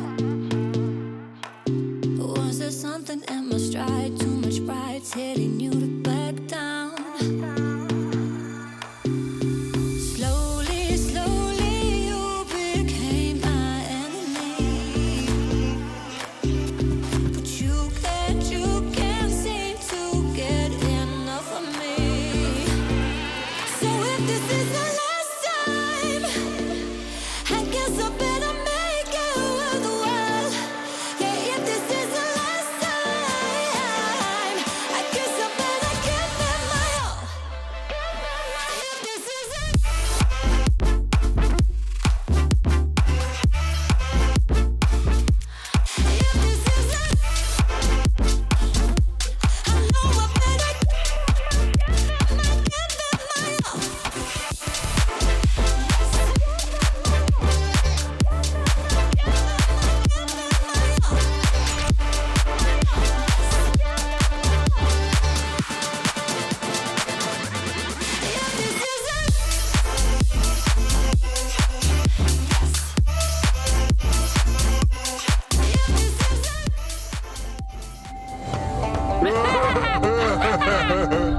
So, who wants to play a game? Yoink!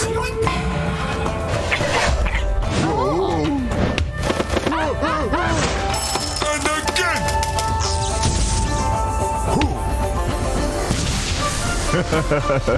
I always get what I want. In the bag. Hello and welcome back to the China DPC, where we are now into game number 2 between Aster, Ares, and YBB. My name is Nomad, and joining me we have B-Cop and Black. BB. Yeah. Well, what does YBB actually stand for? Do we know? Your boy B-Cop. Let's go. There it is. Hey! Woo, pew pew pew pew. Very nice. That was Very lame. nice. I don't know, for some Whatever. reason YB bad comes to mind, but it's obviously not that, because that would just be a really, like, that's like an NA Div 2 name to have. And I am the Google King. I shall Google. Thank you, Yeah. Black. Thank you, Black. Whilst you Google away, we will Google upon the heroes in which have been picked upon this draft. Oh, joyous times. And as Ares, I mean, why change a winning strategy is the Right. mentality here by the looks of it, as they grab themselves the Brewmaster and the Shaman once again. Meanwhile, Pika, why don't you enlighten us as to what the good fellows over on the side of YBB have picked upon this blessed day? They picked that Death Prophet and the Tiny. Just I had a mild thought on the Division 2 name, YB bad. But I think it's better than some other NA Division 2 names, like, I don't know, Arkash. What? Simply 2 based? No, you know what? Yeah. No, that one's good. I like Simply 2 based. What? Also, Simply 2 based is a Division 1 team. Thanks. So are Arkosh, aren't they? Was that What? last season? Oh, I got it, guys. Yahoo Broadband. Oh. thanks, Black. Or Yale Blue Book. Definitely Yale Blue Book. Yes, Chinese Dota 2 team is going to be called Yale Blue Book. Or Uzi Bulletin Board. All right, enough Obviously. from you. We have Death Prophet entirely picked up from YBB. Does this strike you as kind of like more or less playable than their opening last time? Do you think they're showing too much with their opening hand here, Black? I think it's still okay. I mean, Tiny isn't really flexible, so they're definitely showing their one here. I'm a little bit concerned, though, that Tiny is just going to get kited like mad until he gets his BKB. Like, Brewmaster is a big problem for him. But of course, it goes both ways. Once you have your BKB, you can actually kill those Broodlings really easily. That big I like that draft so far. Like, DP is still flexible, so...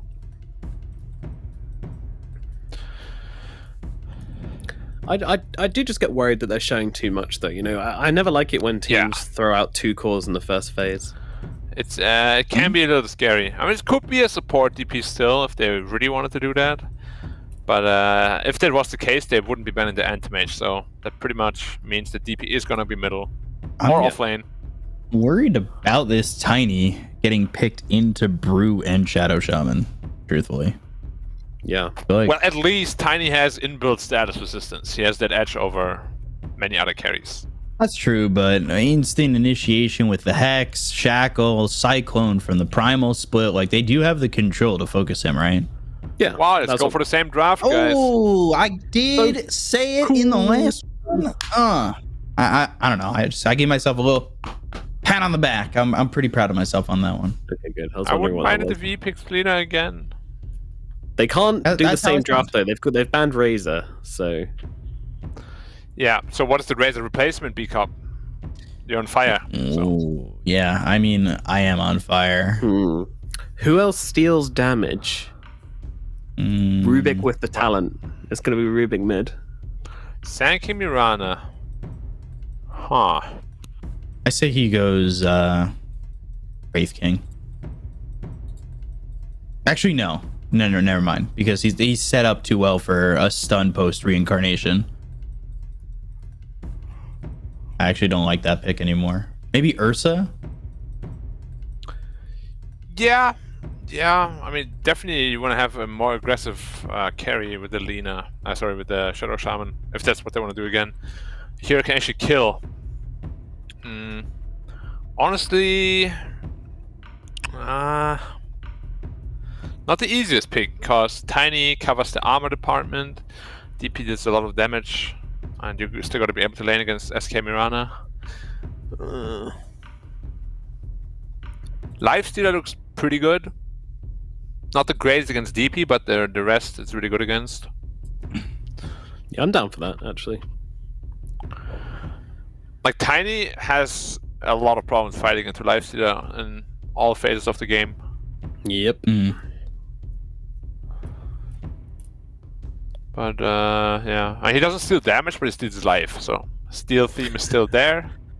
Oh, that's what they call him, Lifestealer. Got it now. Thanks, Black. Yeah.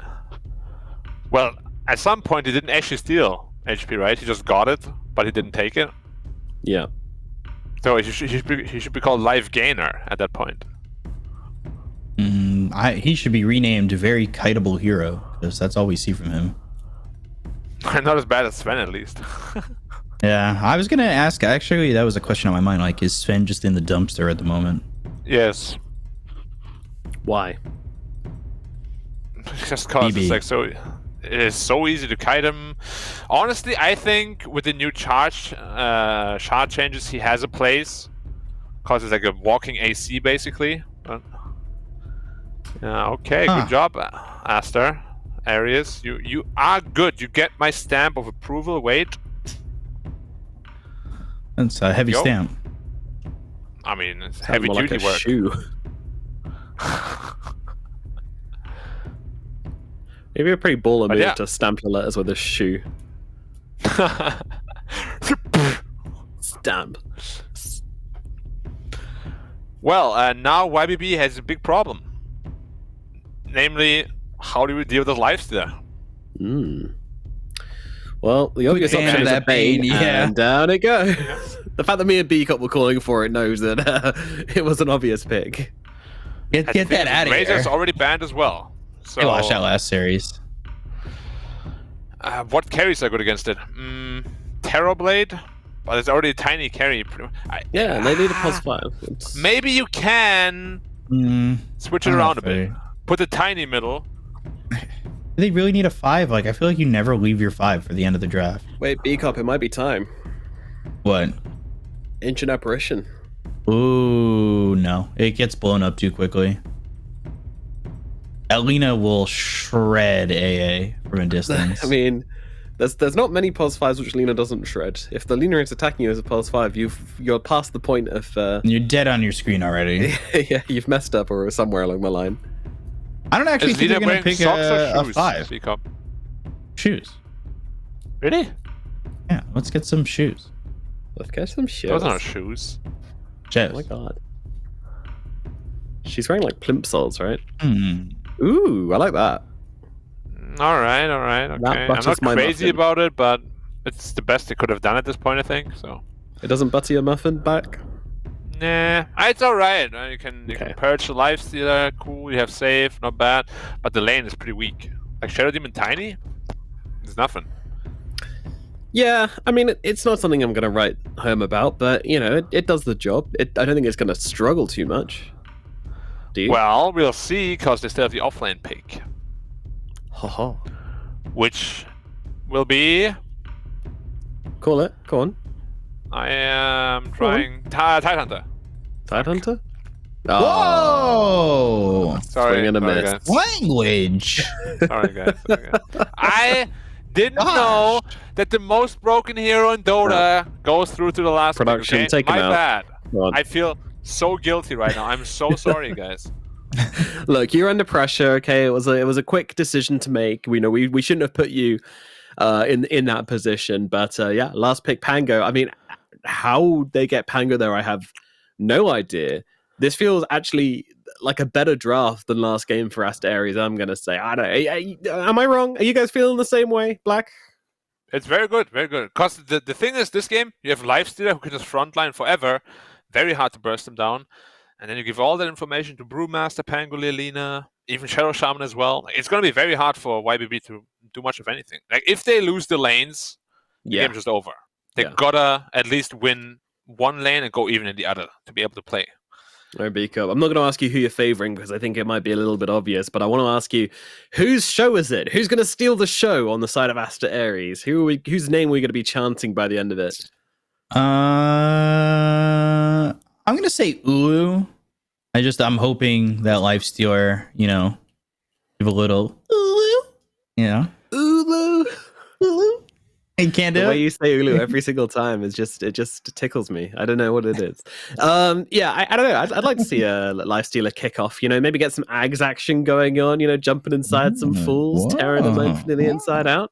I'm a big fan of that Ags. It's a fruity one, but we don't see it very often. But maybe if he has an amazing game, we very well might. What do you think about the Ags, Black?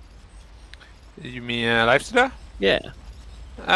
It's honestly quite nice. Because you get like 5 auto attacks in, right? Yeah. So against stuff like Death Prophet and Sand King, where there's a lot of AoE I damage it has coming its place. down. Yeah. But the thing is, just it takes so much money, right? It doesn't actually give you like damage or anything. It just gives you like auto attacks. So it could basically be your AC or like a Desolator or something like that. So if you get it for free, for sure, it's one of the best in the game, I'd say. But just building it feels a bit weird. Okay. Yeah. But it's good. It also disarms, right? I think. Yeah. It disarms too. Like against heroes like Sven and stuff, that could be really good.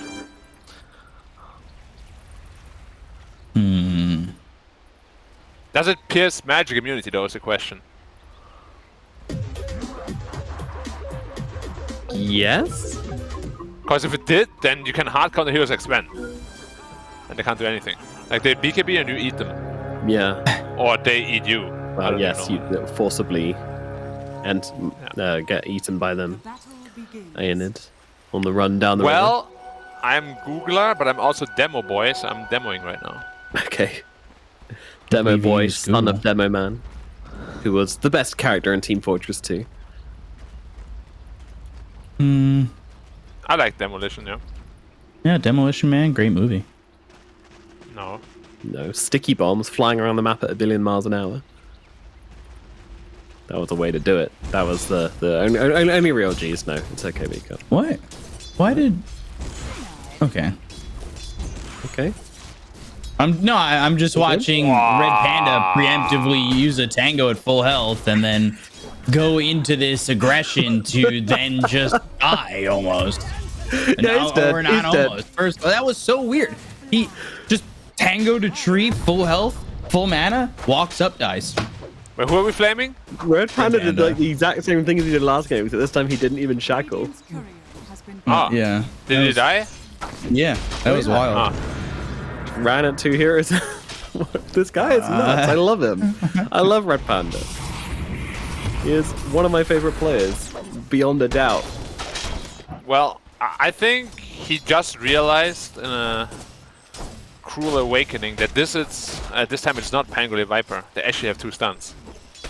Yeah, not gonna be fun, is it, to get hit by a burrow strike and an arrow? Yeah, I thought this game around they would like switch up the heroes because, or at least the lanes. Because Shadow Shaman here doesn't look very good, honestly. Yeah, second highest Top base lane. damage or not gonna be great. They've got so much kill potential between the Sanking and the Morana, and yeah, all Charm can really do is trade with his Aether Shock and right clicks, which is very risky. I tested it out, by the way. It goes through BKB. It's actually insane. Oh, I was right. For 5 seconds. Like, it's an entire BKB gone. Yeah. What do you do against that? I wonder if Post 4 Lifesteal can make a comeback at some point again. How come? Remember when you just buffed your own carry all the time, the Post 4 Lifestealer? That was kind of Post 5 though, wasn't it? You just literally sit inside them for the entire game. Yeah. I mean, you were Post 5 initially, and then once you get your axe, you do nothing. Good stuff. Very engaging gameplay. Yes.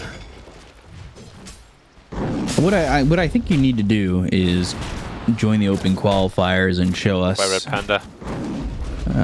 Bye, Red Panda, as he's gonna die. Yeah, there he goes. Ain't it gonna kill? And that is the second time that Red Panda has perished, at least so far. Ooh, though, open lane 17 and 9 in the lane. Wow, that's not bad. Not bad at all. 10 denies already. Yeah, that is Free a farm, lot. Lifesteal can be really scary in this game in particular. The only hero that's really good against him is the Death Prophet.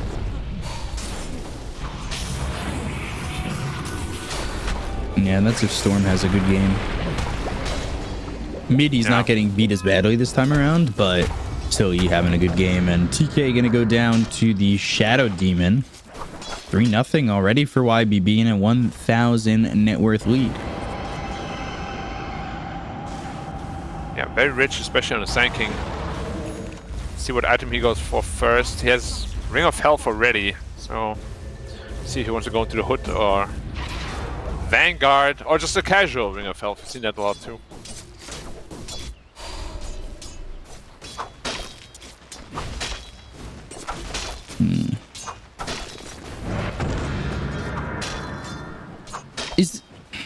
Is the Tiny set up for success with the Sand King and the Mirana, or even really with the Shadow Demon? Like the lockdown feels good for YBB, but what does MS have to do to like take advantage? Wait, hold the thought. He might be in trouble in Shadow Demon. Can he cut off the way with the... He didn't even try. I feel like he would have body blocked there perhaps. But I think Tiny this game is going to be really strong once Shadow Demon gets his shard and casts it on the Tiny. Because it means he can't get tornadoed up by the Brewmaster. He can't get hexed either, I think, is the strongest spell, right? Yeah. Yeah. Ooh, almost level 6. Yeah, they can't really pressure his lifesteal here at all. Shadow Demon, though, in trouble. TK getting the kill and taking out this Shadow Demon to put Aster.A finally on the board. Yeah, and MS is just free farming here, so whatever they wanted to do, they achieved that. No problem. How's Storm doing? Nice. He's quite alright. Pretty much the same level as Selena. Yeah, he's about a half level behind, but overall he's doing okay. It looks like he's going to go into the double null talisman with the boots to start this one off. Yep, and Vanguard on the Sand King. Okay. Interesting. Not an item we see on him super much. Usually it's just really the brown boots and Blink Dagger Rush. Yeah, going to the early Vanguard and not having boots at the moment. He's close to hitting his level 5, but soon he's going to be dealing with a lifestealer that is pretty up there and maybe even getting some help from Red Panda eventually. Exorcism used by Storm. We've talked about how he should be able to take the towers though quickly, and I'm wondering, you use it for that and not the tower yet. Leader though, top lane looking for MS, lands the stun. They've got the Cinder Brew, the Laguna Blade, and the Shield Crash. 3-man Avalanche, not going to matter though. Eventually the kill is there for E, and well, they take out this Tiny who is having a solid lane. Although that Exorcism didn't do anything. Storm didn't use it on the tower. Like, okay. Yeah, it forced out the glyph. And then Storm decided to run top lane while Exorcism was still active. I feel like they could have gotten the tower, because Lina was rotating away already. Yeah, and instead they don't get anything with that first Exo. Yeah. Assertiveness has definitely been an issue for not just Division 2 teams, honestly, even in Division 1. It's been plaguing some teams.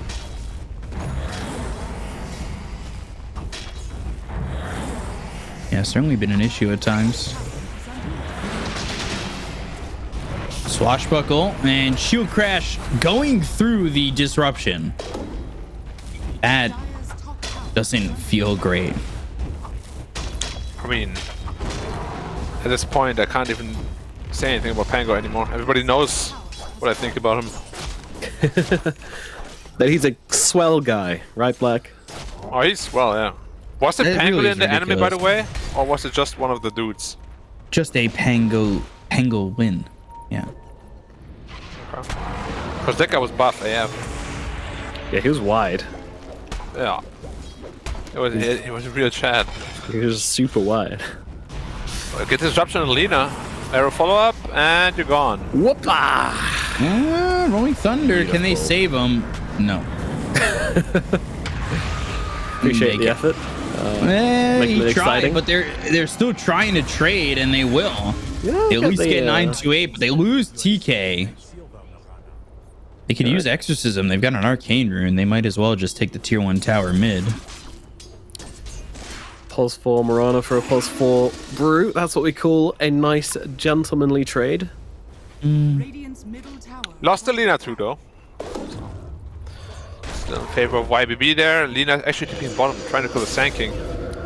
Red Panda. Yeah, caught out, Exo used, and like I said, Arcane Rune, so we'll have it up at a shorter time, but still going to go for the tier 1 tower. Bottom, you're dealing with Uu and E here. Like, this isn't an easy tower to get, despite the fact that you do have Exorcism going. The damage, though. Oh my god, you're going to respond so fast. TP coming over. They go into the Sandstorm. LSA lands onto the Sand King. They do get the tower, but can they get out cleanly? Burrow Strike lands from Enid. They don't have any reveal there, and all of a sudden, the Starstorm, Infest, that's going to keep this Pango pretty healthy. Shield Crash only hits one hero, and now maybe they swashbuckle forward and go with the Infest pop to try and get something from this. Are starting to look for the chase. They do want to get Storm. Shield Crash again. Arrow comes out with the Burrow Strike, and now pops out of the Infest, but they lose the Pangolier, and they still don't have anything to reveal the Sand King. That can't happen with a chase like that. Red Panda, I think I'm gonna have to make some calls here. Are you Stand down. Porting him? Yeah, stand down, agent. No, but he's having a pretty rough game. Now he also finally bought the dust. He's like, okay, sorry guys, I won't finish my mana boots. I'll be poor forever. Yeah, don't come crying to me when you don't have any mana. Yeah. I mean, realistically, it's not just on Red Panda. Like, there are 3 heroes there, any one of which could have grabbed like a dust at some point. Of course, but it's always fun to scapegoat supports. Oh, says the anti-mage True. Well, I'm the carry. Here's the thing. I'm the carry. If you don't support me, you lose. If you lose even though you support me, at least you did your job, you know? But either way, I can scapegoat you. Feels like this game around Aster.A's decision making has been a little bit hesitant. Yeah, they definitely haven't gotten any plays done yet other than the Lina rotation top ones. Yeah, Could they go for it? No, I don't think they put enough respect on the Death Prophet, honestly. I think they're sleeping on it a little bit and letting Storm get away with a bit too much. Yeah, I think the hero in general is just too good. Like, if you don't have like a perfect answer to it, giving it away is very cocky.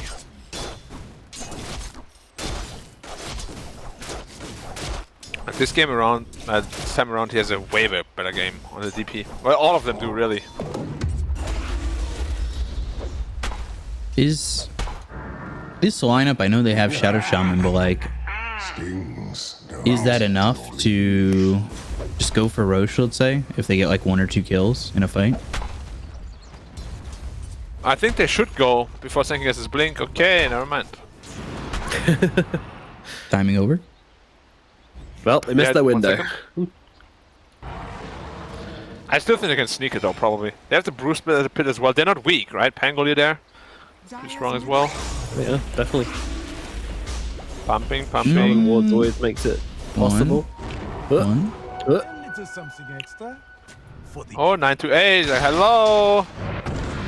He has 2 leaps only to work with. Rolling Thunder. This time they do have Dust. Cinder Brew, but the Rolling Thunder misses, leaps away, and no more leaps. No more life. That is a lot of damage. Casual 300 damage from Shield Crash. Yep. Meanwhile, they are trying to fight into this with the Exorcism. They go to the Rage. They've got the Swashbuckle. They've ended up losing Red Panda. He's so far out of position, but surviving.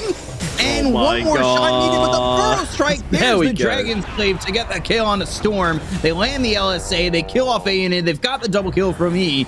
And they'll look over as now the Shadow Demon's in trouble. Cyclone up by TK. They have the control. They have the damage and the kill. And it's all of a sudden 4 heroes dead on the side of YBB. Aster.A's taking massive advantage of that. Storm is really overplaying his hand every time he has an Exorcism up. Like, he thinks he's way stronger than he really is. Kind of like the last game where he chased the Shadow Shaman. He runs after the Lina. Lina doesn't care at all, and suddenly he finds himself in between 4 heroes.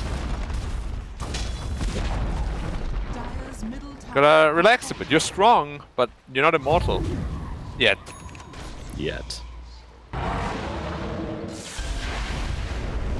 Tiny got SB though, so he's gonna be looking to join some fights now as well. Shadow Blade, yeah. Yeah, Tiny can deal a lot of damage in these fights. Doesn't have a shard though yet. Yeah, should be next on the... It's a little bit unreasonable there, B-Cup. You know, it is 14 minutes into the game. Literally cannot buy it. I'm just saying, I know he doesn't have the shot yet, no man. I don't know. It's not about him having the shard as well. I'm just saying, so a lot of the time you'll see like Echo Saber shard Shadow Blade, but he's got an Echo Saber Shadow Blade this time. Which means he's very rich. Yeah. But, you know, he outputs the quick burst damage and maybe he doesn't have the extra oomph. The durability, would you say? Goodbye. Yeah. Red Panda like having a lot of fun. I'm not sure he is. I'm gonna call BS on that one.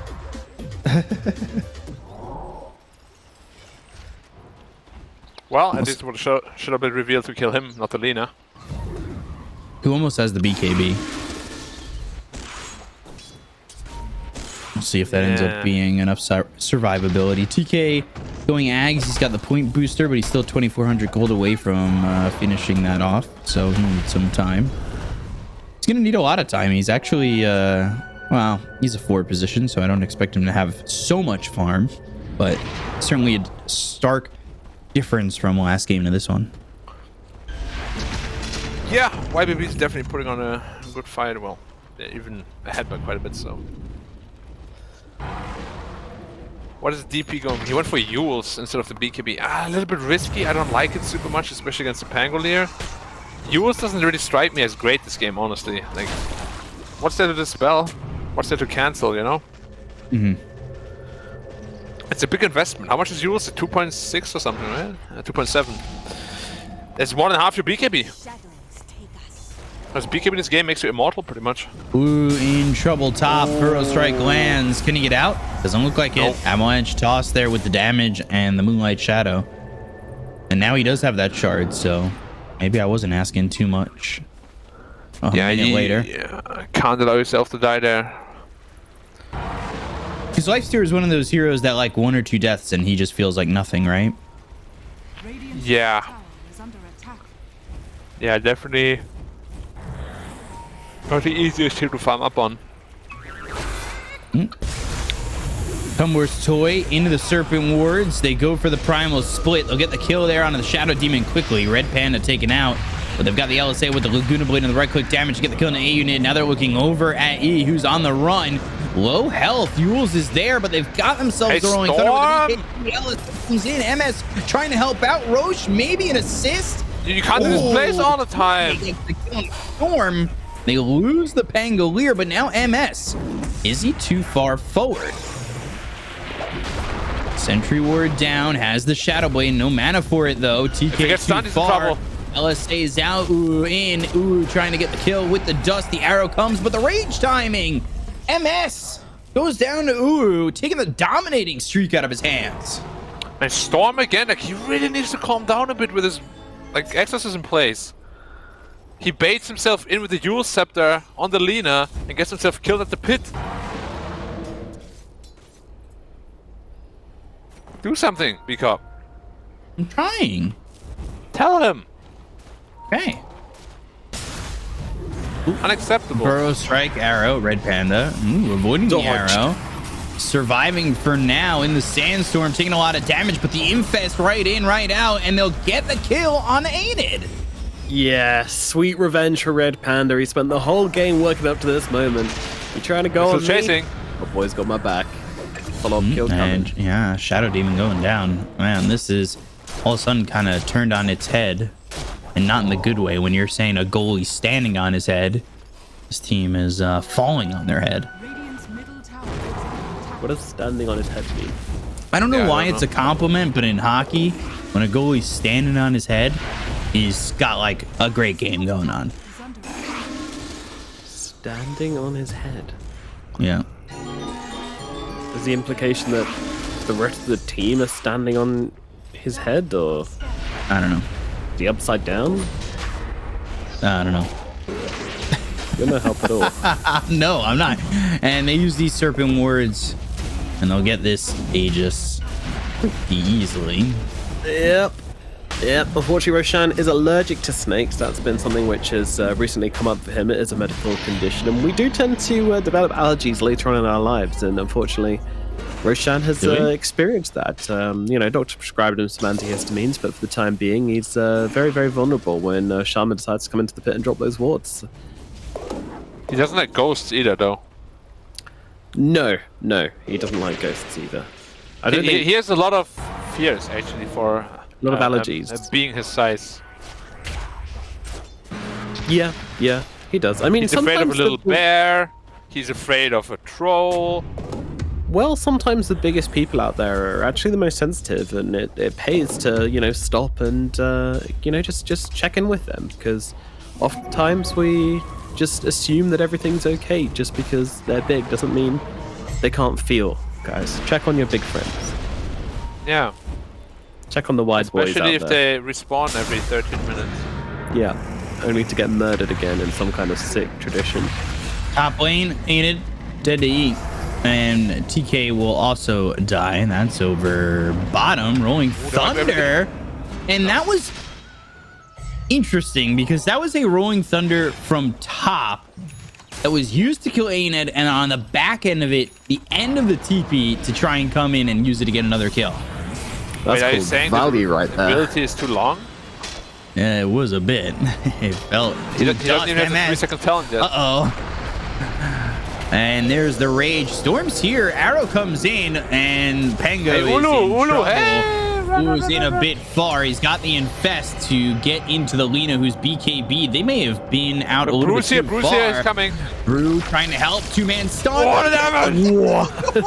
Storm gets taken out, and they finish off E, but it's only the ashes. Bash. He's got the bash here. Can he get a bash? The percentage is 0. The percentage now up above 0. They get the kill out on the Shadow Demon. I couldn't give you live percentages even if I wanted to. DK going in with the Primal Split. They've got the Shadow Blade once again. He'll hide. No reveal on this one. Meanwhile, oh my God, they know he's here. Oh, Sentry Ward. They know where he is. Red Panda Redemption arc. Avalanche, Rage, and there it is. There's the kill on MS. Aster.A is now of a net worth lead. I just want to highlight one thing. The last 3 fights that have gone terribly for YBB. Storm is always the first one to die. Epicenter. Epicenter, Burrow Strike, Arrow. You don't have the damage to do that, man. That did not work out, and now he's got the again, Ag, so he has another Brew Split. Boy, Easy. Okay. Okay, relax there, sir. Dominance asserted. Serpent Ward's down. Tier 2 in trouble. Rolling Thunder in. Bullied. Shadow Demon. Can I get anything off? No. Great hero. Counts. Yeah. Swashbuckle, dust. Ooh, the arrow in his face. Arrow. And Infest save.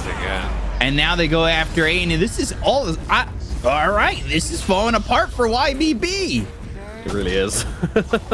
this Why buy back? Was like, why buy back? Because there's not much point at this point. They were ahead, like, I want to say 5 minutes ago. They were ahead. They were leading the game. And they just started losing. They just started bleeding kills across the map. They lost Roshan. They lost more. They lost more. Like, it's just... They haven't had a win in such a long time in this game. And I don't know how. Because this the DP was owning. The Tiny was looking horrifically strong. I don't know. There needs to be some replay watching here from YBB. Because there is no way you let this advantage go so easily with the heroes you have. Yeah, give them an inch and they'll take a mile. We've seen exactly what happened though. Like it was just areas really punishing them for overcommitting all the time. Like we criticized the Yule Scepter on DP, and he probably would have lived every time if he had a BKB instead of a Yule Scepter. He finally has his BKB, but maybe a little bit too late because Lifestealer hits very, very hard now. So would you say it was like a failure for YBB to adapt to how the game was developing? Yeah, I think it was a little bit too much autopilot and just overall too much aggression from the DP especially. Like if your Shadow Demon is behind you, you can do that, but he just likes to run into the backline all by himself. Yeah, and I'm in like, smoke. Burrow Strike.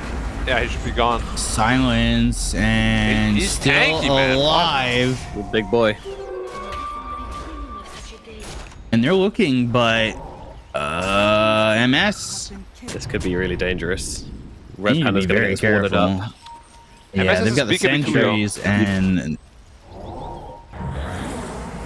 Oh boy. Well, MKB already on the Lina. It's a lot of damage coming from the backline now.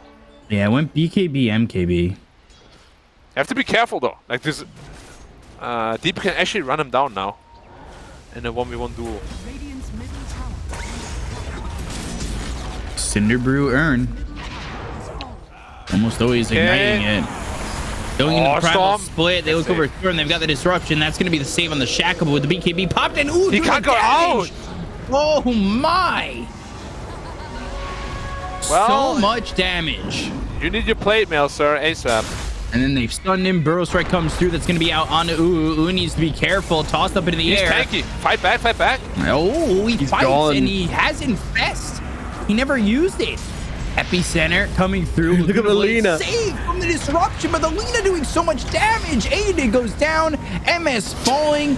Cyclone into the air. Godlike triple kill. Looking for the ultra kill. The ultra. And he's got it. Dude, Whoa. Yi didn't move from like the one spot for the vast majority of that fight. Yi was literally sat in the exact same position, just right-clicking fools left, right, and center. Like, yeah, your lifestealer dies, but Yi was just completely unfettered, unbothered, moisturized, focused, flourishing in his lane. Look at his neutral item too. He has the Brigand's Blade. Plus MKB. Like, his damage output is absurd. Look at that tower. Absolutely brutal. And you've got those 7 fiery souls, and it's just hitting out these right clicks. Wait, he did pop exorcism on a DP. Yeah. It's just really, you can't lose your death prophet at the beginning of every fight. He's so important. Such a big piece of the puzzle for YBB. They just can't seem to secure him at all. Also, this item build of the Mirana is really weird. He went the Fusel Blade and now has a Rapier queued up. What? And he has the Brigand's Blade too. Respect Doesn't it. Tiny want that? You're gonna want it. Well, you 9 want to it. 8, you're a +4, my friend. Somebody's watched too much Jinky Weaver, I think. He has literally been jungling with the Mirana, man. He's been arrowing so many creeps and then went for a Diffusal first. That game didn't work out for Syncue anyway, so. Yeah, there was a game Just where he dang. went Weaver and built a Rapier and won the game for his team. That was Syncue, yeah. Yeah. Definitely There worked.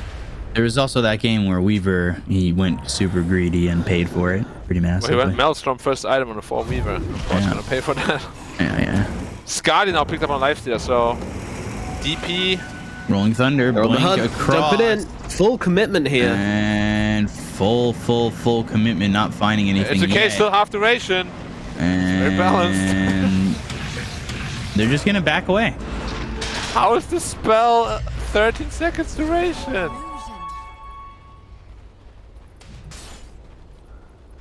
Ah, my god.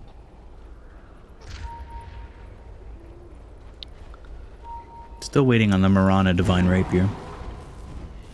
Yeah, he probably told his team, just give me 20 minutes.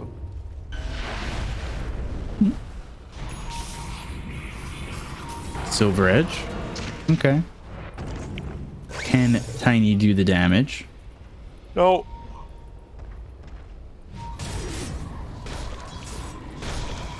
Lifesteal are losing a lot of time by just sitting in here. That's fine. Double Burrow smoke. Strike. They found E, and he pops the Did they? BKB. Now Yeah, they're Mesh gonna got turn out this of here. around. Aiden in some trouble. The right clicks in. He is doing it, man. He is just throwing out these right clicks and outputting so much damage. They also got MS, and that is 2 big kills for Aster.A and the Cyclone. Do they have the extra stun? Drop him down. There's the Hex and the Shield Craft, the Liar. Swashbuckle, and the Shackles. Oh, that feels so good. Hold him there. Yeah. Forever. Oh no, both of Maybe not YBB's Rush. carries are dead. The Mirana and the Tiny. The support DP. Oh, Roche, who gets a shard? Lina? Lina? No way. Yeah, it's way. It's not even good. No, Lifestealer's taking it. Yeah, that's good. Open wounds is really good. Against high HP heroes. What happened to our shard indicator and our ags indicator at the top?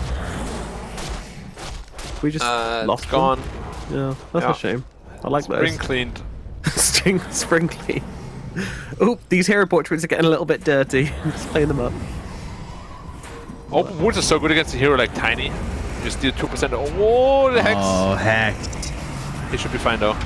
Yeah, no He disruption save. should be fine and will be fine, but will the base be fine? Ooh, they glyph the creep where so he can't satanic, and then he gets it anyway. Sick play. All good for Lina YBB has for satanic. now. They hold Even if on. they get on top of her, Yeah. can't kill her.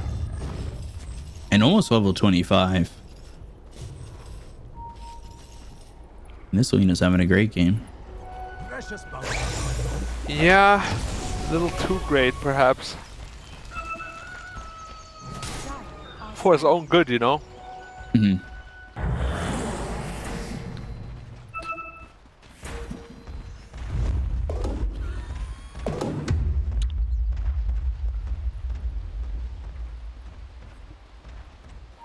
Smoke up. They're down a lot. And if they lose this fight decisively, I could see them just GGing out. Double damage Tiny, though. That's a big one. Plus 400 damage. He That's has massive. BKB. Oh, no! BKB gets popped. Right click damage coming in, but doesn't care. Satanic out. MS gets ripped to shreds, you say. Ooh, gets the kill. They'll take out Aeonid. He missed that burrow strike pretty egregiously, and they call GG. Aster.A with the 2-0. Oh, If that burrow hits, Lina is instantly dead. Yeah, literally. Like, Tiny almost two-shot her from full health. Yeah. Aeonid, my guy. I mean, she had Aegis was- anyway, right? Like, it didn't matter, ultimately. It Yeah, was- but then at least, you know, you can maybe kill a bunch of other heroes during that. You have some sort of fight. It's just really bad to go out on a fight like this because now you don't know what would have been. Yeah, You know, for like, sure. Was this a good play? Was this a bad play? You'll never know. Well, I know one thing. Aeonid is not getting any sleep tonight. He is going to feel bad about that one. Poor guy. But that was, that was a catastrophic blunder, unfortunately. But in the end, they were behind. It was a hallelujah smoke play. You know, they get blessed by the DD rune. Maybe they could have made something happen, but unfortunately, you know, they should never have been in that position in the first place. So you can't really, like, say the whole game's on Aeonid or anything like that. Of course not. It does come down to just, you know, the early game and how badly and YBB crumbled. I mean, look at how well they did out the laning phase. 3k gold advantage at 12 minutes, but I think it hits like 15 minutes and they just stopped winning fights. I mean, to me, I think it kind of comes down to this lesson where you can't get away with some things which you can get away with at like kind of 5 to 10 minutes. And then it kind of hits Storm here. 10 to 15 minutes. Yeah, you just get absolutely ruined. Yeah, that is like every fight. They just can't keep their death profit alive. Yeah. So, like, your point makes a lot of sense. It's just, like, you gotta play around your strong heroes, right? Like, DP is your strongest hero, and you gotta protect him. I think this fight is the next one where DP just runs in all by herself and dies again. And at this point, I don't know if it's like a team communication kind of thing, or if he just is too confident in himself. Like, he uses his ults aggressively here, has no defensive tools whatsoever, and just gets blown up in the pit. It's tough because... And it happens like another 1 or 2 times after this. Like, it's just not allowed to happen. I mean, he was owning so hard in the early game by doing this kind of really hyper-aggressive playstyle. And then it hits a point where this Lena's just dishing out too much damage and no one really dealt with it. No, nobody was dealing with the Lena at all, just getting away with just sitting in the perfect spot and letting the right clicks rip. Pretty simple. Yeah, I think this is the next one here. Yeah, you just highlight after highlight, you just see the DP die first. Yep, and the Sand King always exactly already dead or elsewhere. I think Aeonid did have some big issues throughout the entire game of just trying to not really being at the right place at the right time, you know, getting picked up a lot as well, getting picked off a lot, like, outside of the fights, which I think was a big issue for them. He is ultimately their teamfight controller. Yeah, just overall the areas outplayed them. And Yes. like, after the early game, they had a pretty big deficit, but didn't really face them too much. The team fighting is still very strong. They have good heroes to do so. And you can see they're very comfortable with that draft as well. It's still beyond me how they got that Pangolier at the last pick. But yeah, that's a little bit too good of a pick for that stage of the game. Would agree. Yeah. Last pick Pango is kind of absurd. It's like very shocking to see something like that, for sure. Especially when it fits their draft so well. Like, they were looking for an offlaner, they were looking for control, they wanted a team fighter, something active to take the front line, and something that their Lysula can play around with. Like, it literally ticks every single box that didn't get banned in that final phase, which I'm sure YBB were kicking themselves for at the time. And here we see that Burret strike once again. It was not pretty. Not any better to watch the second time around. That is just unfortunate more than anything else. Yeah. Probably wouldn't have changed the outcome, let's be honest. Yeah, agreed. So, Aegis Like Lina. he dies, but Brewmaster's just gonna split anyway, and then okay, cool. You lost your Aegis. Buys Whatever. back or something like that. Yeah, YBB have a lot to improve on, I think. But, this was a game they could really learn a lot from because they did play well in the early game. They did make the right decisions early on. And then it just came down to that mid-game where they really let the ball slip. So I think they need to, have some proper time looking over replays, realizing the things they could improve upon. And mostly, you have the gap closers on this team. The fact that Lina was able to get away with so much in these fights is a big problem for me. Yeah, for sure. One stun, DP's on top of you, you are supposed to die. I mean, they have some sort of support in form of lifesteal that can actually heal him a little bit. But yeah, once DP's on top of you with any sort of disable, you're just dead. But never really happened this game. Nope. I think the first time they actually got on top of her, it's after she got her Satanic. Yeah. At which point, that's no longer the way you can play around the hero. So it's too late. Yeah, unfortunate. Who would your MVP be for this game, B Cup? Probably E. I just think his positioning was great. Yeah. Cool. I saw you looking over at me through the camera. Don't look back. I feel like he's just I don't know. I think his positioning was really good. Again, giving him Lina was just, I don't know, a mistake in my opinion. Yeah, I mean, you even said it before the game, right? In between the game, you're like, yeah, another game of Lina, give me the Ember Spirit, all good. That'll work out absolutely perfectly. Yeah. All looking pretty damn tidy for Aster.A in this series at the very least. And of course, we can now have a look over towards the standings and see how this affects things. Now, both of these teams were 1-1 coming in to this game, which means YBB, unfortunately, will now be down in 6th place, along with Shenzhen with that 1-2 record. Meanwhile, Aster.A can take a proud place alongside Sparkling Arrow Gaming and IG with their 2-1 record. How's this lower division shaping up, you guys? Well, Dandelion, big surprise. IG, big surprise. But the rest, I somewhat expected. Mm-hmm. Yeah, I mean, SAG, I think they're... No, I think they have one more game with Phoenix as their mid, and then D-Stones is coming back. That'll be pretty interesting to see. Or he was on a break or what? I think... I'm not sure what the break is or what the reasoning is, but I know Phoenix is standing in for the first 4 matches. And then D-Stones is coming back, and we'll see how he does and how he performs. Because I think without him, SAG are kind of treading water. And when he comes back, that's going to be a big change to the way they are.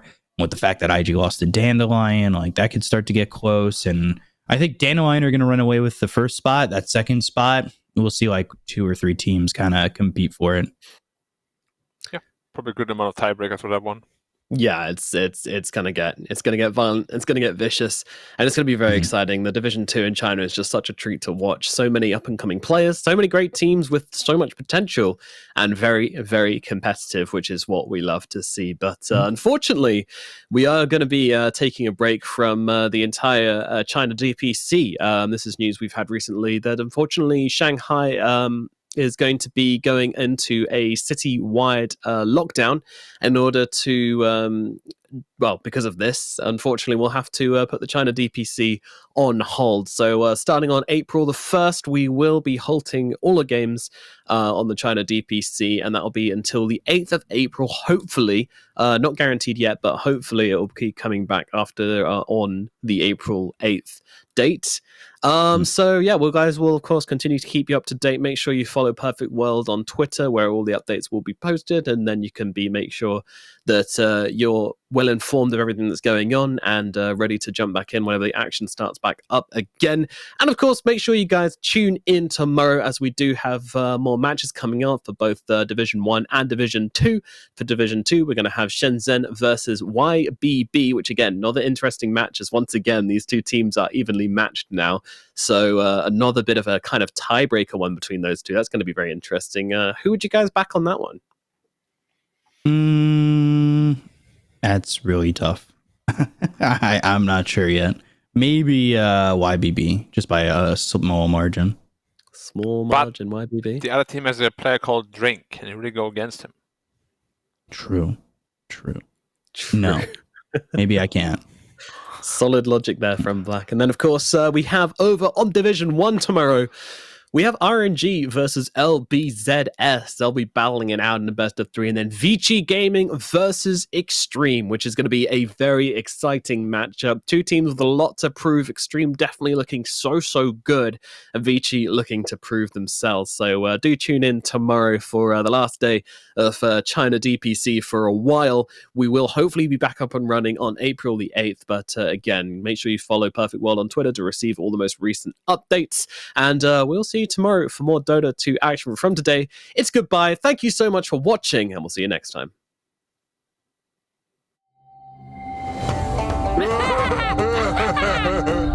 So, who wants to play a game? Yoink!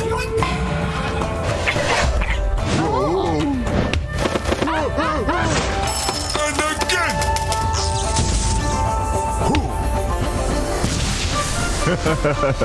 I always get what I want. In the bag.